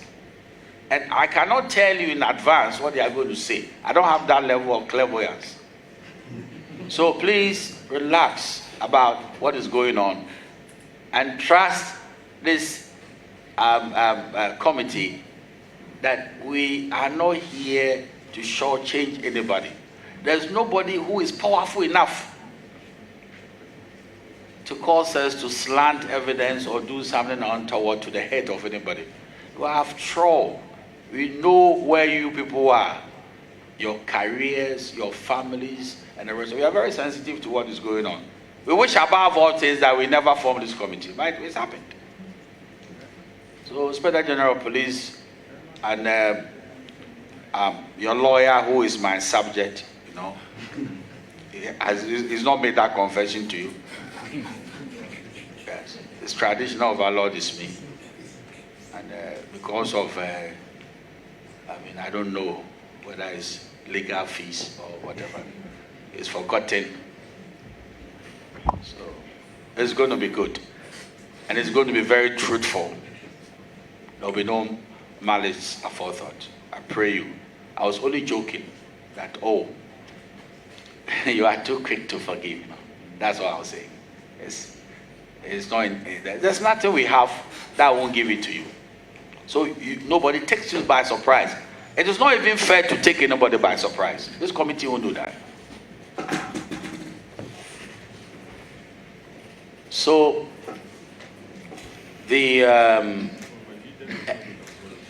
yes, please, we need to make a very important acknowledgement that we have the deputy opposition leader in the person of I should use the word minority. Well, we are 50-50. We went past that word long time ago. There's nothing like that. I'm a minority. Okay. Deputy minority leader. Yeah. We want to welcome in our midst a leader of the House, Honorable Ama Kofi Boa. Yes, a very, very good friend of mine. And he's the gentleman who made the statement, Aji. So take a good look at him now.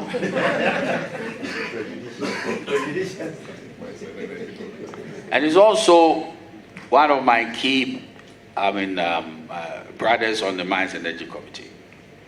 We need to acknowledge him. He came to just observe proceedings. Leader, you are most welcome. Thank you, Chair. Thank you, Chairman. Yes. I wasn't here when we started. But I am very sure that the substance and the reasons why this referral was made by the Speaker has really been stated.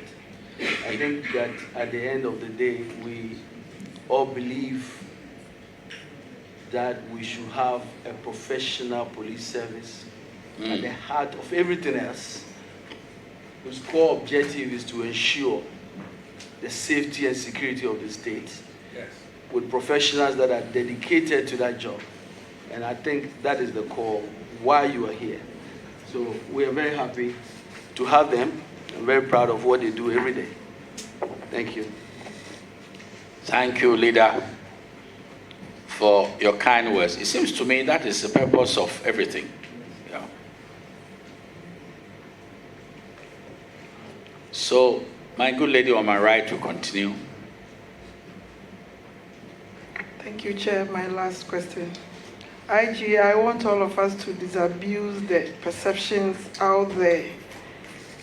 From the onset of these proceedings, the evidence adduced to the fact that the tape was meant for the president.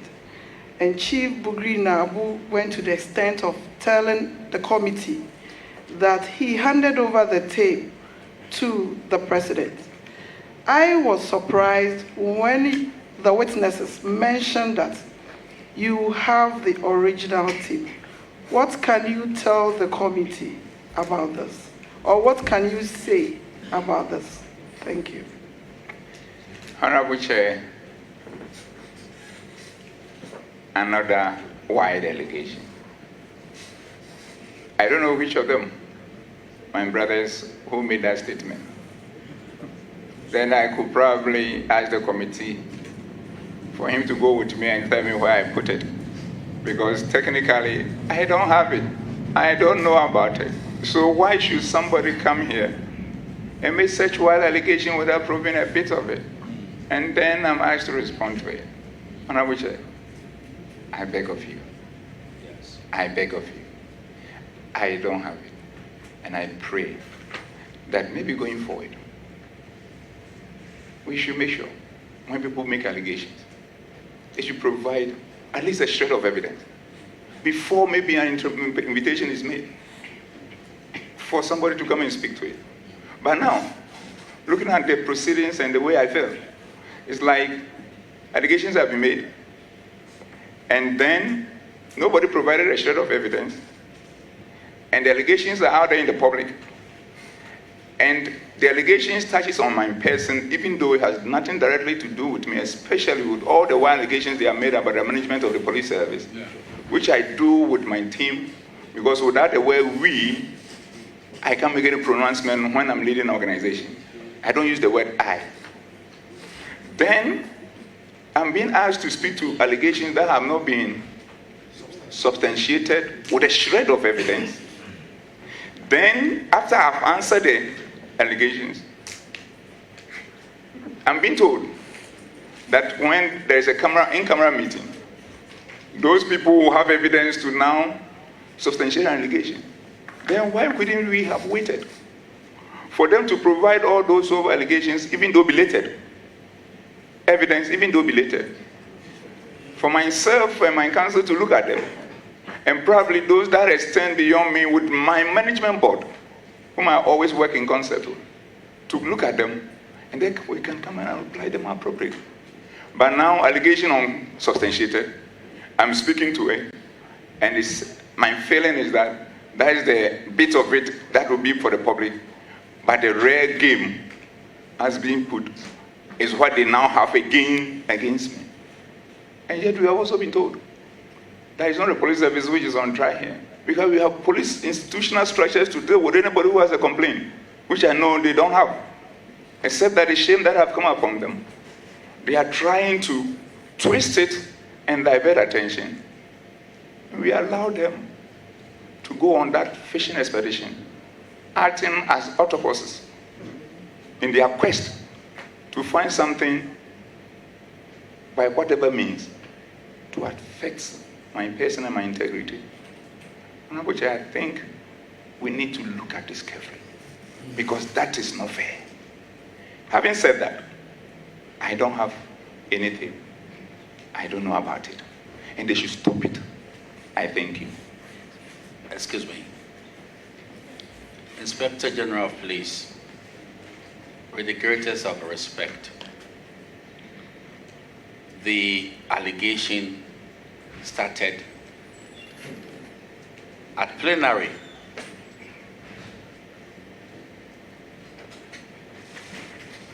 And the Speaker thought it wise that they should delve into the allegations. So we should be careful the manner in which we want to look at what is happening, lest it can even go to say that the Speaker was wrong. The Speaker should have, with the greatest respect, done his own homework very well and even adduced evidence before making the referral.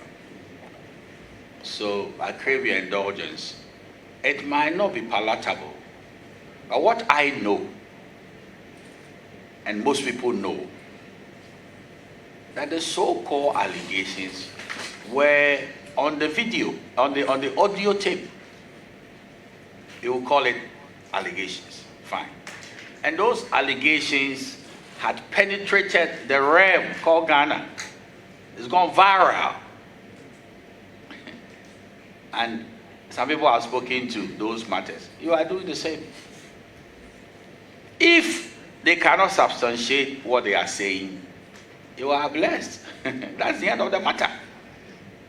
But we've also been warned that we should be careful that we don't wash our dirty linen in public. So this is a very, strategic interrogation we are trying to do.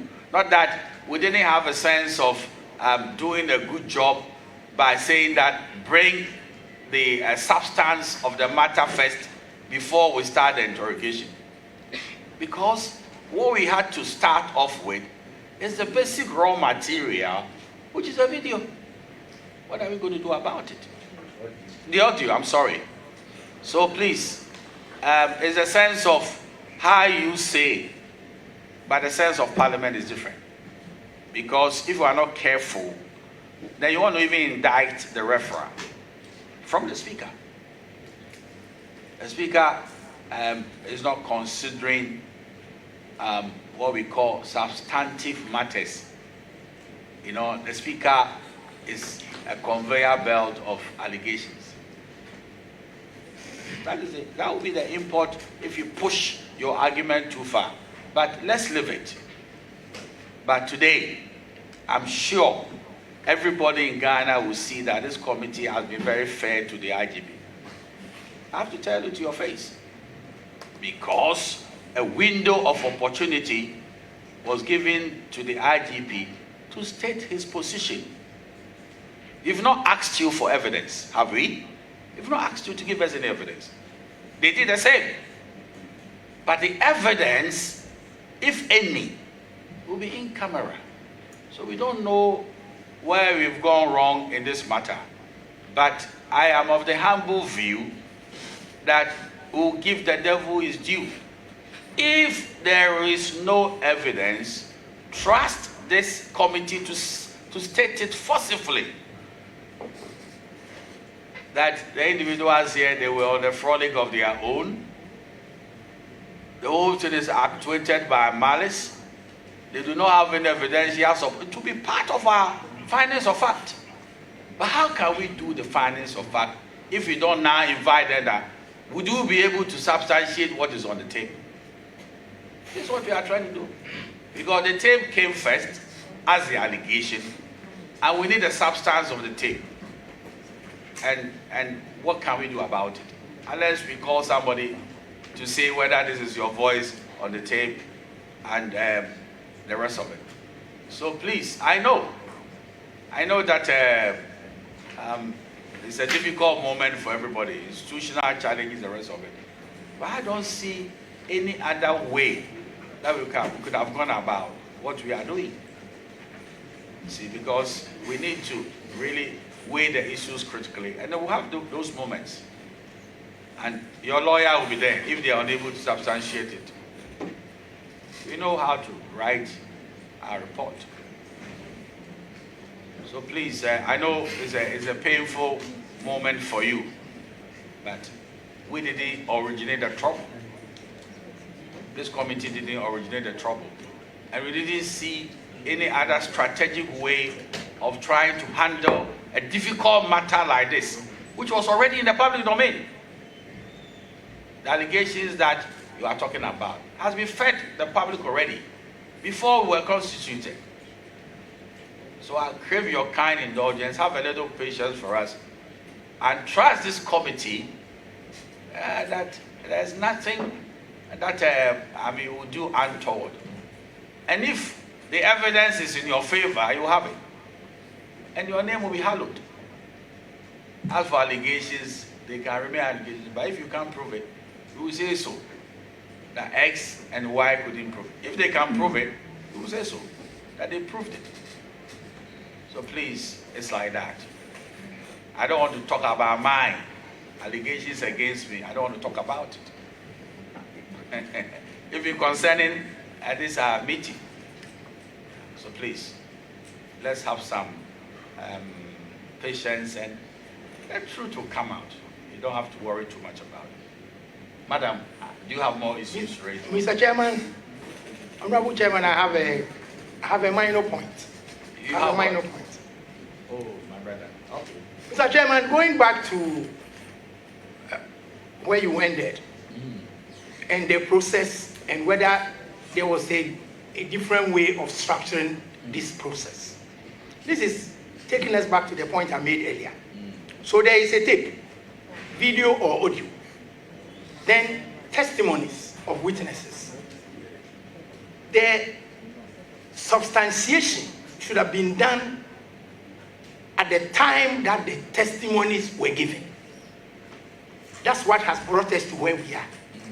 And the way it is going now, I'm beginning to get worried about the in-camera proceeding. And my proposition would be as follows: that the people who want to go and do their ex post facto substantiation. I object to that. Don't say that. Don't say that. Don't say that. I crave your indulgence. Why are you trying to sort of impugn what you don't know? You don't know. Honorable Chairman. Oh, counsel, I crave your indulgence. You see how your client has behaved. He's taking it easy and he's going on a tangent. When I know his pain, I draw his attention that the truth will come out.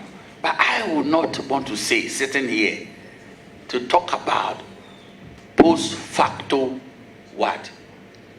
Yes, it was us. Listen carefully.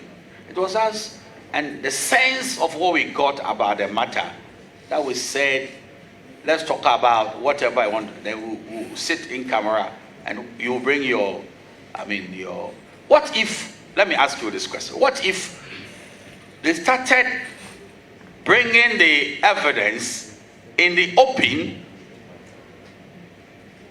which is so embarrassing and is so serious that it will undermine national security? There would have been, with the greatest of respect, if you like, the unreasonable men who said everything should come into the public space. That is no exercise of discretion. If you like, let me show you the authorities. What we are doing, there's an authority for it. And I know you are a very powerful lecturer, but let's look at, I think you've paid regard to the Supreme Court authority of Raphael, Kubaji, and versus Asari and others. Counsel, you know this authority? Yes. The Supreme Court. Yes, Mr. Chairman. Okay, let me tell you what a principle that the Supreme Court enunciated.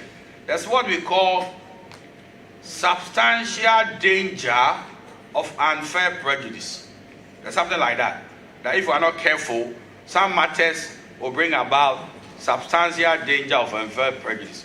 And also the Supreme Court said the one who is listening to evidence should have the power of what they call discretionary exclusionary rule. That is the point. So the referee or the judge should have the power of discretionary exclusionary rule. So you can use your discretion to exclude some things because of what you and I know who have national security implications. And you could use your discretion to permit some things. So even the Supreme Court allows that this is done. But in the final analysis, I do not know that you will be shortchanged. Because look at all the space we're giving the IGP. I mean, to also, put his case across. Do you want me to go into issues of evidence? Honorable Chairman. Please. So, where I was going to end would have been as follows. Once we complete this public hearing, we would beg leave of the committee and leave and go home and let the committee meet whoever has evidence to substantiate whatever. Subsequently, share that evidence with us, we'll spend time to review it and invite us back. Counsel, leave that to us. I've never seen somebody going to play a football match. And as a matter of fact, is trying to determine the scores. I know you are a lawyer of repute, but leave it to the committee. And credit us with a modicum of honesty. 1, powers of discretion, and above all, common sense. Trust me, and I want to say so, and all the members here, Patrick Boama is not cheap. My brother and my vice chairman is not cheap. These are police officers. What will be the credit to us to mess up your client, the head of the police service, and by extension, the entire service? All these matters, we've been educated about it.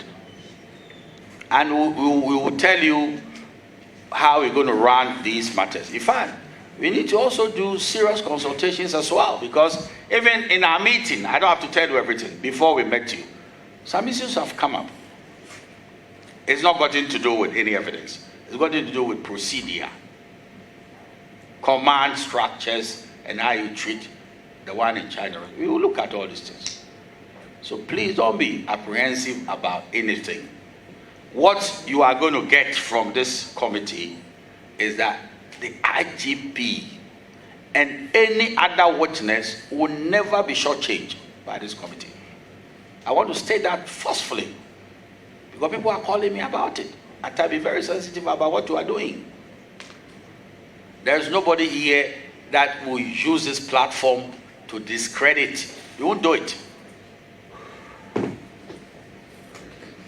To counsel, Chairman, thank you. Well, thank you. Be rest assured. Leader, you want to leave here? Okay. Chairman, let me thank you very much, and let me thank the committee for the work so far. And let me take the opportunity to let the police service know. The police service is not on trial. And I was very clear in my mind when I stood up on the floor of Parliament to basically call on the Speaker. And all the reason I did that was because I heard voices of professional police officers, supposedly, said things that were unbelievable, that I thought should not be said. And I said to myself that, is this true? If this is true and it permeates in the police service, we need to know and address it in recommendations so that we can be sure that we have professional police service that will protect the interests of this country, especially when it comes to the stability of this country and our democracy, which is really renewed every 4 years in elections. And so, to the proud police officers that are dedicated and professionals, that are honest, that are doing the right thing, there's nothing to worry about. Precisely. And so I want to thank you. The police service is on trial. Good people of the police service are not on trial. People who are in the police service, who are turning it into a political football, are those who we want to fish out. And that's the mandate of this committee. Thank you. Well said. Now, unknown to me, and in the background, is the Deputy Interior Minister, Honorable Nana Iyia. I'm sorry, we were hiding, so we didn't see you. Yes, as an MP, this is your rightful place. I'm sorry about it, yeah. Where is the Honorable Deputy Minister? Oh, please, why don't you come and take your rightful place? As a member of Parliament. You are okay here. But may I know whether you came to give solidarity to the Inspector General of Police, or you came to observe proceedings?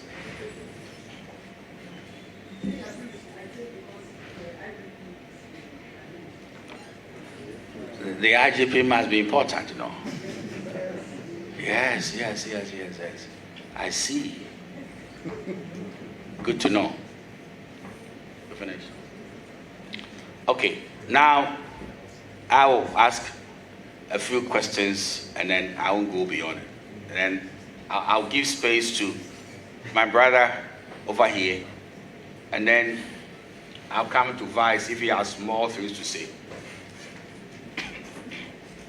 Aji, I got the impression that when you are a senior police officer, you can be an ADC to anybody, and it doesn't matter who is in power. It seems to me that is your lot. Is that not so?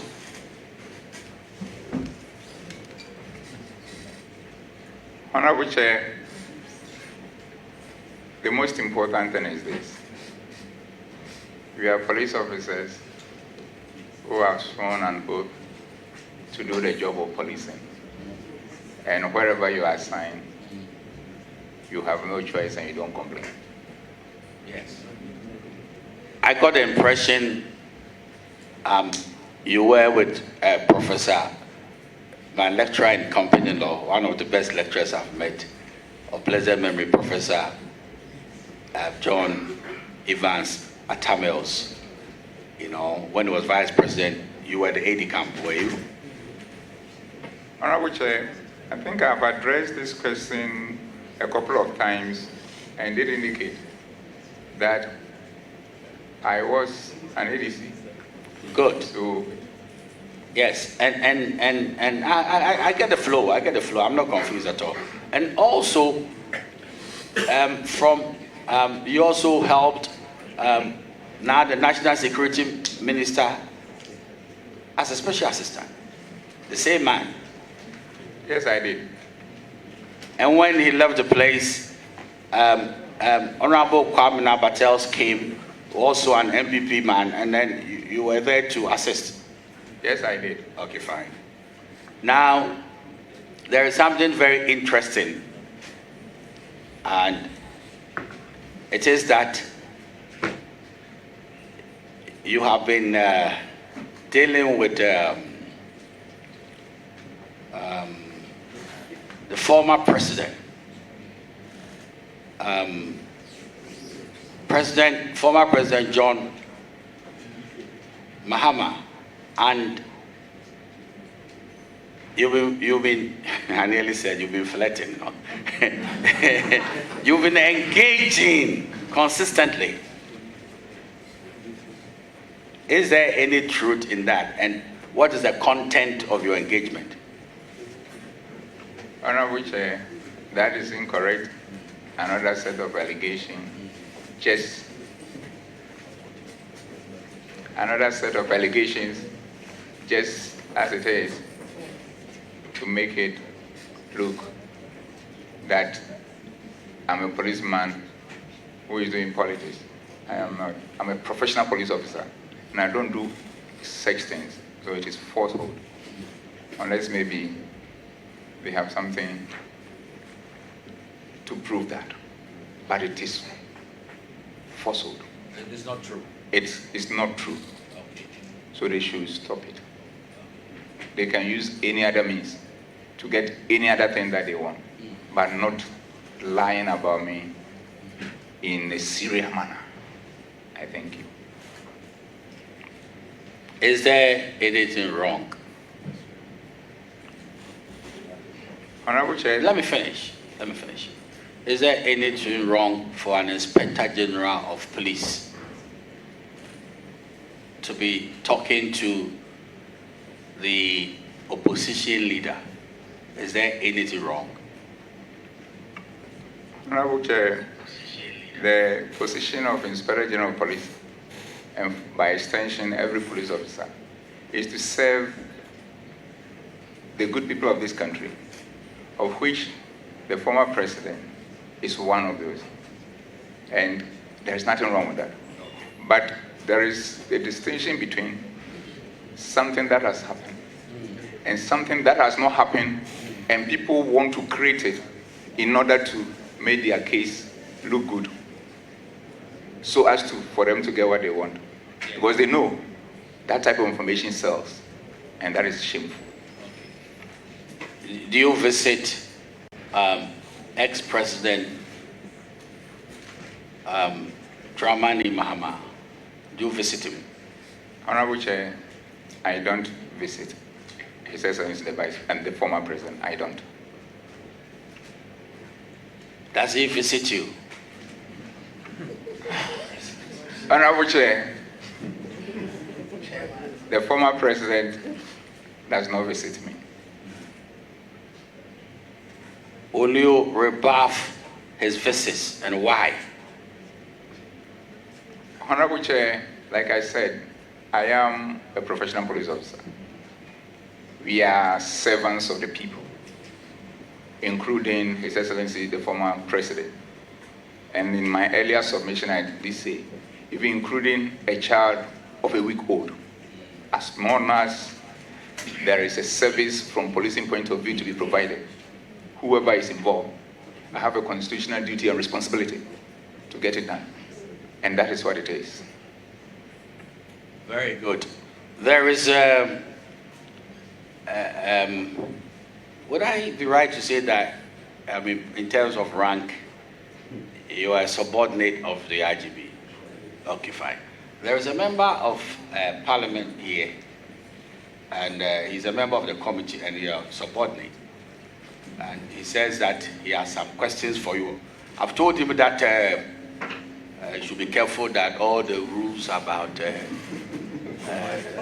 command structure and service inquiry and police counsel, you shouldn't write a book this afternoon. So please, honorable member, before you use your superior. Honorable Chair. Oh, sorry. Yes. No, I'm not. You described my colleague as he's a retired superintendent of police. Oh, okay. He left the service admirably, and so now there are no strings attached whatsoever. Oh, okay. If you put him in that pigeonhole, you're mentioning service inquiry, and so it means that he could actually become the subject of an inquiry if he doesn't comport himself well in the presence of the IGP. We need to clear the air that my colleague is a retired officer, just as Honorable Ophelia is. She's also a retired police woman. She's no longer subject to the discipline of the service. Okay. So we need to highlight some of these things so that we are guided. I can see the IGP's lawyer is laughing now, because he knows that if these people were serving police officers, they wouldn't be sitting here. I forgive your trespasses. So, Honorable, the IG is before you. Yeah. Thank you very much, Honorable Chairman. I think that the Ghana Police Service is very proud to have members coming from that angle sitting in Parliament, because there are some technical issues that anytime we find ourselves in committees like this, we provide some level of expertise. And that is why even the chairman himself is confused. He thinks that having served as a police officer before, if I sit as a member of Parliament and the Inspector General of Police is before me to ask questions, I will be a bit intimidated because he used to be my boss. That is not the case. What is the case is that the IGP is happy to find some of his sons in other jurisdictions doing fantastically well and still making the police proud wherever we find ourselves. Mr. Chairman, I want to take the opportunity to let the IGP know, as you've said it and I need to re-echo, the Ghana Police Service is not on trial. Very good. No. Yes. The Inspector General of Police is not an accused person. What we are doing, strictly according to our mandate, is to ensure, the bigger picture is that we should ensure that we have a better Ghana Police Service. A police service that is professional, a police service that respects the laws of this country, and a police service that can work well for us to go and sleep well.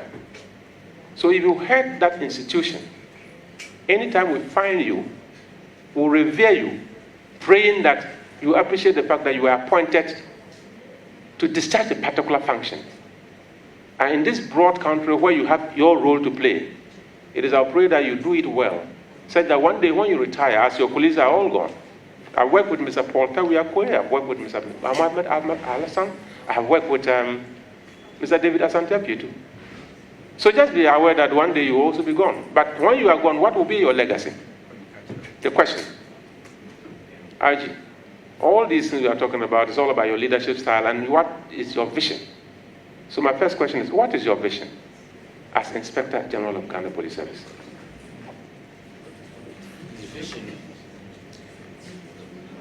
Honorable Chair, thank you very much.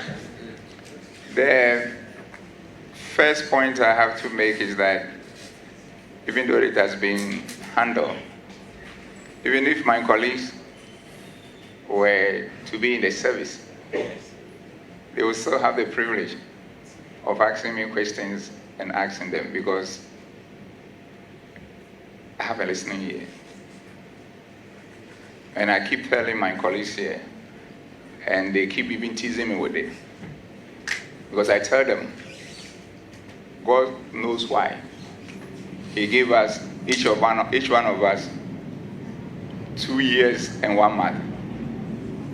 From that analysis philosophically, I think God wants us to listen more and talk half of the time of the listening. That is why the ratio is 2:1.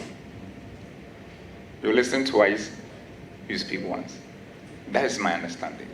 So the police I lead, I work it out in such a way that my colleagues and I, as we tour the country, engaging the police people across the country, something I've done about 92% with all my colleagues, and then engaging the personnel and the communities. Sorry, Chairman. Sorry, Aji. You know, I won't allow you to take a whole of the time because I want you to go and rest. But you answer my question. What is the vision of the IGP? Straight, just simple. Because there are questions that will follow. I just want you to state the vision, then we'll go ahead. Thank you. Honorable Chair, allow me to finish. I was about landing, so that I'm not cut halfway. And also, I will plead with you in order to ensure that I flow appropriately. I'm very measured in terms of the answers I give, and you have failed it. I know when to end it. So the important point is that this engagement gives me the privilege to hear more and work with our colleagues to use it to improve it. And even that, as I speak to you, is the part of the vision that I came onto the position with. But that vision has to be in tandem with the vision of the police service. And that is my vision. My personal vision is my commitment to work in concert with my leaders, my officers at the national level, at the regional level, at the divisional level, at the district level, at the station level, to turn the corner in terms of policing in this country. And like I said, to make the police the best institution in the country and a reference point for Africa and beyond. And this also sits well with the broad vision of the police service, which is to become a world-class police service capable of delivering a planned, democratic, protective, and peaceful services up to the standard of international best practice. So when we get to the standard of international best practice, then definitely there's every indication that we become a best institution that people can use as a reference point when they want to set standards. So that is what it is. I thank you, Mr. Chair. Thank you very much. IG, on your appointment, you were seen by many as the constable's IGP, the sergeant's IGP. In other words, the other rank's IGP. Because you've been a constable before. You've been a sergeant before. You were seen as the senior police officer's IGP because you've traveled from ASP to where you are now. You were seen as the academics IGP. You hold a PhD. You were seen as a professional. And in fact, many of the professionals see you as one of them. And they believe that if you fail, you will not be forgiven. You have promotion speedily. In less than 7 years, you move from constable to superintendent. And that was academic. I am referring you to regulation, the Police Service Regulation 2012. If I read Regulation 37.7, it says, that's year 76. An officer who attains higher academic qualification is not entitled to promotion by reason only of that academic qualification. IG, this is the lacuna in this instrument from 2012 up to date. It's more than 10 years. People have gone to school, they've completed. But the law says you cannot be promoted by virtue of just having that academic certificate alone. Having benefited from academic promotions yourself. Do you think it is time to look at this provision again? Honorable Chair,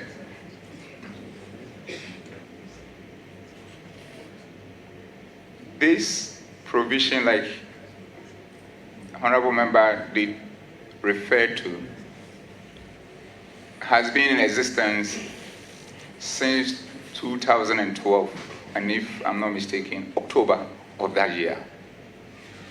And it has been something that has been implemented since then by all successive police administrations. And the Ghana Police Service under my watch now is ensuring compliance of that law. So our hands are tied when it comes to people who have gone to school and they are coming and they are asking for promotion. And it didn't start on the watch of this current administration. It is 11 years or more ago. And this is something that has been implemented. But unfortunately, it is being circulated around and making it feel that as if the current administration that I lead, we have denied people their promotion because they have gone to school. And then it has become difficult for me to speak to it because after they have petitioned the police council asking for some sort of mercy in terms of this promotion, and why the police council was considering the matter, they took it to court. So it's not something that is the creation of the current administration. It is 11 or something years old, and the people involved know it. But they present the matter out there and make it look like it is the current administration which has come to invent something to deny their promotion. That is not a good thing, that you allow your selfish interest to overshadow the reputation of an institution and an individual and a team leading it now. So in terms of the attempt to change it, Honorable Chair, the law is as it is. We cannot involve ourselves as an administration in illegality as those who came before us did not involve themselves in that illegality. So if there is anything to be done about it, that would be the suggestion you are looking at. Because I am a believer of education, not for the purposes of getting a paper qualification, but a mental qualification of knowledge. And not just having the knowledge stored in your head, but the knowledge being applied. Because this is only then knowledge becomes power. It's not its accumulation without application.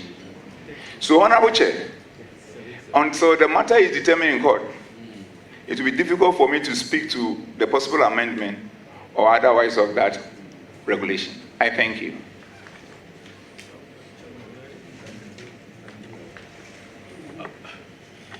IG, I think the question is seeking to elicit an opinion from you, looking at the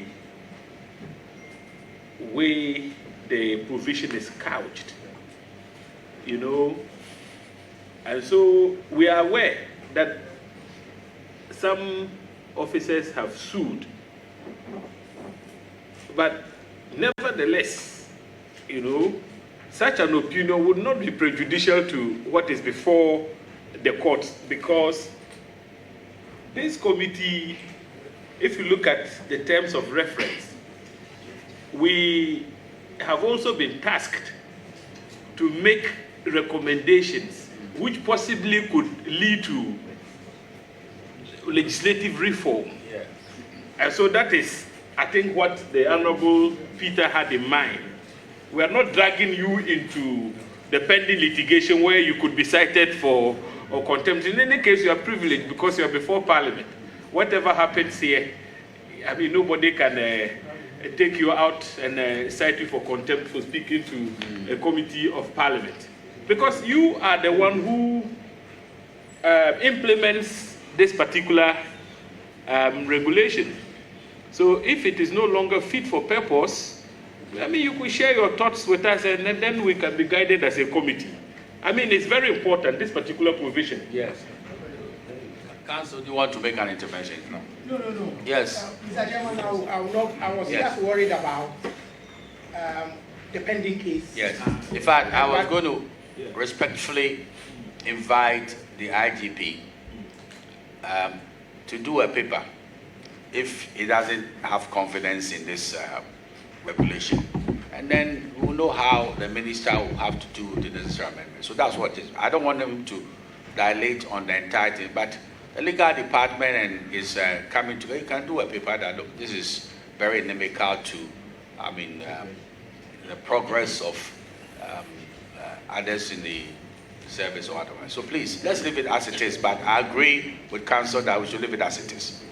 And if there's any paper, you can share it with the committee, and then we'll look at it. Counsel, are you winding up? Honorable Chair, if I may. Honorable Chair, I'm done. Once you have agreed with me. Okay. Honorable Chair, if I may say something slightly on that matter, because I was going to end a component in respect, I was going to add a little thing in respect of that question, because my brother did refer to the privilege I had benefiting from that. But the most important thing is that I will be the last person,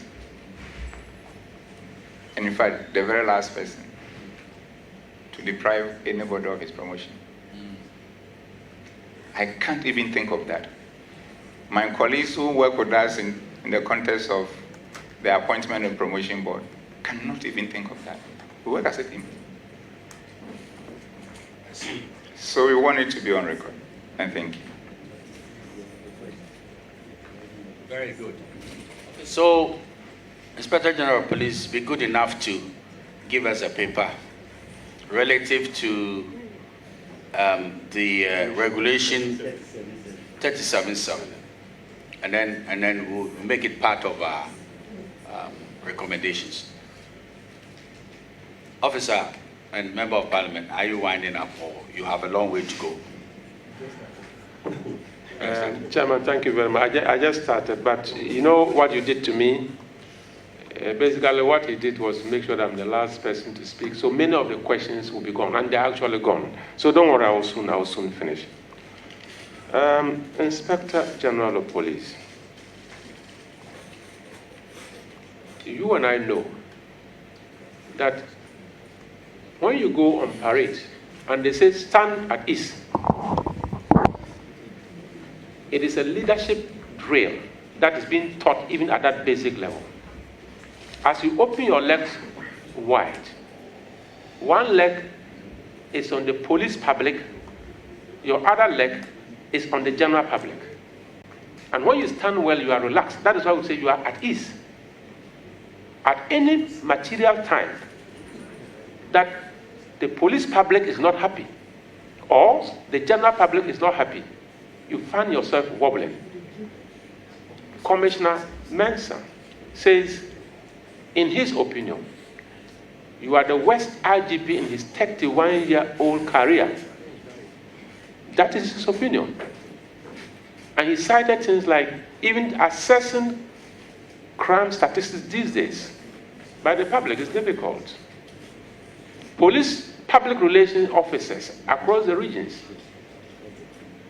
have all been shut up. They don't speak again.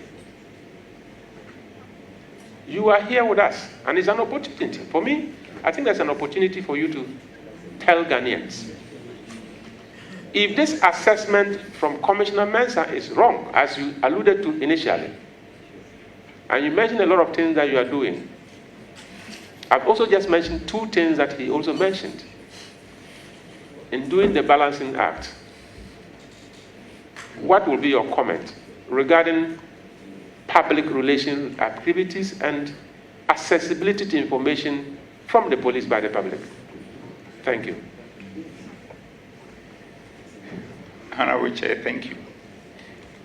Honorable Chair, listening to the Honorable Member, I picked three of them, and maybe one is in one container. Two are in one container, and the other is in a different container. The first one, you were talking about the police community. And I can assure you, the police community is at peace with itself.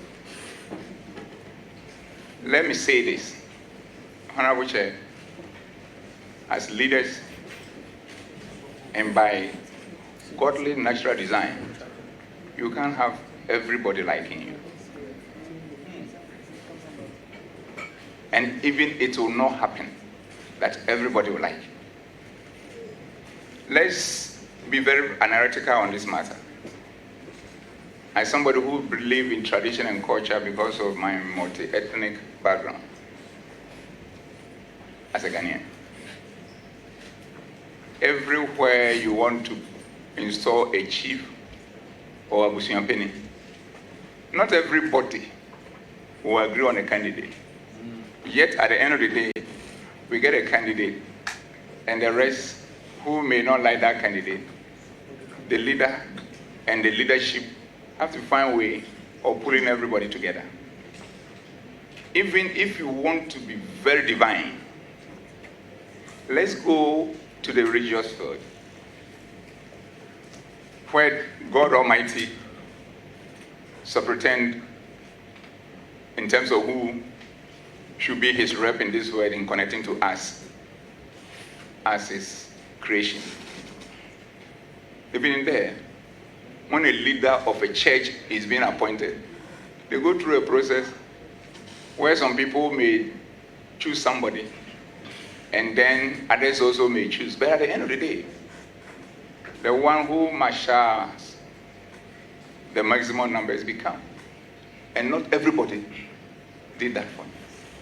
And Honorable Chair, permit me to use your individual self in terms of your constituency election to become members of parliament. Nobody voted and got 100% before coming here. And even in some cases, nobody even got 50%, especially when you have multiple candidates.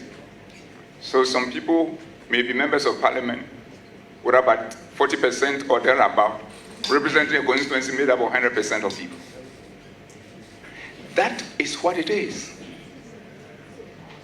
So in the same context within the police service, as Inspector General of Police, working with my colleagues, we as a team, we can't get everybody appreciating what we do.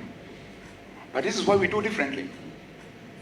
Because we have what I call mindfulness mindset. We are aware of this and we try to get everybody along, in respect of whether the person likes or does not. And I've demonstrated it. These are my brothers. In spite of all what is happening, at the break, I walk to them. We have a chat. Means getting along. We may have differences, but that should not stop us from working together. So this is what we've done, pulling everybody together and having majority, a very substantial majority of the police community being so happy and falling in love with us because we won their hearts and minds in terms of what we do. And I give you about 3 of them. First, and I started this when I was the Director General Welfare. I toured almost everywhere in the country, visiting police people who are indisposed and they are in their homes. Some years, nobody has visited them. And it gave me an understanding of the suffering of some police people when they are becoming disposed and everybody has forgotten about them. So through that, we work on mechanisms and brought them to the picture and provided them with all the support that they need. It's something that I have continued when I became the Inspector General of Police. Everywhere across the country that I have been to, the 92 or thereabout percent, going to every village, every town, every city across the country, I touch base and visit all police people who are indisposed. And after that, we work towards making sure that they get the needed help.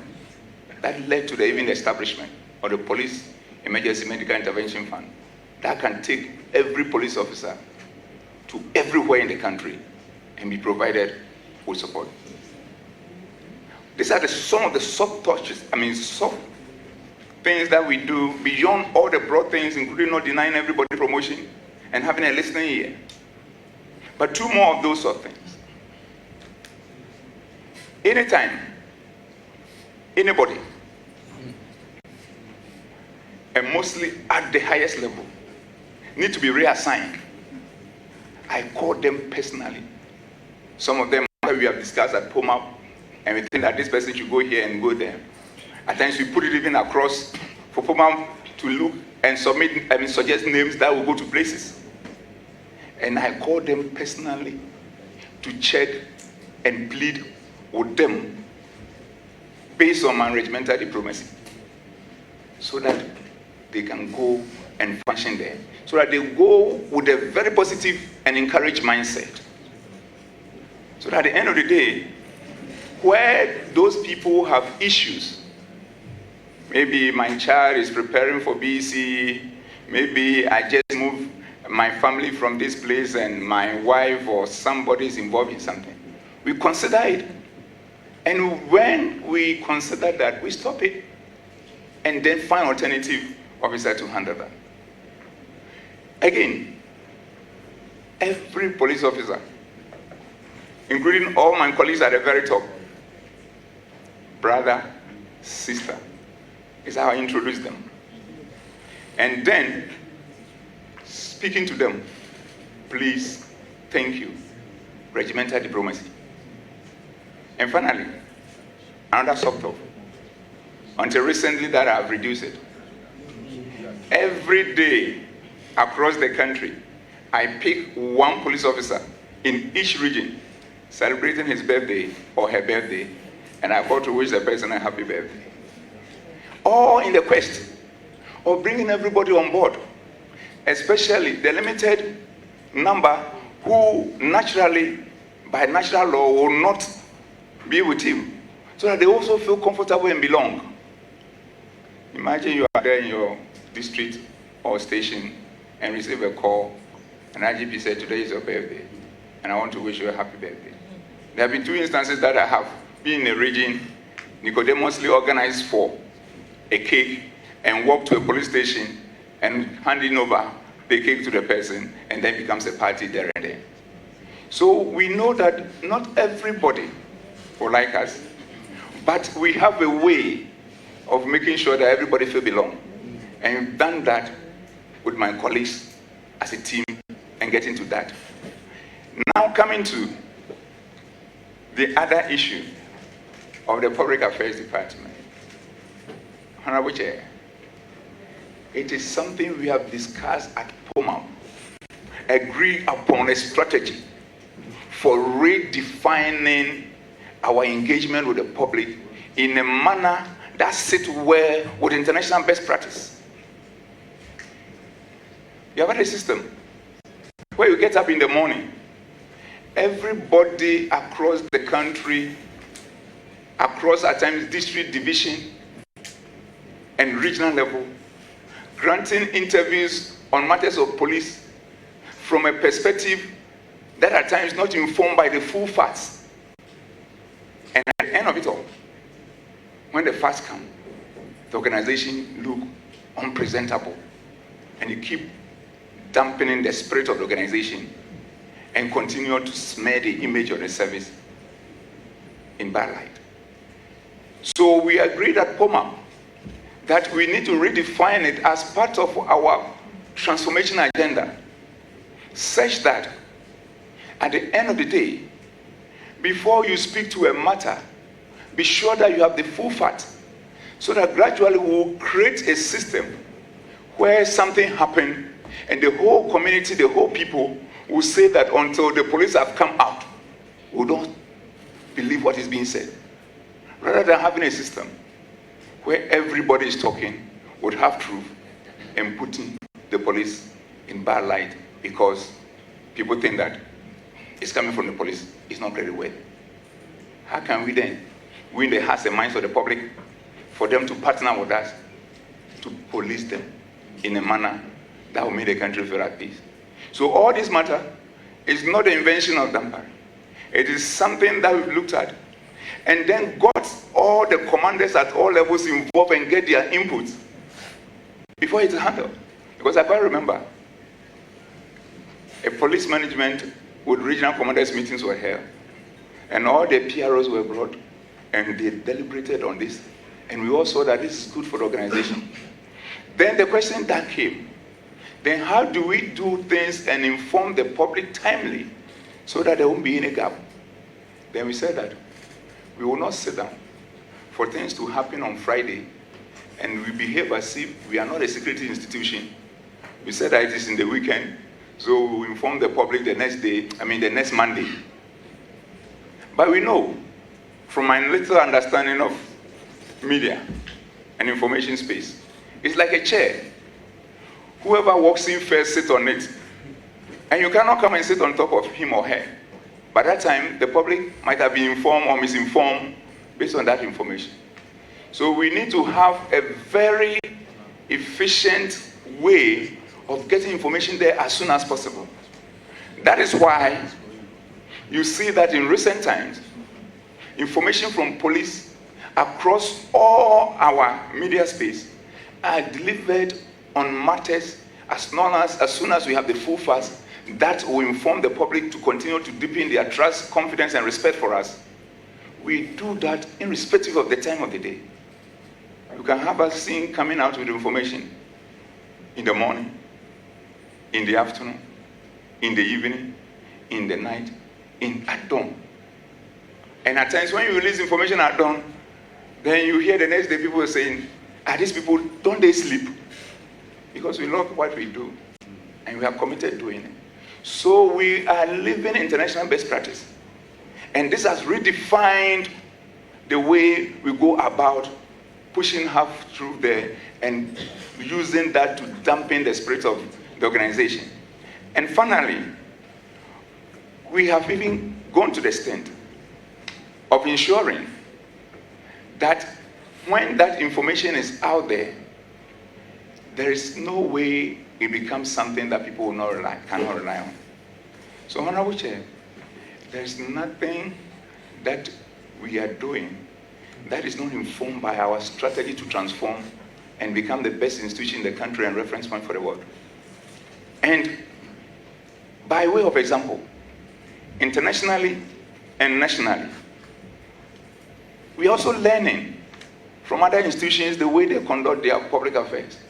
So the international standards we are looking for is both national in character and an international also in character or design.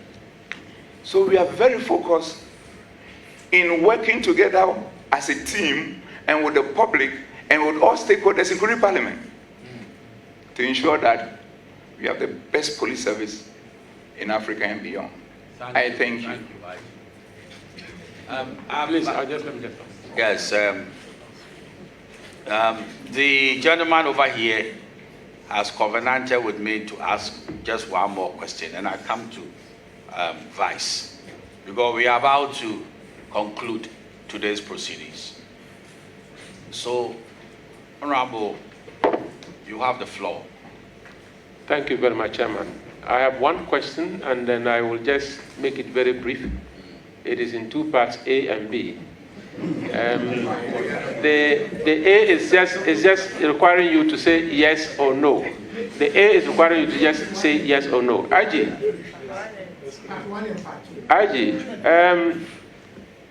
has Chief Buguru Nabu ever lobbied for you to become or to be appointed Inspector General of Police? Just yes or no. Honorable Chair, the fundamental point is this. I have been in the service for all this long. By the grace of God. I crave your kind indulgence. Your man is saying just answer yes or no. Was he part of the lobbying team to get you appointed as the IG? Yes or no? Honorable Chair. Yes. The answer is no. Okay, that's enough. We don't need more than that. Yes.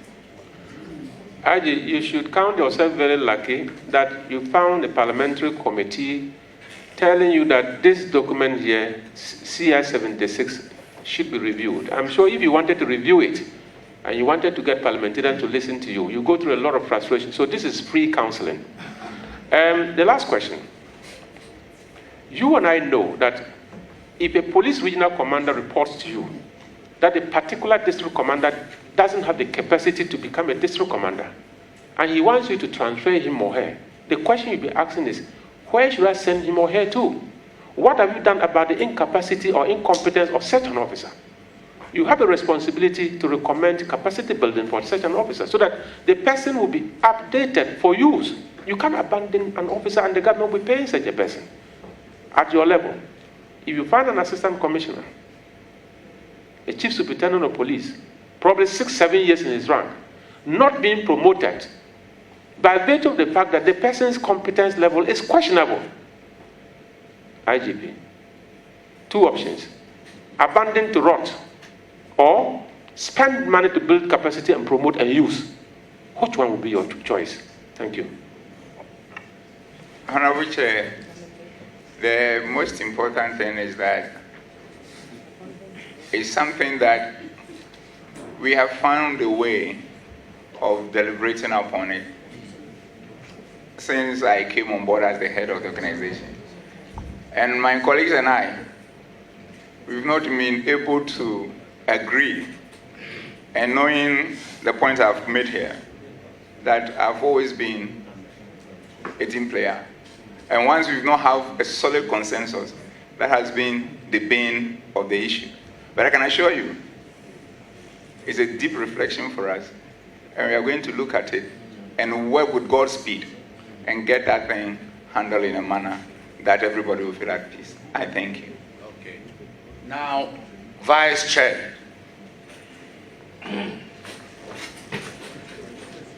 This question may not sound palatable to the ears of the political class, but nevertheless I would ask, with your kind permission, Chairman, IGP, it has been said here that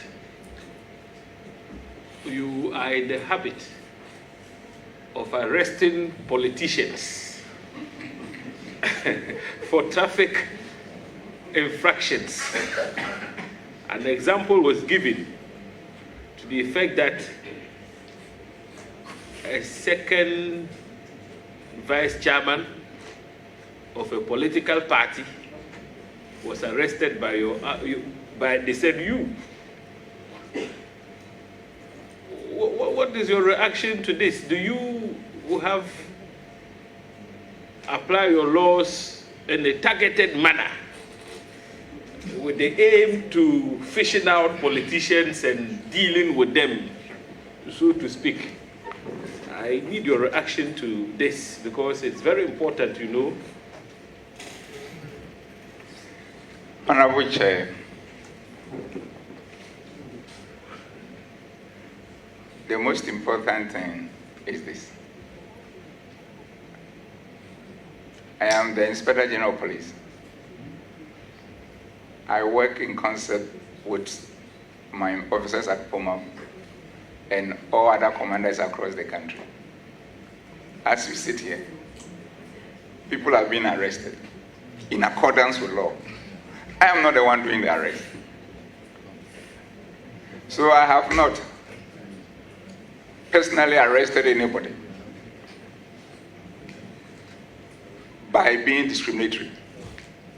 It's just that police officers are out there doing their work of enforcing the law.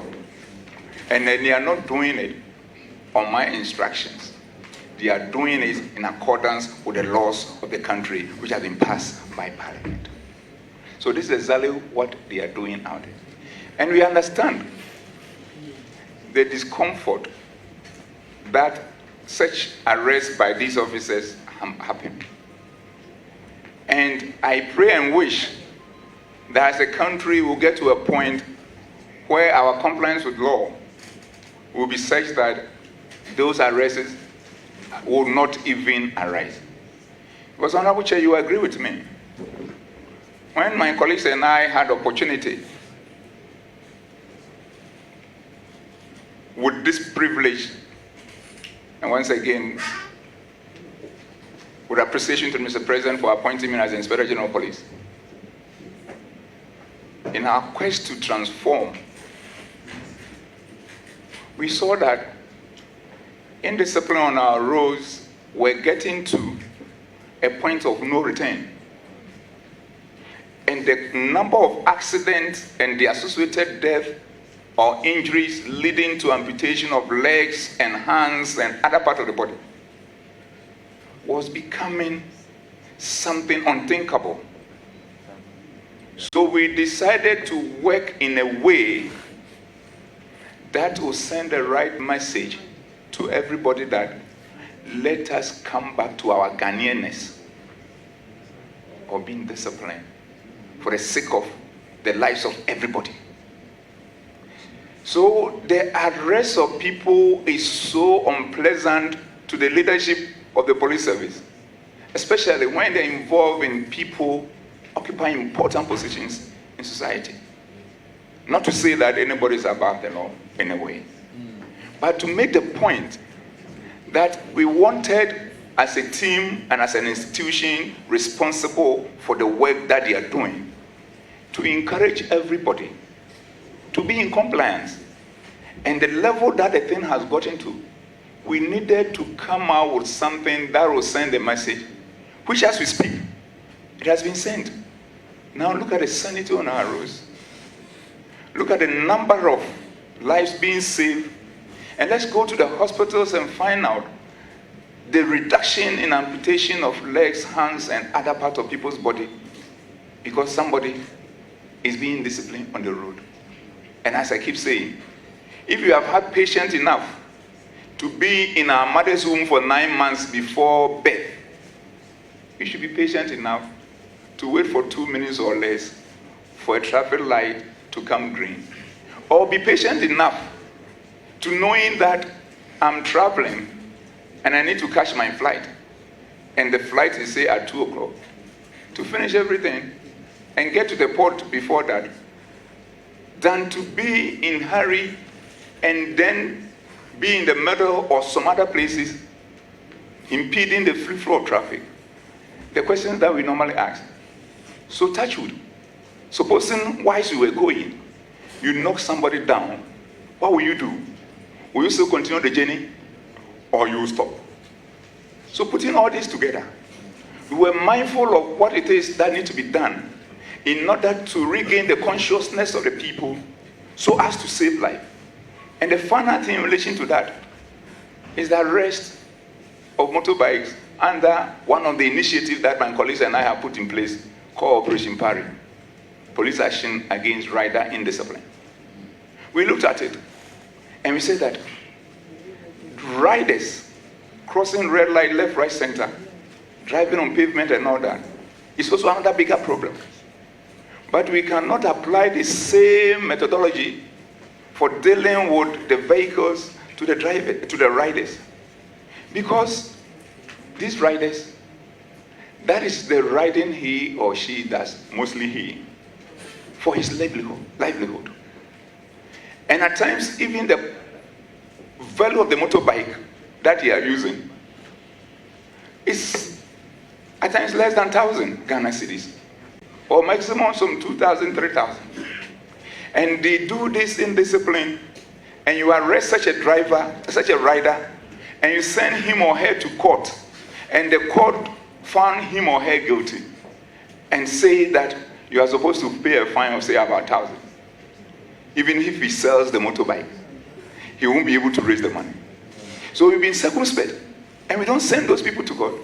We rather get them arrested, educate them, and then release them, and keep the education going. And out of that, we even establish rider ambassador, police riders ambassador, to continue to engage these people, so that together we'll bring discipline on our roads in our communities.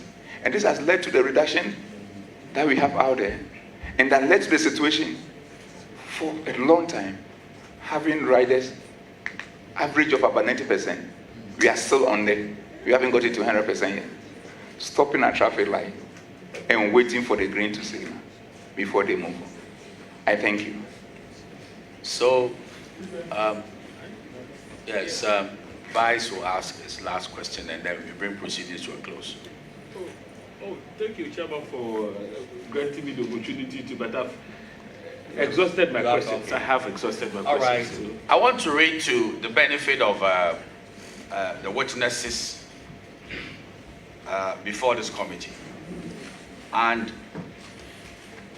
I want to call attention to bear on Article 103(6) of the Constitution. A committee appointed under this article shall have the powers, rights, and privileges of the High Court or a justice of the High Court at a trial for A, enforcing the attendance of witnesses and examining them on oath, affirmation or otherwise, compelling the production of documents, and C, issuing a commission or request to examine witnesses abroad.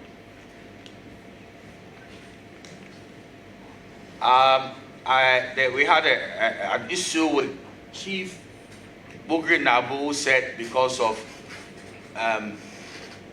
issues of chieftaincy, National House of Chiefs meeting, he couldn't show up today.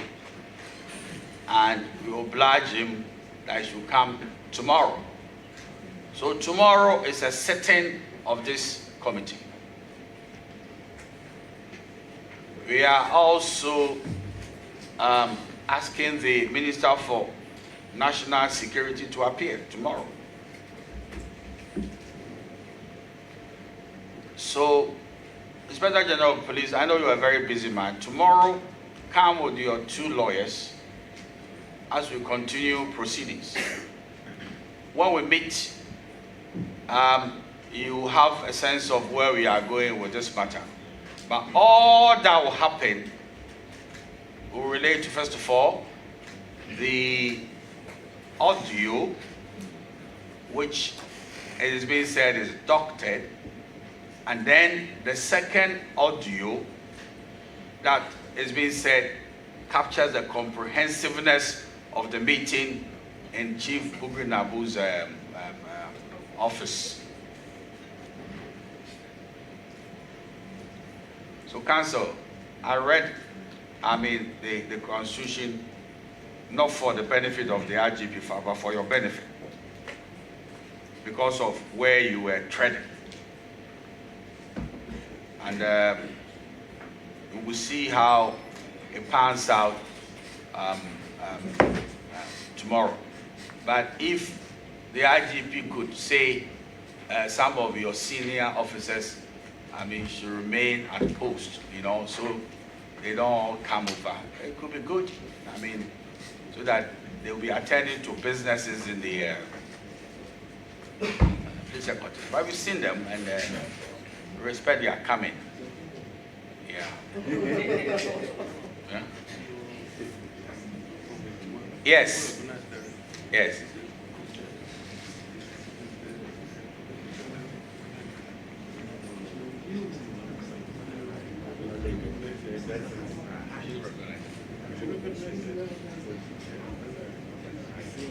We have in our midst also one of the decent ladies who glorify womanhood in the political arena. She's the Deputy Minister for Finance, Honorable Abna Asari. You have some association with the Lawyer Kwame Jano. What is it? With both of them. They are all from Etiwa, and that's why I'm here today. Yeah. Who are the both? Lawyer Kwame Jan and the IGP. I didn't know this, Oh, you didn't know the IGP was from Etiwa? I didn't know. It's a fact. He's never told me. The man is from Mwoso, Agrofu Mwoso. I've never done that. I've never investigated the IGP. As to where he comes from, I've never attempted that. So, yet you are the attacher of Chibi. Yes. Yes, but the two people are all my subjects, this gentleman and then Abna, but she's not giving me the largesse of her office. I leave it to God. So, Aji, this is how tomorrow's proceedings are going to begin. Bugri Nabu will be here.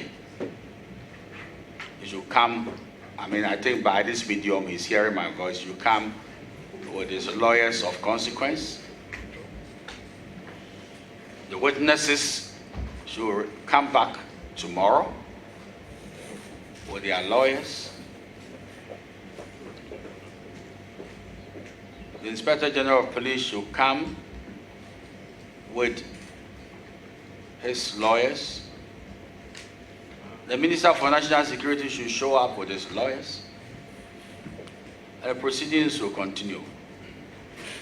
I was glad when I heard IG saying that in relation to arresting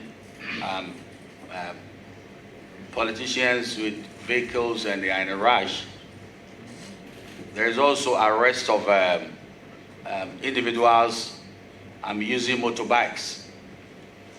But the police establishment exercises discretion in the manner in which they apply the sanctions. The politicians go and pay the huge fines, and then the dispatch, the motor people are educated. See, I think it's a very fair and reasonable way of human engagement. So tomorrow I will exercise a similar discretion. On this note, okay, yes, Honorable Logbe Ernest from Ashiaman, you are most welcome. You are most welcome. We thank you for joining us. So tomorrow's time is 10 a.m. in the forenoon. And we hope to see all the individuals here, and then we proceed. We appreciate your coming, and in the absence of any other matter, Aji, you want to say a word? Yeah. Yes, Honorable Chair, by way of my concluding remark, because I know after you have spoken, I won't have the opportunity to speak. Having said that, I want first of all to thank you and the members of the committee for the invitation to come and to speak. I also would like to thank my family, the Achim one, the Kwawu one, the Kropon one, and the Nkonya representing the Guams one, for the encouragement and the support. I also want to thank the church of my birth and my upbringing, the Presbyterian Church of Ghana, for their prayers and support across the country. And again, I want to thank the church of my baptism and fellowship, the Church of Pentecost, from chairman himself to the lead person, for their continual prayer support towards me. And more importantly, I want to thank Mr. President for his continual reposing trust in me and the support he gives me. And finally, I want to thank the good people of Ghana, for their words of encouragement, their support, and everything. In the context of thanking the good people of Ghana, I want also to thank the thousands of police officers across the country for the excellent job that they are doing, and the many sending me letters of encouragement, words of encouragement, phone calls, and everything. And I assure them that I will continue doing my best in that capacity, in service of God and in country. I thank you very much, sir. Well, it's good you came, and God permitting, tomorrow we'll continue the proceedings. On that note, the proceedings are hereby adjourned to tomorrow at 10 o'clock in the forenoon.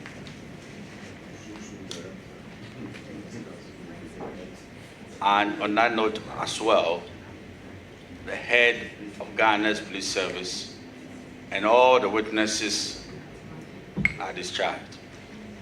Thank you very much.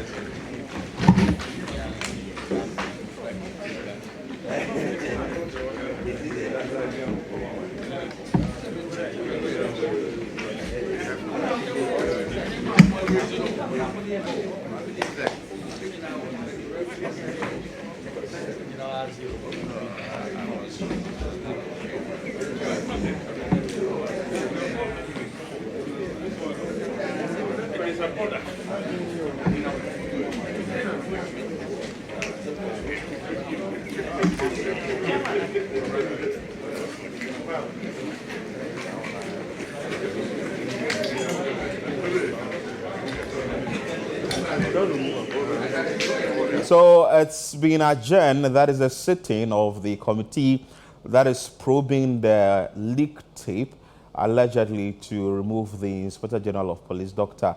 George Dampare. And there you notice that when the proceedings or the sitting ended, he shook and exchanged some pleasantries with one of the witnesses, that is COP Alex Mensam. He made mention of a number of things touching the issue of the PR that is the issuing of statement and no police officer to speak to from the PR department. He said that that is done so that we wouldn't have half-truth out there. Whatever information comes out there, the police is well informed, and the public is also getting the truth or the true reflection of a particular issue. He also made mention of he not withholding promotion, though there are some legal action against the Ghana Police Service or the IGP concerning some promotion in that particular institution. Also, he made mention of the fact that he's not running the institution alone, and that he's doing it in connection with other management or directors of the Ghana Police Service. He went on to talk about the fact that the arrest of politicians is not arresting politicians is all part of ways to maintain discipline on the road. Tomorrow, sitting will continue. We will have the National Security Minister, the IGP himself will appear there with his lawyers. The witnesses will be there, and also Bugri Nabu will be there with his lawyers. My name is Philip Nilate. This has been the live coverage of the committee probing the IGP's leak tape. Many thanks for your time, and keep watching Citi TV.